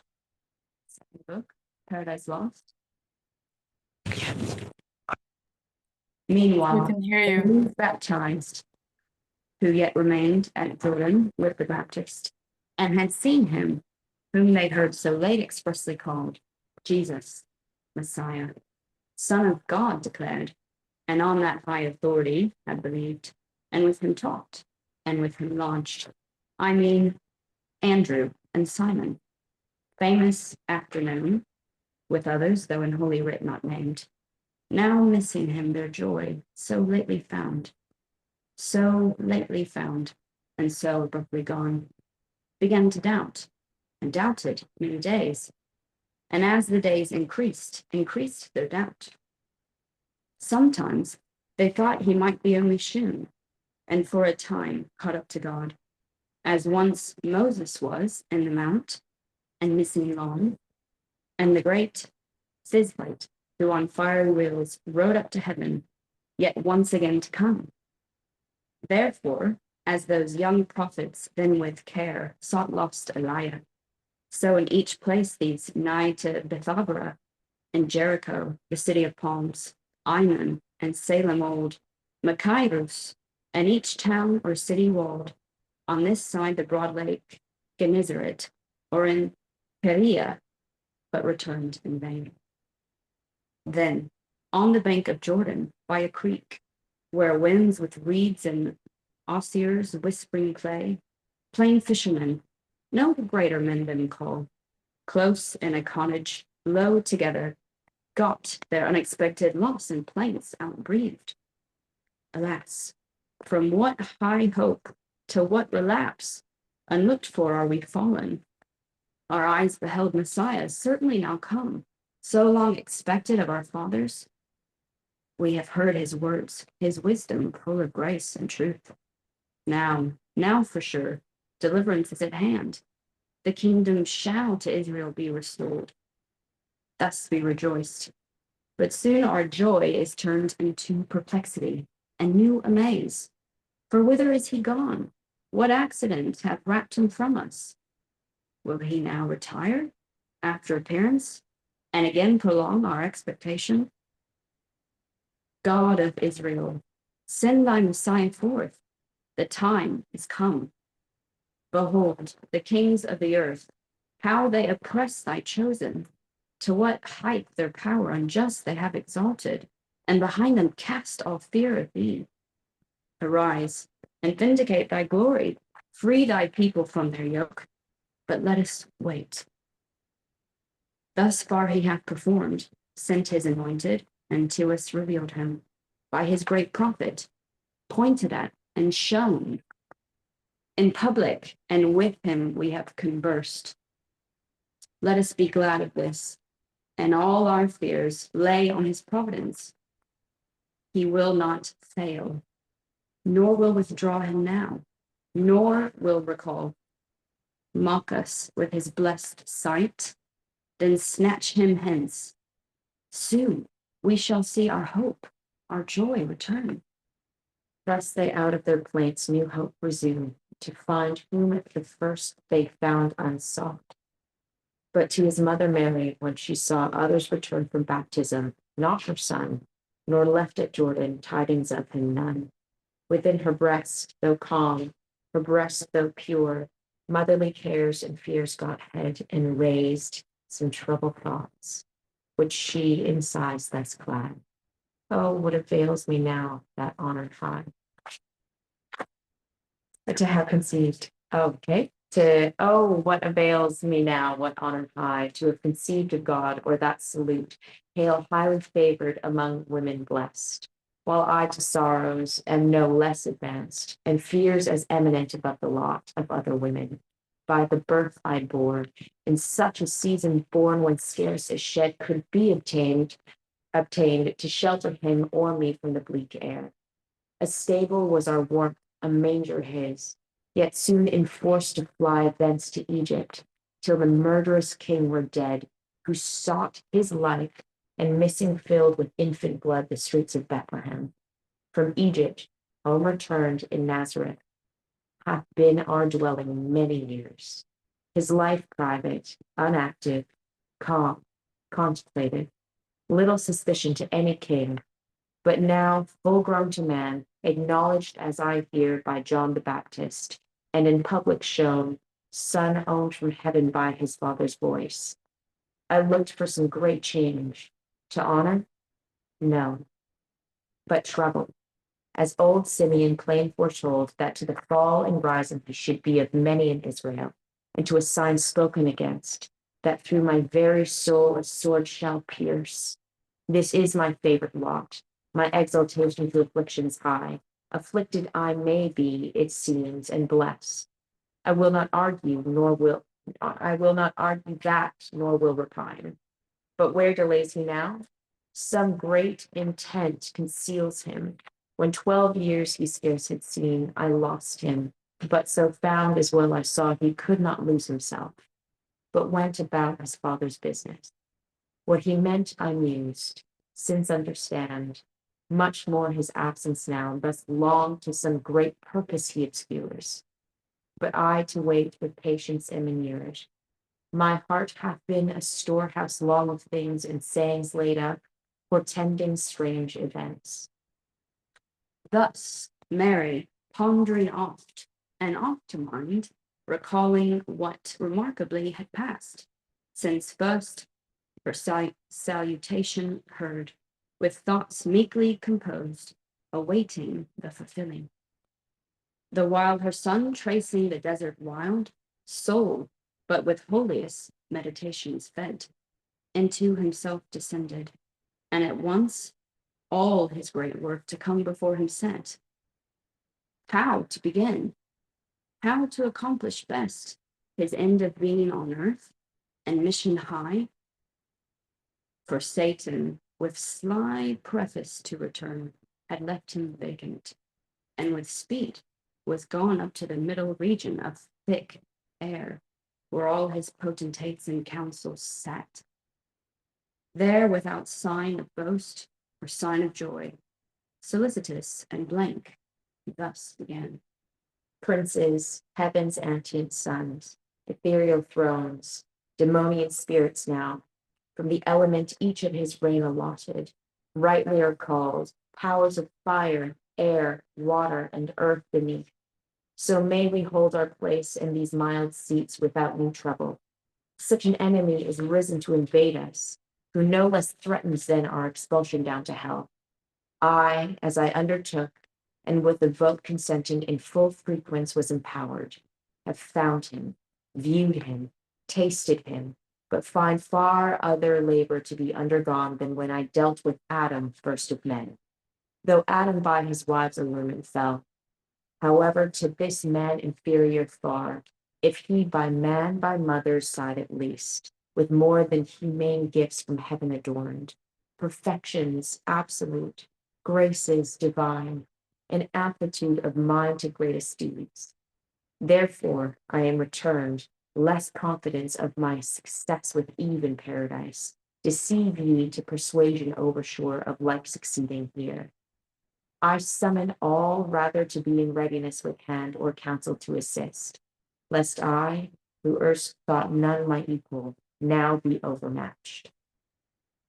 So spake the old serpent doubting, and from all with clamour was assured their utmost aid at his command, when from amidst them rose Belial, the dissolutest spirit that fell, the sensualist, and after Asmodai, the fleshliest in creeders, and thus advised. Set women in his eye, and in his walk, among daughters of men the fairest found. Many are in each region passing fair, as the noon sky, more like to goddesses than mortal creatures, graceful and discreet, expert in amorous arts, enchanting tongues persuasive, virgin majesty with mild and sweet arrayed, yet terrible to approach, skilled to retire, and in retiring draw, hearts after them tangled and amorous net. Such object hath the power to soften and tame severest temper, smooth the ruggedest brow and nerve, and with voluptuous hope dissolve, draw out with credulous desire, and lead at will the manliest, resolutest breast, as the magnetic hardest iron draws. Women, when nothing else, beguiled the heart of wisest Solomon, and made him build, and made him bow to the gods of his wives. To whom quick answer Satan thus returned, Belial, in much uneven scale thou weighst all others by thyself. Because of old thou thyself dotes on womankind, admiring their shape, their color, and attractive grace. None are, thou thinkst, but taken with such toys. Before the flood, thou with thy lusty crew, false titled sons of God, roaming the earth, cast wanton eyes on the daughters of men, and coupled with them, and begot a race. Have we not seen, or by relation heard, in courts and regal chambers, how thou lurkest in wood or grove by mossy fountain side, in valley or green meadow to waylay some beauty rare, Callisto, Clymene, Daphne, or Simile, Antiopa, or Amimone, Syrinx, many more, too long, then layest thy scapes on names adored, Apollo, Neptune, Jupiter, or Pan, Saturn, or Faun, or Sylvan. But these haunts delight not all among the sons of men. How many have with a smile made small account of beauty and her lures, easily scorned all her assaults, unworthier things intent?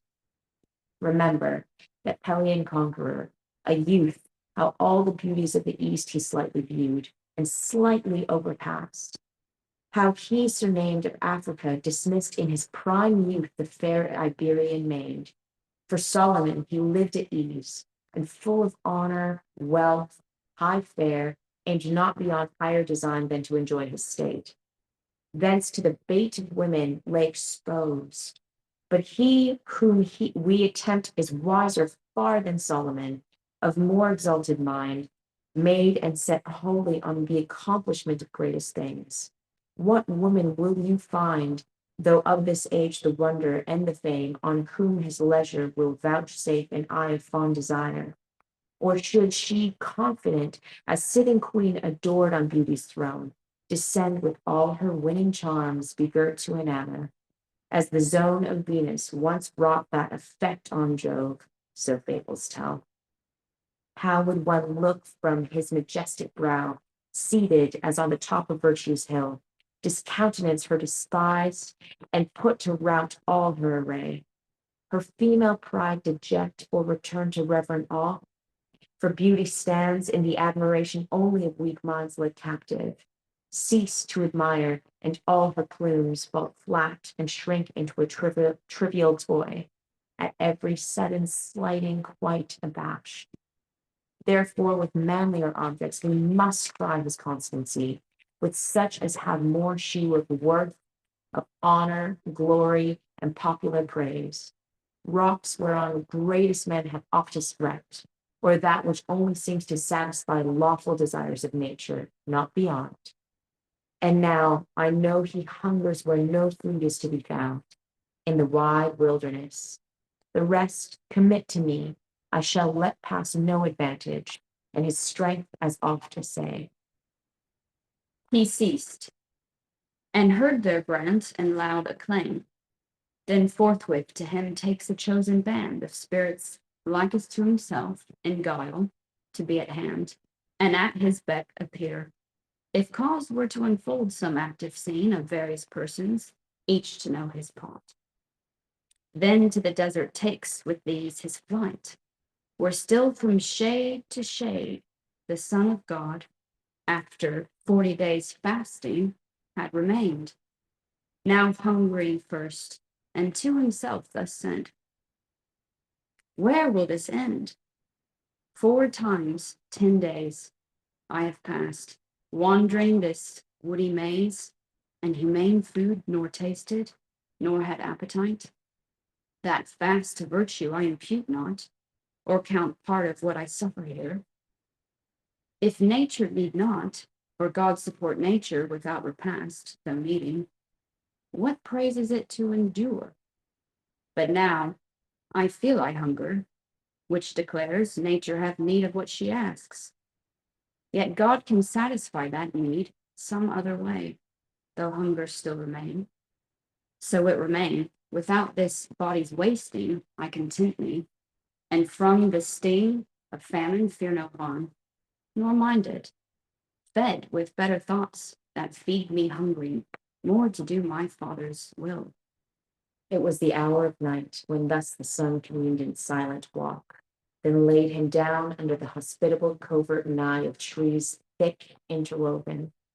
There he slept, and dreamed as appetite is wont to dream of meats and drinks, nature's refreshment sweet.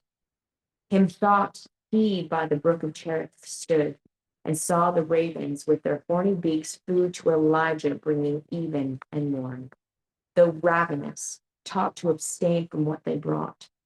He saw the prophet also how he fled into the desert, and how there he slept under a juniper, then how awaked. He found his supper on the coals prepared, and by the angel was bid rise and eat the second time after repose, the strength whereof sufficed him 40 days. Sometimes that with Elijah he partook, or as a guest with Daniel at his pulse. Thus wore out night, and now the herald lark left his ground nest, high towering to descry. The morns approach and greet her with his song. As lightly from his grassy couch uprose our Savior, and found all was but a dream. Fasting he went to sleep, and fasting waked. Up to a hill anon his steps he reared, from whose high top to ken the prospect round. If cottage were in view, sheepcote or herd, but cottage, herd, or sheepcote none he saw. Only in a bottom saw a pleasant grove, with chaunt of tuneful birds resounding loud. Thither he bent his way, determined there to rest at noon, and entered soon the shade high-roofed and walks beneath, and alleys brown that opened in the midst a woody scene. Nature's own work it seemed, nature taught art. And to a superstitious eye the haunt of wood gods and wood nymphs. He viewed it round, when suddenly a man before him stood, not rustic as before, but seemlier clad, as one in city or court or palace bred, and with fair speech these words to him address. With granted leave, officious I return, but much more wonder that the Son of God, in this wild solitude so long should bide, of all things destitute, and well I know, not without hunger. Others of some note, as story tells, have trod this wilderness, the fugitive bondwoman with her son, outcast Nebaioth, yet found he relief by a providing angel. All the race of Israel here had famished, had not God rained from heaven manna, and that prophet bold, native of Thebes, wandering here was fed twice by a voice inviting him to eat. Of thee these 40 days none hath regard, 40 and more deserted here indeed. To whom thus Jesus, what concludest thou hence? They all had need, I, as thou seest, have none. How hast thou hunger then? Satan replied. Tell me, if food were now before thee set, wouldst thou not eat? Thereafter, as I like the giver, answered Jesus. Why should that cause thy refusal? Said the subtle fiend. Hast thou not right to all created things? Owe not all creatures by just right to thee duty and service, nor to stay till bid, but tender all their power? Nor mention I meats by the law unclean, or offered first to idols, those young Daniel could refuse, nor proffered by an enemy, though who would scruple that with want oppressed? Behold, nature ashamed, or better to express trouble that thou shouldst hunger, hath purveyed from all the elements her choicest store to treat thee as beseems, and as her Lord with honor, only deign to sit and eat. He spake no dream, for as his words had end, our Savior, lifting up his eyes, beheld, in ample space, under the broadest shade, a table richly spread in regal mode, with dishes piled, and meats of noblest sort and savor, beasts of chase or fowl, of game, and pastry built, or from the spit or boiled, grisambered steamed, all fresh from sea or shore, freshets or purling brook, of fish or of shell or fin, an exquisitest name, for which was drained Pontus and Lucrine Bay and Afric coast. Alas, how simple to these cates compared was that crude apple that diverted Eve. And at a stately sideboard by the wine, that fragrant smell diffused. In order stood tall, strictly youths, rich clad, of fairer hue than Ganymede or Hylas.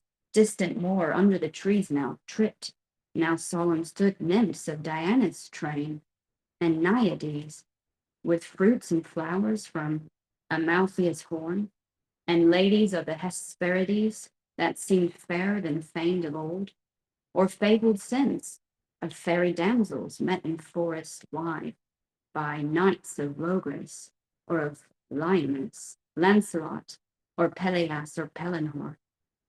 And all the while, harmonious airs were heard of chiming streams, or charming pipes and winds of gentlest gale Arabian odors fanned from their soft wings, and Flora's earliest smells.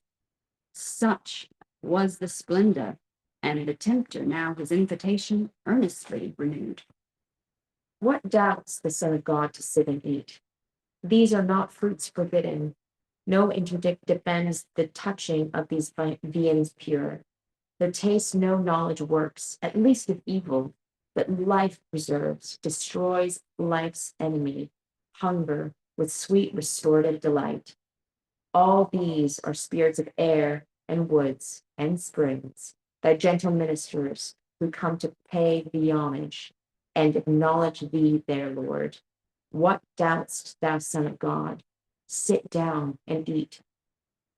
To whom thus Jesus temperately replied, Saidst thou not that to all things I had right? And who withholds my power that right to use? Shall I receive by gift what of my own, when and where likes me best, I can command? I can at will, doubt not, as soon as thou command a table in this wilderness, and cause swift flights of angels, ministrant, arrayed in glory, on my cup to attend. Why shouldst thou then obtrude this diligence in vain, where no acceptance it can find? And with my hunger, what hast thou to do? Thy pompous delicacies I contemn, and count thy specious gifts no gifts, but guiles. To whom thus answered Satan, malcontent, that I have also power to give thou seest, if of that power I bring thee voluntary what I might have bestowed on whom I pleased, and rather opportunely in this place chose to impart to thy apparent need, why shouldst thou not accept it? But I see what I can do or offer is suspect. Of these things others quickly will dispose, whose pains have earned the far-fed spoil. With that both table and provision vanished quite with sound of harpy's wings, and talons heard. Only the importune tempter still remained, and with these words his temptation pursued.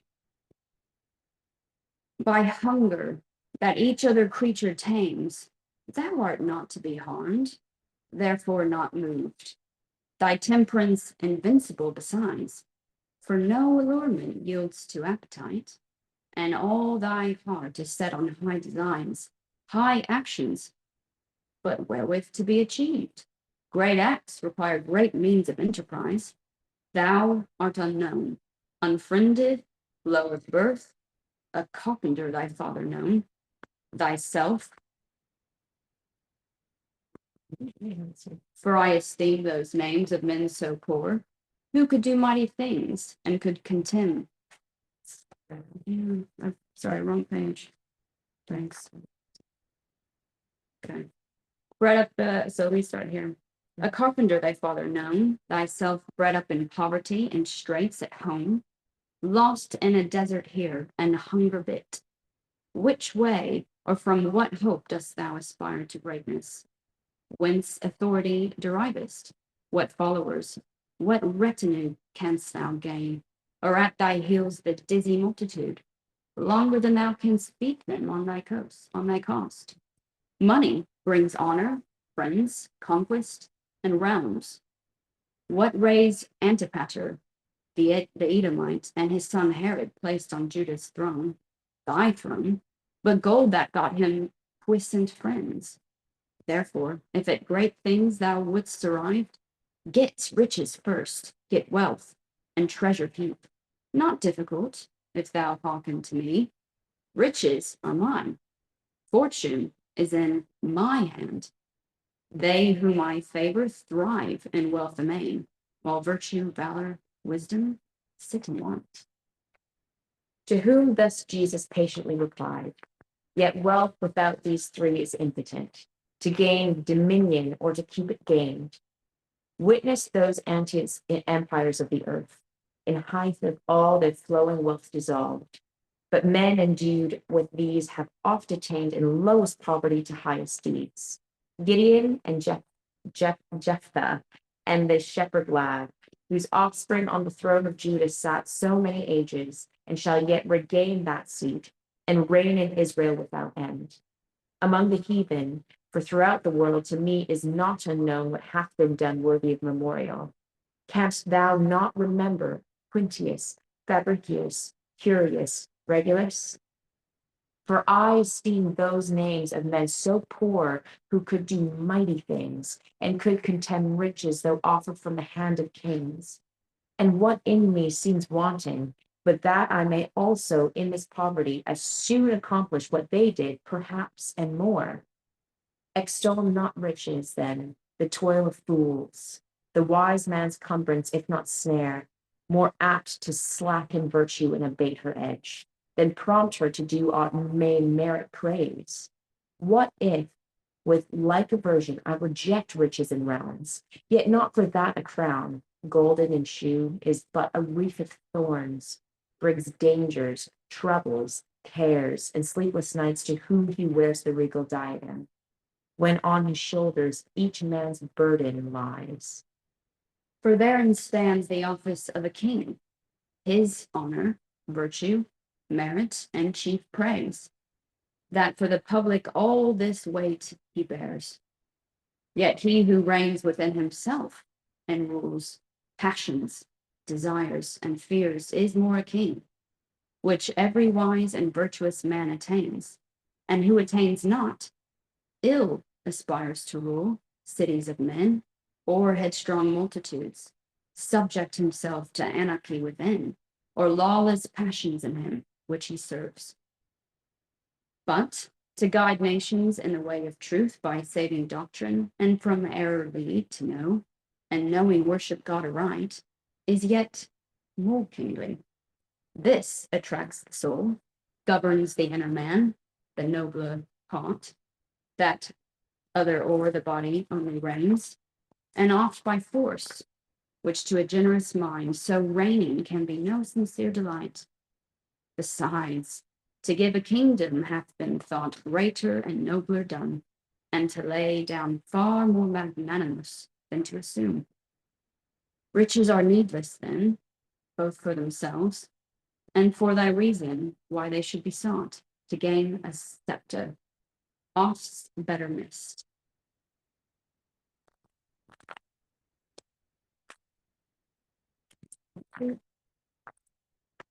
Thank you for joining us for the second book of Paradise Regained.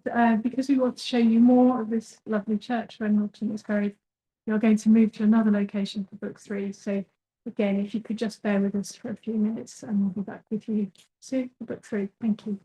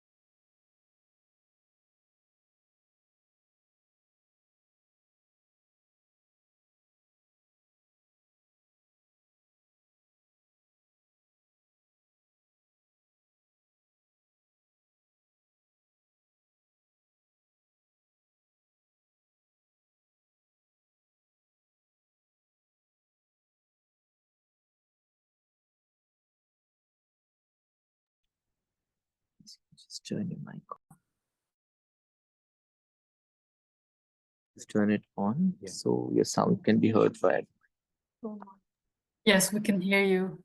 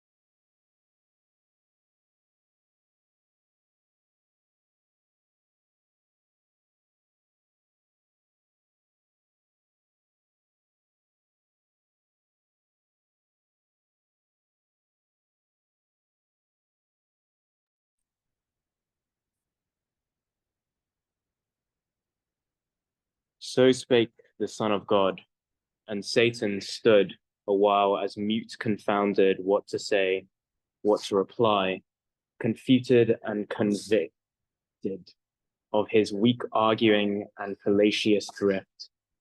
At length collecting all his serpent wiles, with soothing words renewed, him thus accosts.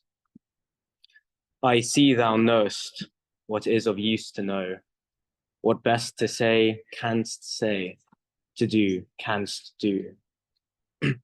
Thy actions to thy words accord, thy words to thy large heart give utterance due.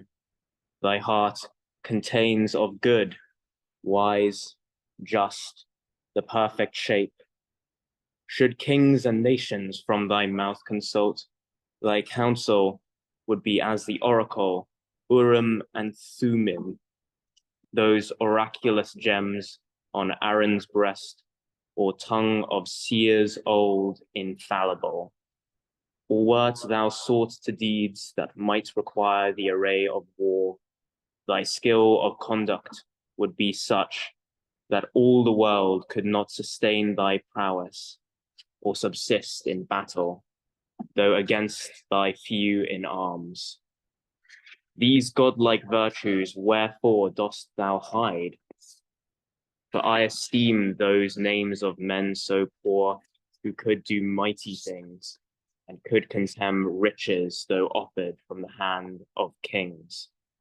And what in me seems wanting, but that I may also in this poverty as soon accomplish what they did, perhaps, and more. Extol not riches then, the toils of fools, the wise man's cumbrance, if not snare, more apt to slacken virtue and abate her edge, then prompt her to do aught may merit praise. What if with like aversion I reject riches and realms, yet not for that a crown, golden in show, is but a wreath of thorns, brings dangers, troubles, cares. I'm bringing the wrong pick. All right. Have you gone? Oh, okay. You just come Sorry, back. I flipped the wrong page. That's all right. Oh, so I'm reading book 2. That's all right. Can I go to the beginning of book 3 again? Sorry, I flipped the page and. Okay. Yeah. I'll begin. Line 21. These godlike virtues, wherefore dost thou hide? Affecting private life, or more obscure in savage wilderness, wherefore deprive all earth her wonder at thy acts, thyself the fame and glory, glory the reward, that soul excites to high attempts the flame of most erected spirits, most tempered, pure, ethereal, who all pleasures else despise, all treasures and all gain esteem as dross, and dignities and powers, all but the highest. Thy years are ripe and overripe, the son of Macedonian Philip, who had ere these won Asia, and the throne of Cyrus held at his dispose. Young Scipio had brought down the Carthaginian pride. Young Pompey quells the Pontic king, and in triumph had rode. Yet years, and to ripe years judgment mature, quench not the thirst of glory, but augment. Great Julius, whom now all the world admires, the more he grew in years, the more inflamed with glory, wept that he had lived so long inglorious.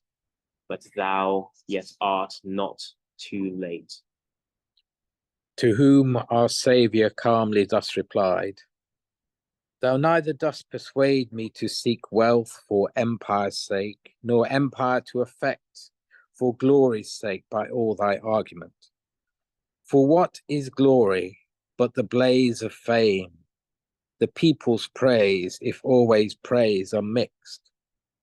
And what the people but a herd confused, a miscellaneous rabble who extol things vulgar and well-weighted, scarce worth the praise. They praise and they admire, they know not what.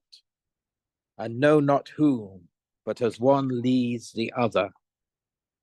And what delight to be by such extolled, to live upon their tongues and be their talk, of whom to be dispraised were no small praise. His lot who dares be singularly good. The intelligent among them and the wise are few, and glory scarce of few is raised. This is true glory and renown, when God, looking on the earth with approbation, marks the just man, and divulges him through heaven to all his angels, who with true applause recounts his praises. Thus he did to Job, when to extend his fame through heaven and earth, as thou to thy reproach thou mayst well remember, he asked thee, hast thou seen my servant Job? Famous he was in heaven, and on earth less known, where glory is false glory, attributed to things not glorious, men not worthy of fame. They err who count it glorious to subdue by conquest far and wide, to overrun large countries, and in field great battles win, great cities by assault. What do these worthies but rob and spoil, burn, slaughter, and enslave peaceful nations, neighboring or remote, make captive, yet deserving freedom more than those their conquerors, who leave behind nothing but ruin wheresoe'er they rove, and all the flourishing works of peace destroy, then swell with pride, and must be titled gods, great benefactors of mankind, deliverers, worshipped with temple, priest, and sacrifice. One is the son of Jove, of Mars the other, till conqueror death discover them scarce men, rowling in brutish vices and deformed, violent or shameful death their due reward. But if there be glory aught of good, it may by means far different be attained, without ambition, war, or violence, by deeds of peace, by wisdom eminent, by patience, temperance. I mention still him whom thy wrongs with saintly patience borne, made famous of a land and times obscure, who names not now with honor patient Job, or Socrates, who next more memorable, by what he taught and suffered for so doing, for truth's sake suffering death unjust, lives now equal in fame to proudest conquerors. Yet, if for fame and glory aught be done, aught suffered, if young African for fame, his wasted country freed from Punic rage, the deed becomes unpraised, the man at least, and loses, though but verbal, his reward.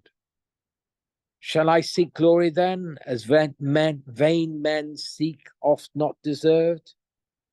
I seek not mine, but his who sent me, and thereby witness whence I am. To whom the tempter murmuring thus replied, think not so slight of glory, therein least resembling thy great father. He seeks glory, and for his glory all things made, all things orders and governs, not content in heaven by all his angels glorified, requires glory from men, from all men, good or bad, wise or unwise, no difference, no exemption. Above all sacrifice or hallowed gift, glory he requires, and glory he receives, promiscuous from all nations, Jew or Greek or barbarous, nor exception hath declared. From us his foes pronounced glory he exacts. To whom our Saviour fervently replied, and reason, since his word all things produced, so chiefly not for glory as prime end, but to show forth his goodness, and impart his good communicable to every soul, freely, of whom what could he less expect than glory and benediction? That is thanks, the slightest, easiest, readiest recompense from them who could return him nothing else, and not returning that would likeliest render contempt instead, dishonor, obloquy, hard recompense, unsuitable return for so much good, so much beneficence. But why should man seek glory of who of his own hath nothing, to whom nothing belongs but condemnation, ignominy, and shame, who for so many benefits received turned recreants to God, ingrate and false, and so of all true good himself despoiled, yet sacrilegious, to himself would take that which to God alone of right belongs. Yet so much bounty is in God, such grace, that who advance his glory, not their own, them he himself to glory will advance. So spake the Son of God, and here again, Satan had not to answer, but stood struck with guilt of his own sin, for he himself, insatiable of glory, had lost all, yet of another plea bethought him soon. Of glory as thou wilt, said he, so deem, worth or not worth the seeking, let it pass. But to a kingdom thou art born, ordained to sit upon thy father David's throne. By mother's side, thy father, though thy right be now in powerful hands, that will not part easily from possession won with arms. Judea now and all the promised land, reduct of province under Roman yoke, obeys Tiberius, nor is always ruled with temperate sway. Oft have they violated the temple, oft the law with foul affront, abominations rather, as did once Antiochus. And thinkst thou to regain thy right by sitting still or thus retiring? So did not Maccabeus. He indeed retired unto the desert, but with arms, and o'er a mighty king so oft prevailed, that by strong hand his family obtained, though priests the crown of David's throne usurped, with Modin and her suburbs once content. If kingdom move thee not, let move thee zeal and duty. Zeal and duty are not slow, but on occasions forelock watchful wait. They themselves rather are occasioned best. Zeal of thy father's house, duty to free thy country from her heathen servitude. So shalt thou best fulfill, best verify the prophets old who sing thy endless reign. The happier reign, the sooner it begins. Reign then, what canst thou better do the while? To whom our Saviour answered thus returned, all things are best fulfilled in their due time, and time there is for all things, truth hath said. If of my reign prophetic wit hath told that it shall never end, so when begin, the Father in his purpose hath decreed, he in whose hands all times and seasons roll. What he hath decreed, that I shall first be tried in humble state, and things adverse by tribulations, injuries, insults, contempts and scorns and snares and violence. Suffering, abstaining, quietly expecting, without trust or doubt, that he may know what I can suffer, how obey. Who best can suffer, best do, best reign, who first well hath obeyed. Just trial ere I merit my exaltation without change or end.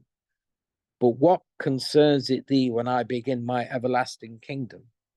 Why art thou solicitous? What moves thy inquisition? Knowest thou not my rising is thy fall, and my promotion will be thy destruction? To whom the tempter, inly racked, replied, let that come when it comes. All hope is lost of my reception into grace. What worse? For where no hope is left no fear. If there be worse, The expectation more of worse torments me than the feeling can. I would be at the worst. Worst is my port, my harbor, and my ultimate repose. The end I would attain, my final good. My error was my error, and my crime, my crime. Whatever for itself condemned, and will alike be punished, whether thou reign or reign not, though to that gentle brow willingly I could fly, and hope thy reign. From that placid aspect and meek regard, rather than aggravate my evil state, would stand between me and thy father's ire, whose ire I dread more than the fires of hell, a shelter and a kind of shading cool interposition, as a summer's cloud. If I then to the worst that can be hast, why move thy feet so slow to what is best? Happiest both to thyself and all the world, that thou who worthiest art shouldst be their king. Perhaps thou lingerest in deep thoughts detained of the enterprise so hazardous and high. No wonder, for though in thee be united, what of perfection can in man be found, or human nature can receive? Consider thy life hath yet been private, most part spent at home, scarce viewed the Galilean towns, and once a year Jerusalem, few days short sojourn. And what thence couldst thou observe? The world thou hast not seen, much less her glory, empires and monarchs and their radiant courts, best school of best experience, quickest in sight in all things that to great actions led. The wisest, unexperienced, will be ever timorous and loth, with novice modesty, as he who seeking asses found a kingdom irresolute, unhardy, unadventurous, but I will bring thee where thou soon shalt quit those rudiments, and see before thine eyes the monarchies of the earth, their pomp and state, sufficient introduction to inform thee of thyself so apt in regal arts and regal mysteries, that thou mayst know how best their opposition to withstand. With that, such power was given him then. He took the Son of God up to a mountain high. It was a mountain at whose verdant feet a spacious plain outstretched in circuit wide lay pleasant. From his side 2 rivers flowed, the one winding, the other straight, and left between fair Champagne with less rivers intervened, than meeting joined their tribute to the sea. Fertile of corn, the glebe of oil and wine, with herds the pasture strong, with flocks the hills, huge cities and high-towered, that well might seem the seats of mightiest monarchs, and so large this prospect was, that here and there was room for barren desert, fountainless and dry. To this high mountain top the tempter brought our Saviour, a new train of words began. Well have we speeded, and o'er hill and dale, forest and field and flood, temples and towers, cut shorter many a league. Here thou beholdest Assyria and her empire's ancient bounds, Araxes and the Caspian lake, thence on as far as Indus east, Euphrates west, and off beyond to south the Persian Bay, and inaccessible the Arabian droughts. Here Nineveh, of length within her walls, several days' journey built by Ninus old, of that first golden monarchy, the seat of Salmanassar, whose success Israel in long captivity still mourns. There Babylon, the wonder of all tongues and ancient, but rebuilt by him twice Judah and all thy father's David's house led captive, and Jerusalem laid waste till Cyrus set them free. Persepolis, his city there thou seest, and Bactra there. Ecbatana, her structure vast there shows, and Hecatopilos, 100 gates, Their Susa by Cloaspes' amber stream, the drink of none but kings. Of later fame built by Emathian and by Parthian hands, the great Seleucia, Nisibis, and there Artaxa, Pterodon, Ctesiphon, tuning with easy eye thou mayest behold. All these are Parthian now ages past, the great Arsaces led, who found first that empire under his dominion holds from the luxurious kings of Antioch won. And yet in time thou comest to have a view of his great power. For now the Parthian king of Ctesiphon hath gathered all his host against the Scythian, whose incursions wild have wasted Sogdiana.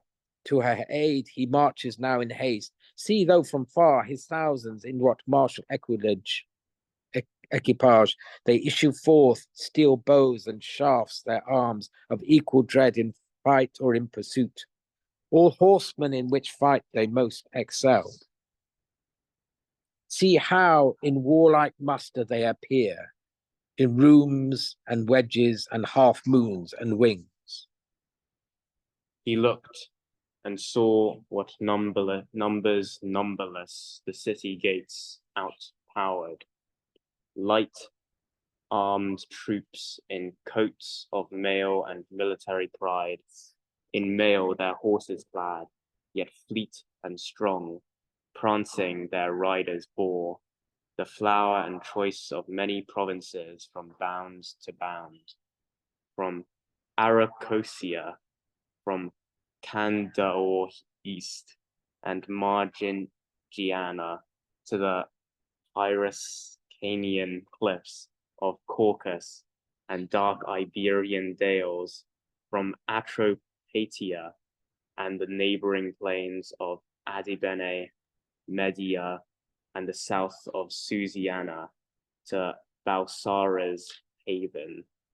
He saw them in their forms of battle ranged, how quickly they wheeled, and flying behind them shot sharp fleets of arrowy showers against the face of their pursuers, and overcame by flight. The field all iron cast a gleaming brown, nor wanted clouds of foot, nor on each horn cuirassiers all in steel for standing fight, chariots or elephants endorsed with towers of archers, nor of laboring pioneers, a multitude with spades and axes armed, to lay hills plain, fell woods, or valleys fill, or where plain was raised hill, or overlay with bridges, rivers proud, as with a yoke, mules after these, camels and dromedaries, and wagons fraught with utensils of war. Such forces met not, nor so wide a camp, when Agrican with all his northern powers besieged Albracca, as romancers tell, the city of Gallaphrone, from thence to win the fairest of her sex, Anglica, his daughter, sought by many prowest knights, both Paynim and the peers of Charlemagne, such and so numerous was their chivalry, at sight whereof the fiend yet more presumed, and to our Saviour thus his words renewed. That thou mayest know, I seek not to engage thy virtue, and not every way secure on no slight grounds thy safety. Hear and mark to what end I have brought thee thither and shown all this fair sight. Thy kingdom, though foretold by prophet or by angel, unless thou endeavour as thy father David did, thou never shalt obtain. Prediction still in all things and all men supposes means, without meanest used, what it predicts revokes.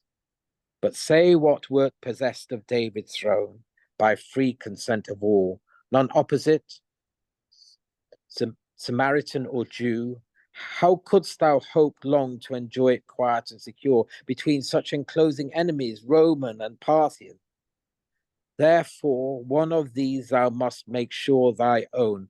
The Parthian first, by my advice, as near and of late found able by invasion to annoy thy country, and captive lead away her kings, Antigonus and old Hyrcanus bound, Morga the Roman. It shall be my task to render thee the Parthian at dispose. Choose which thou wilt, by conquest or by league. By him thou shalt regain, without him not. That which alone can truly reinstall thee in David's royal seat, his true successor, deliverance of thy brethren, those 10 tribes whose offspring in his territory yet serve in harbour, and among the Medes dispersed 10 sons of Jacob, 2 of Joseph lost us long from Israel, serving as of old thy fathers in the land of Egypt served, this offer sets before thee to deliver. These, if from servitude thou shalt restore to their inheritance, then, nor till then, thou on the throne of David in full glory from Egypt to Euphrates and beyond shall reign, and Rome or Caesar need not fear. To whom our Saviour answered thus unmoved. Much ostentation vain of fleshly arm and fragile arms, much instrument of war long in preparing, soon to nothing brought, before mine eyes thou hast set, and in my ear vented much policy, and projects deep of enemies, of aids, battles, and leagues, plausible to the world, to me worth naught. Means I must use, thou sayest, prediction else will unpredict and fail me of the throne. My time I told thee, and that time for thee were better farthest off, is not yet come. When that comes, think not thou to find me slack on my part aught endeavouring, or to need thy politic maxims, or that cumbersome luggage of war there shown me, arguments of human weakness rather than of strength. My brethren, as thou callest them, those 10 tribes I must deliver, if I mean to reign David's true heir, and his full scepter sway to just extent over all Israel's sons. But whence to thee this zeal? Where was it then for Israel, or for David, or his throne, when thou stoodst up his tempter to the pride of numbering Israel, which cost the lives of 70,010 Israelites by 3 days' pestilence? Such was thy zeal to Israel then, the same that now to me. As for those captive tribes, themselves were they who wrought their own captivity, fell off from God to worship Calves, the deities of Egypt, Baal next, and Ashtaroth. All the idolatries of heathen round, besides their other worse than heathenish crimes, nor in the land of their captivity humbled themselves, or penitent besought the God of their forefathers, but so died impenitent, and left the race behind like to themselves, distinguishable scarce from Gentiles, but by circumcision vain, and God with idols in their worship joined. Should I of these the liberty regard, who freed, as to their ancient patrimony, unhumbled, unrepentant, unreformed, headlong would follow, and to their gods perhaps of Bethel and of Dan? No, let them serve their enemies, who serve idols with God. Yet he at length, time to himself best known, remembering Abraham by some wondrous call, may bring them back, repentant and sincere, and at their passing cleave the Assyrian flood, while to their native land with joy they hast, as the Red Sea and Jordan once he cleft, when to the promised land their fathers passed. To his due time and providence I leave them. So spake Israel's true king, and to the fiend made answer meet, that made void all his wiles. So fares it when truth falsehood contends. The end of third book.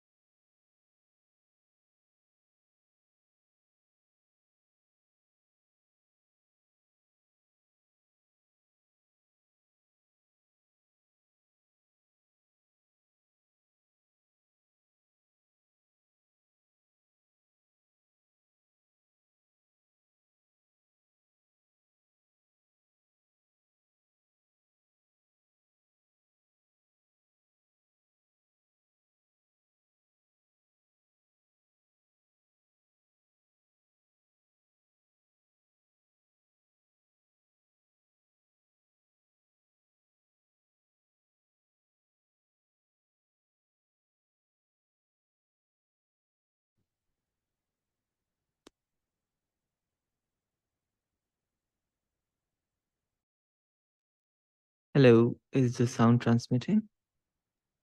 Yes, we can hear you.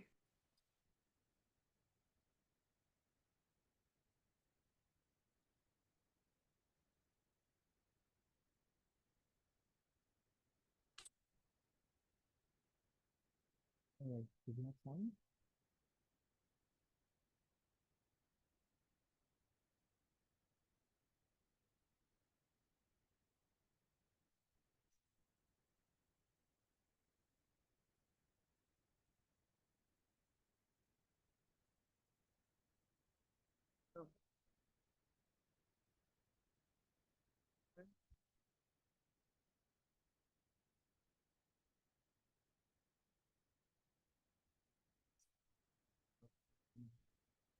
Sound is breaking. Do you introduce the book? You want me to start? Will you just tell me when to go, please?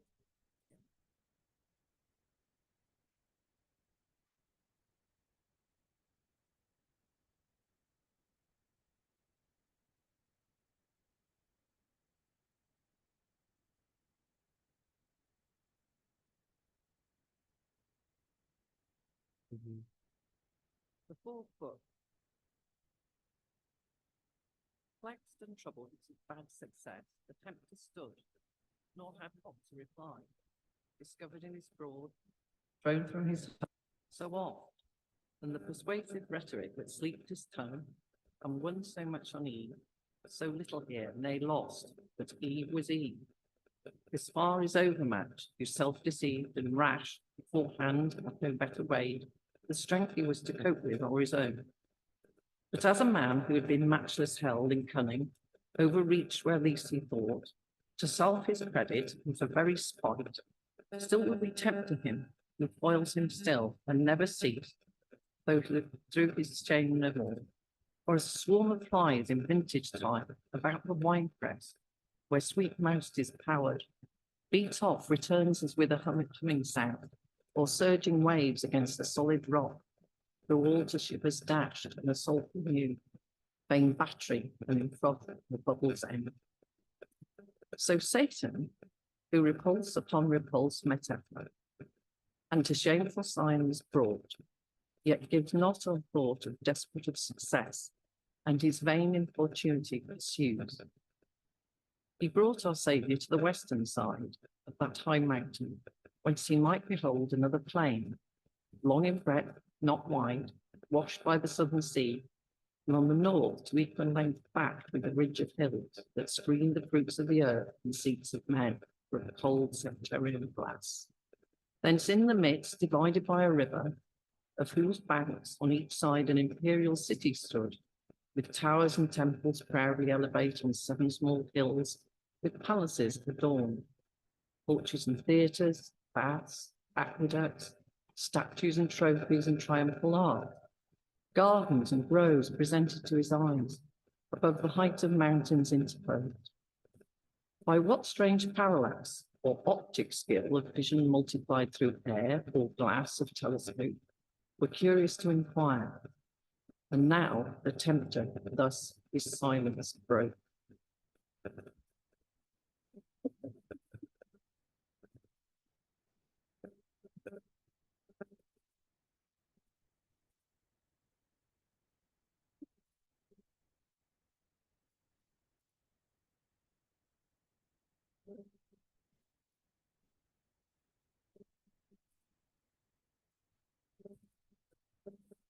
The city which thou seest no other being than great and glorious Rome, queen of the earth, so far renowned, and with the spoils enriched of nations.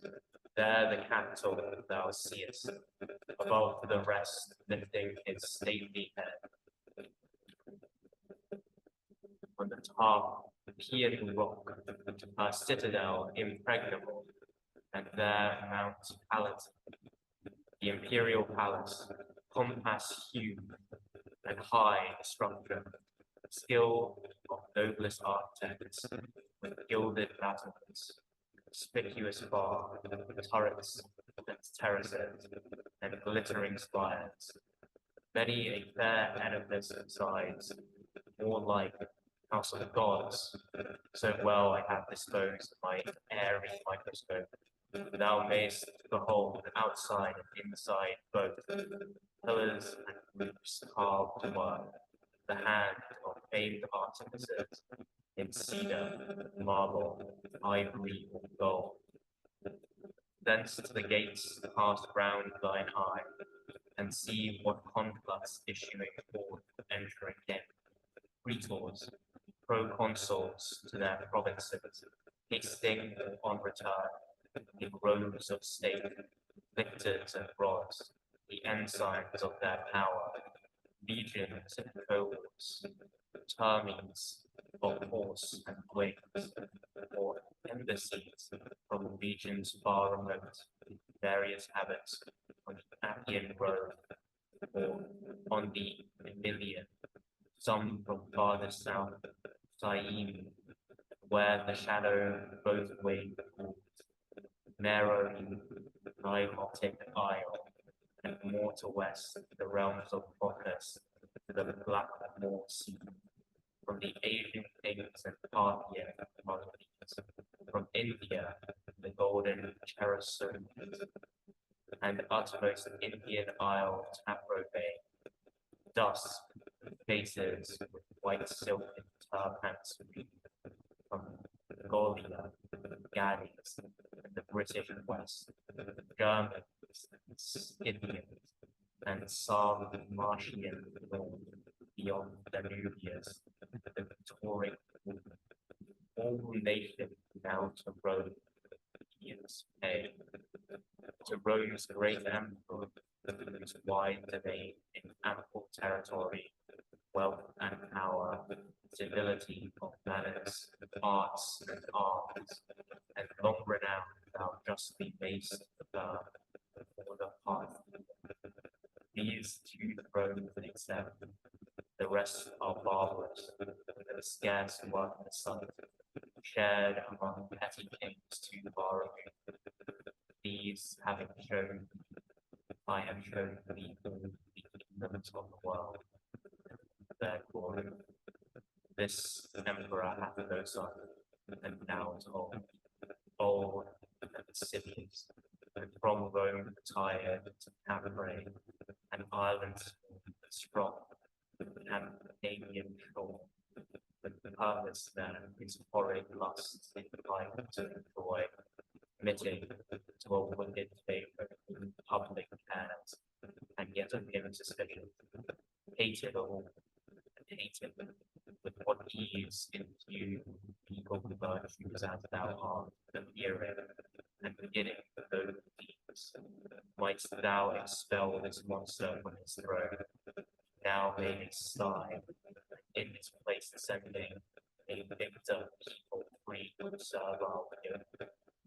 And with my help thou mayst, to me the power is given, by that right I give it thee. Aim therefore at no less than the world. Aim at the highest, without the highest attain, will be beneath no sinning, not long for David's throne, be prophesying what it will.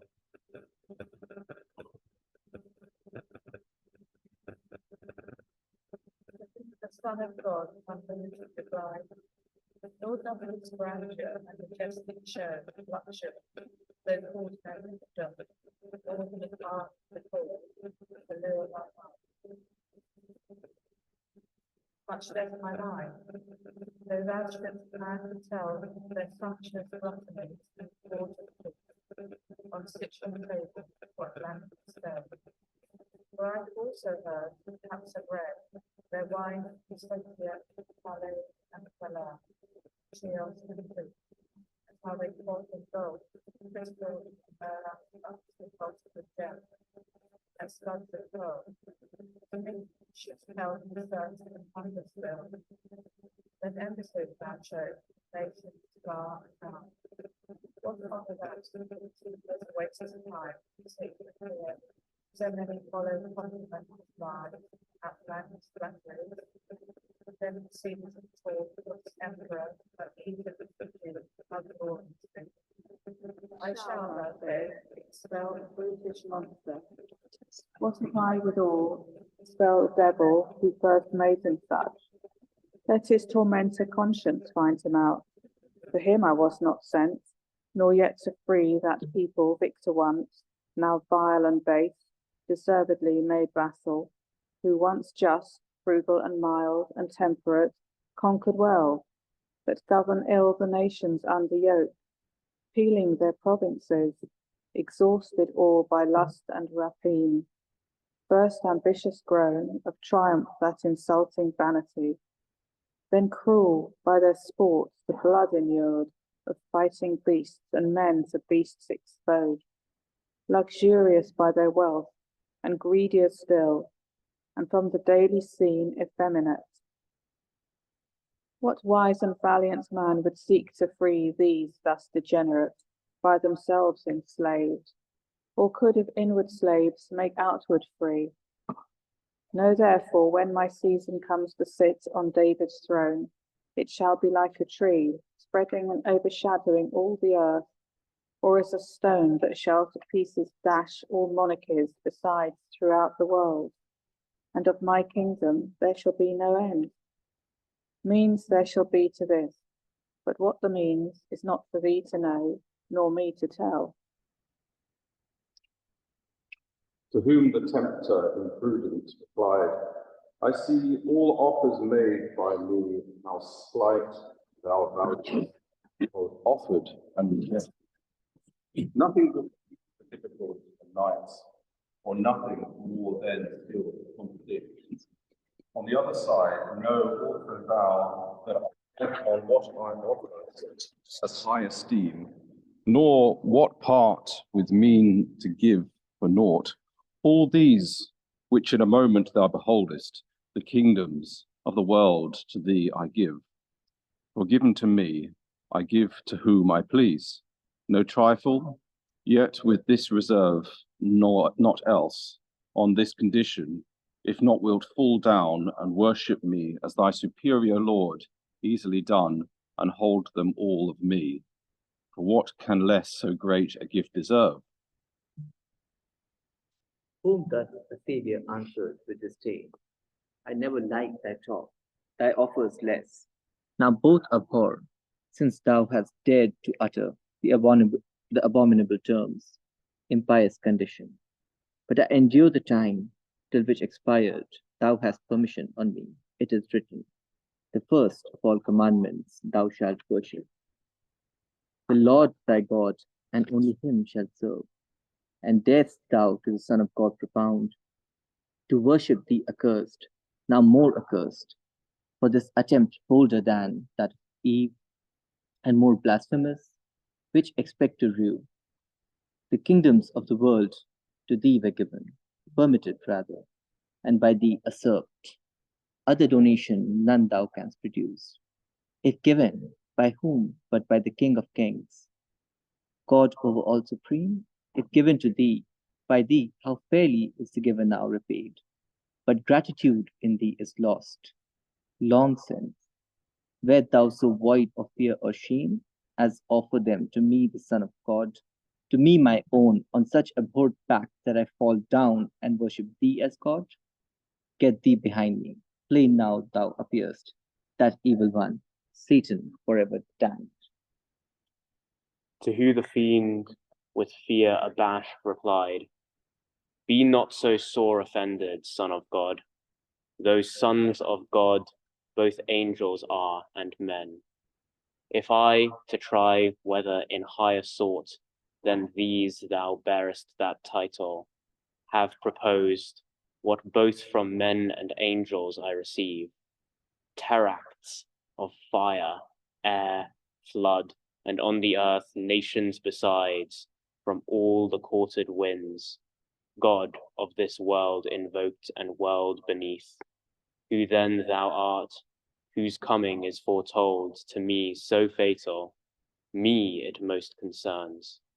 The trial hath indamaged thee no way, rather more honor left and more esteem, me naught advantaged, missing what I aimed.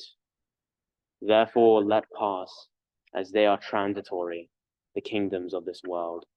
I shall no more advise thee, gain them as thou canst or not, and thou thyself seemst otherwise inclined than to a worldly crown, addicted more to contemplation and profound dispute, as by that early action may be judged, when slipping from thy mother's eye thou wentest alone into the temple.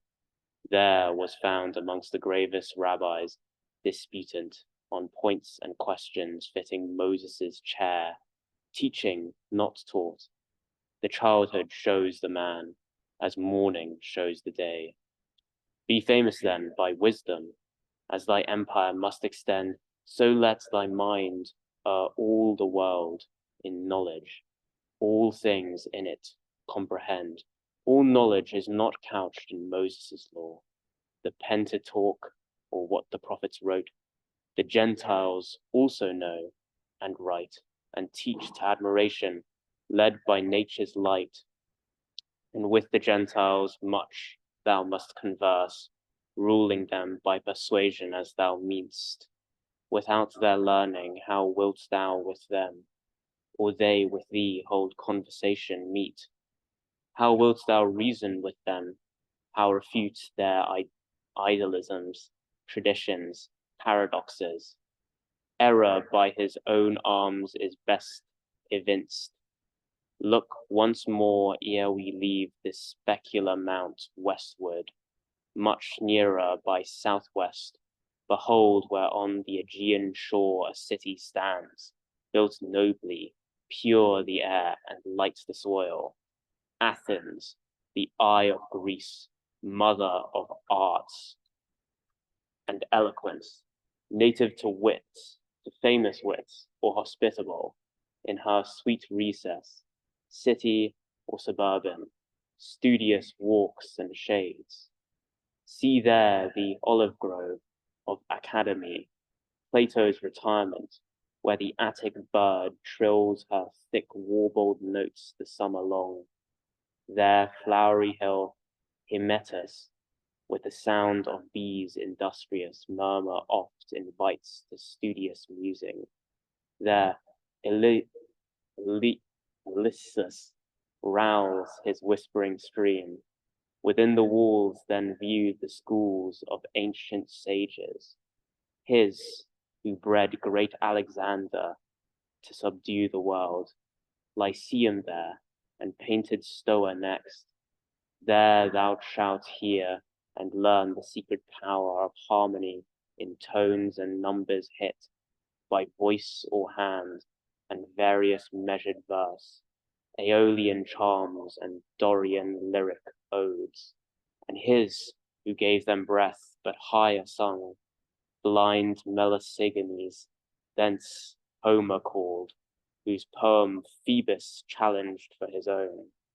Thence what the lofty grave tragedians taught in chorus or iambic, teaches best of moral prudence, with delight received in brief sententious precepts, while they treat of fate and chance and change in human life, high actions and high passions best describing, thence to the famous orators repaid, those ancient whose resistless eloquence wielded at will that fierce democracy, shook the arsenal and fulmined over Greece, to Macedon and Artaxerxes' throne. To sage philosophy next lend thine ear. From heaven descended to the low-roofed house of Socrates, see there his tenement, whom well-inspired the oracle pronounced wisest of men, from whose mouth issued forth mellifluous streams that watered all the schools of academies old and new, with those surnamed Peripatetics, and the sect Epicurean, and the Stoics severe. These here revolve, or as thou likest, at home, till time mature thee to a kingdom's weight. These rulers will render thee a king complete within thyself, much more with empire joined.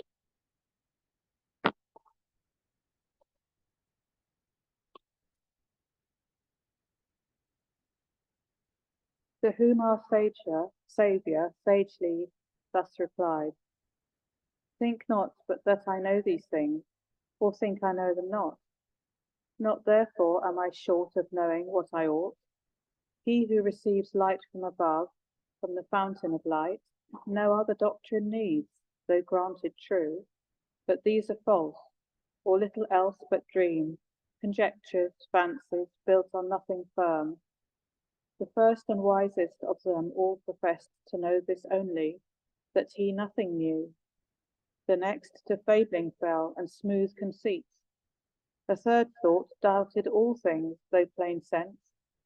Others in virtue placed felicity, but virtue joined with riches and long life, in corporal pleasure he, and careless ease. The Stoic last in philosophic pride, by him called virtue. And his virtuous man, wise, perfect in himself, and all possessing, equal to God, oft shames not to prefer, as fearing God nor man, contemning all, wealth, pleasure, pain or torment, death and life, which when he lists he leaves, or boasts he can, for all his tedious talk is but vain boast, or subtle shift, conviction to evade. Alas, what can they teach and not mislead? Ignorant of themselves, of God much more, and how the world began, and how man fell, degraded by himself, on grace depending. Much of the soul they talk, but all awry, and in themselves seek virtue, and to themselves all glory arrogate, to God give none. Rather accuse him under usual names, fortune and fate, as one regardless quite of mortal things. Who therefore seeks in these true wisdom finds her not, or by delusion far worse, her false resemblance only meets, an empty cloud. However many books wise men have said are wearisome, who reads incessantly, and whose reading brings not a spirit and judgment equal or superior, and what he brings, what needs he elsewhere seek? Uncertain and unsettled still remains, deep versed in books and shallow in himself, crude or intoxicate, collecting toys and trifles for choice matters, worth a sponge, as children gathering pebbles on the shore. Or if I would delight my private hours with music or with poem, where so soon as in our native language can I find that solace? All our lore and story strewed with hymns, our psalms with artful terms inscribed, our Hebrew songs and harps in Babylon, that pleased so well our victor's ear, declare that rather Greece from us these arts derived. Ill imitated, while they loudest sing the vices of their deities and their own, in fable, hymn, or song, so personating their gods ridiculous, and themselves past shame. Remove their swelling epithets, thick laid as varnish on a harlot's cheek, the rest thin sown with aught of profit or delight, will far be found unworthy to compare with Zion's songs. To all true tastes excelling, where God is praised aright, and godlike men, the holiest of holies, and his saints. Such are from God inspired, not such from thee, unless where moral virtue is expressed by light of nature, not in all quite lost. Their orators thou then extollest, as those the top of eloquence, statists indeed, and lovers of their country, as may seem, but herein to our prophets far beneath, as men divinely taught and better teaching solid rules of civil government in their majestic, unaffected style than all the oratory of Greece and Rome. In them is plainest taught and easiest learned what makes a nation happy and keeps it so, what ruins kingdoms and lays cities flat, These only with our law best form a king. So spake the Son of God, but Satan now, quite at a loss for all his darts were spent, thus to our Saviour, with stern blow, replied, Since neither wealth nor honour, arms nor arts, kingdom nor empire pleases thee, nor aught by me proposed in life completive, or active, tended by glory or fame, what dost thou in this world? The wilderness for thee is fittest place. I found thee there, and thither we will return thee. Yet remember, for what I foretell thee, soon thou shalt have cause. To wish thou never hadst rejected thus nicely or cautiously my offered aid, which would have set thee in short time with ease on David's throne, or throne of all the world. Now at full age, fullness of time, thy season, with prophecies of thee are best fulfilled. Now contrary, if I read aught in heaven, or heaven write aught of fate, by what the stars voluminous or single characters in their conjunction met, give me to spell, sorrows and labors, opposition, hate, attends thee, scorns, reproaches, injuries, violence and stripes, and lastly cruel death, a kingdom they portend thee. But what kingdom, real or allegoric, I discern not, nor when eternal sure, as without end, without beginning, for no date prefixed directs me in the starry rubric set.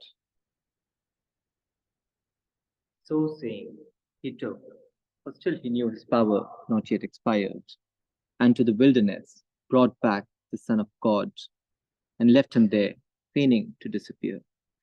Darkness now rose, as daylight sunk, and brought in lowering night, her shadowy offspring, unsubstantial both. Privation mere of light and absent day, our Saviour meek and with untroubled mind, after his airy jaunt, though hurried sore, hungry and cold betook him to his rest. Wherever, under some concourse of shades, whose branching arms thick intertwined might shield, from dews and damps of night his sheltered head, but sheltered slept in vain, for at his head the tempter watched, and soon with ugly dreams disturbed his sleep. And either tropic now can thunder, and both ends of heaven the clouds, from many a horrid drift abortive poured, fierce rain with lightning mixed, water with fire, in ruin reconciled. Nor slept the winds within their stony caves, but rushed abroad from the four hinges of the world and fell on the vexed wilderness, whose tallest pines, through rooted deep as high and sturdiest oaks, both their stiff necks, loaden with stormy blast, or torn up sheer. Ill wast thou shrouded then, O patient Son of God, yet only stoodst, unshaken, nor yet stayed the terror there. Infernal ghosts and hellish furies round environed thee. Some howled, some yelled, some shrieked, some bent at thee their fiery darts, while thou satst unappalled in calm and sinless peace.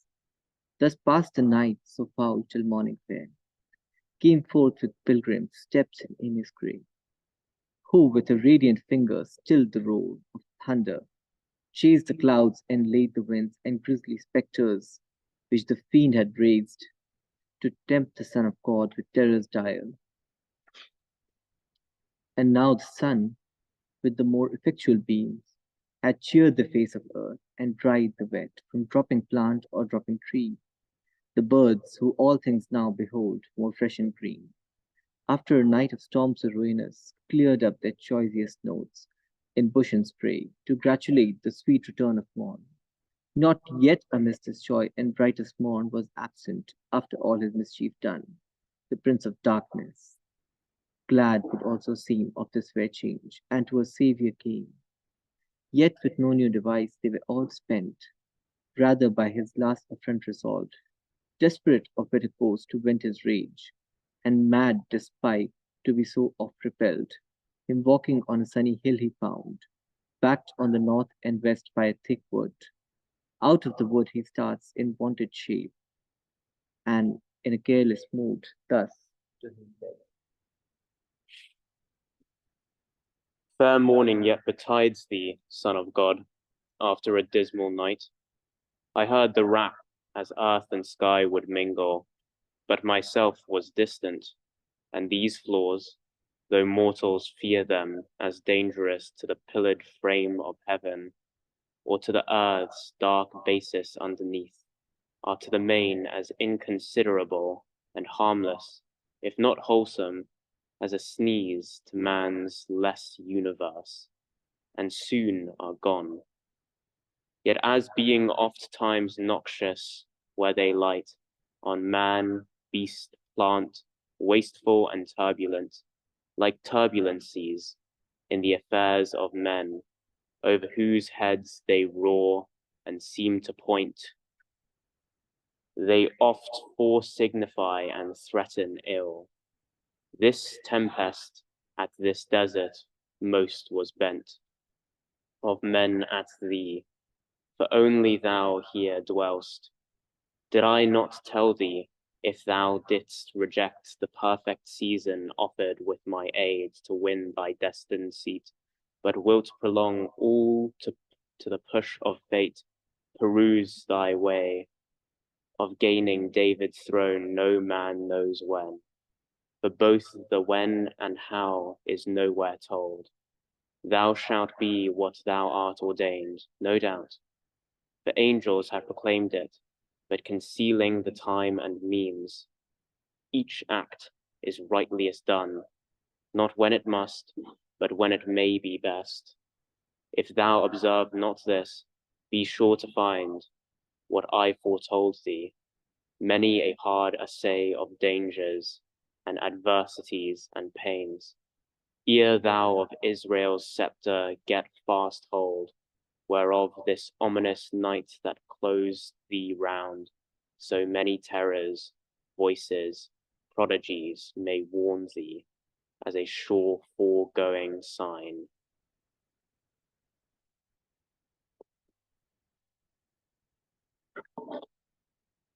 So talked he while the Son of God went on, and stayed not, but in brief answered him thus. Me worse than wet thou findest not.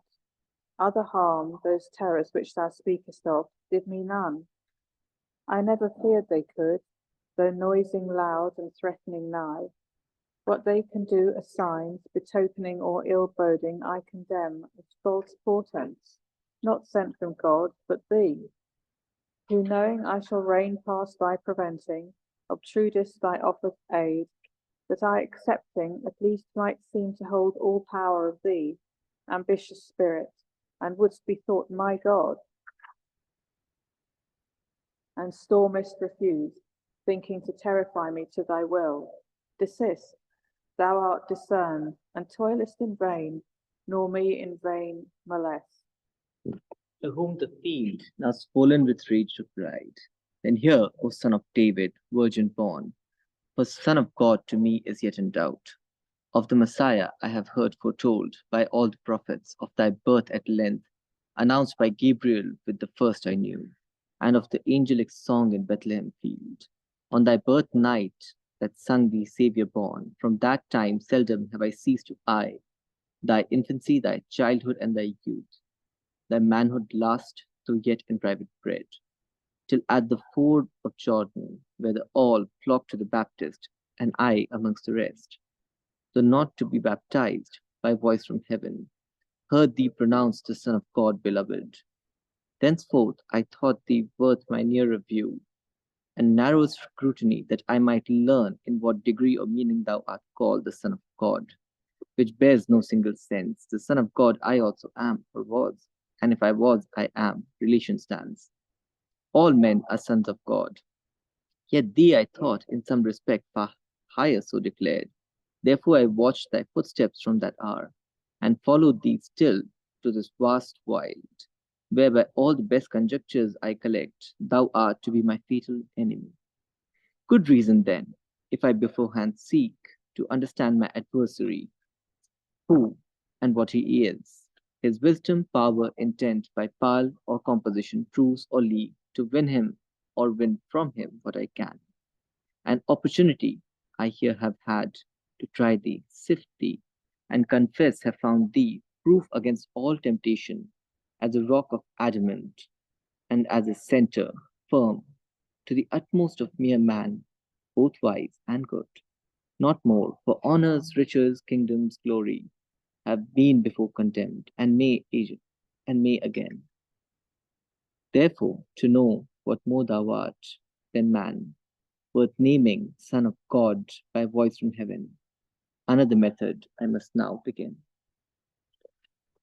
So saying, he caught him up, and without wing of hippogriff bore through the air sublime, over the wilderness and o'er the plain, till underneath them fair Jerusalem, the holy city, lifted high her towers, and higher yet the glorious temple reared her pile, far off appearing like a mount of alabaster, topped with golden spires. There, on the highest pinnacle, he set the Son of God, and added thus in scorn. There stand, if thou wilt stand, to stand upright will ask thee skill. I to thy father's house have brought thee, and highest place, highest is best. Now show thy progeny, if not to stand, cast thyself down, safely if Son of God. For it is written, he will give commands concerning thee to his angels. In their hands they shall uplift thee, lest at any time thou chance to dash thy foot against a stone.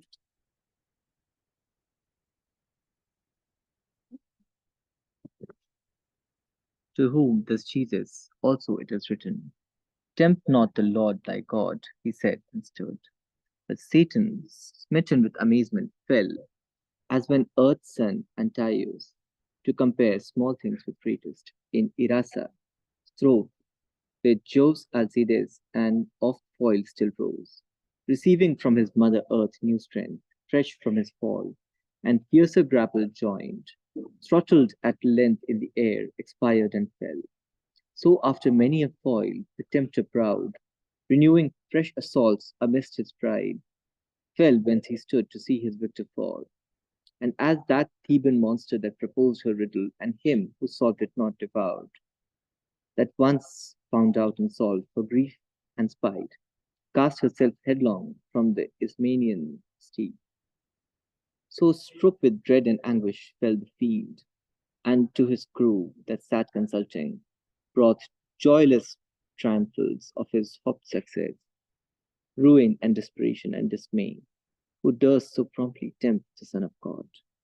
So Satan fell, and straight a fiery globe of angels on full sail of wing flew nigh, who on their plumy vans received him soft from his uneasy station and upbore, as on a floating couch through the blithe air, there in a flowery valley set him on a green bank, and set before him spread a table of celestial food divine, ambrosial fruits fetched from the tree of life, and from the fount of life ambrosial drink, that soon refreshed him wearied and repaired. What hunger, if aught hunger had impaired, or thirst, and as he fed, angelic choirs sung heavenly anthems of his victory over temptation and the tempter proud. True image of the Father, whether throned in the bosom of bliss and light of light conceiving, or remote from heaven, enshrined in the fleshly tabernacle and human form, wandering the wilderness, whatever place, habit, or state, or motion, still expressing the Son of God, with godlike force endued against the attempter of thy Father's throne, and thief of paradise. Him long of old didst thou debel, and down from heaven cast with all his army. Now thou hast avenged, supplanted Adam, and by vanquishing temptation hast regained lost paradise, and frustrated the conquest fraudulent. He never more henceforth will dare set foot in paradise to tempt. His snares are broke, for though that seat of earthly bliss be failed, a fairer paradise is founded now for Adam and his chosen sons, whom thou a saviour art come down to reinstall, where they shall dwell secure, when time shall be of tempter and temptation without fear. But thou, infernal serpent, shalt not long rule in the clouds. Like an autumnal star or lightning, thou shalt fall from heaven, trodden down under his feet. For proof, ere this thou feel'st thy wound, yet not thy last and deadliest wound by this repulse receive, and hold'st in hell no triumph. In all her gates Abaddon rues thy bold attempt. Hereafter learn with awe to dread the Son of God. He, all unarmed, shall chase thee with the terror of his voice from thy demonic holds. Possession foul, thee and thy legions, yelling they shall fly, and beg to hide them in a herd of swine, lest he command them down into the deep, bound, and to torment sent before their time.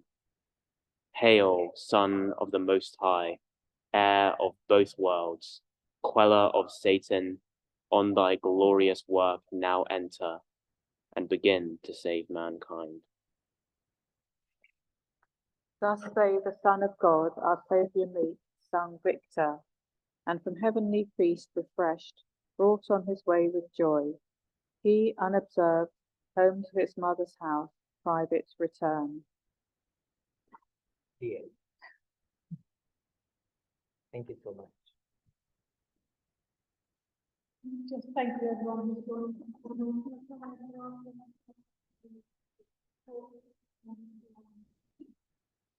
And so then to St Giles Cripplegate.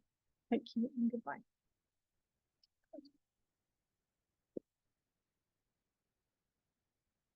Thank you.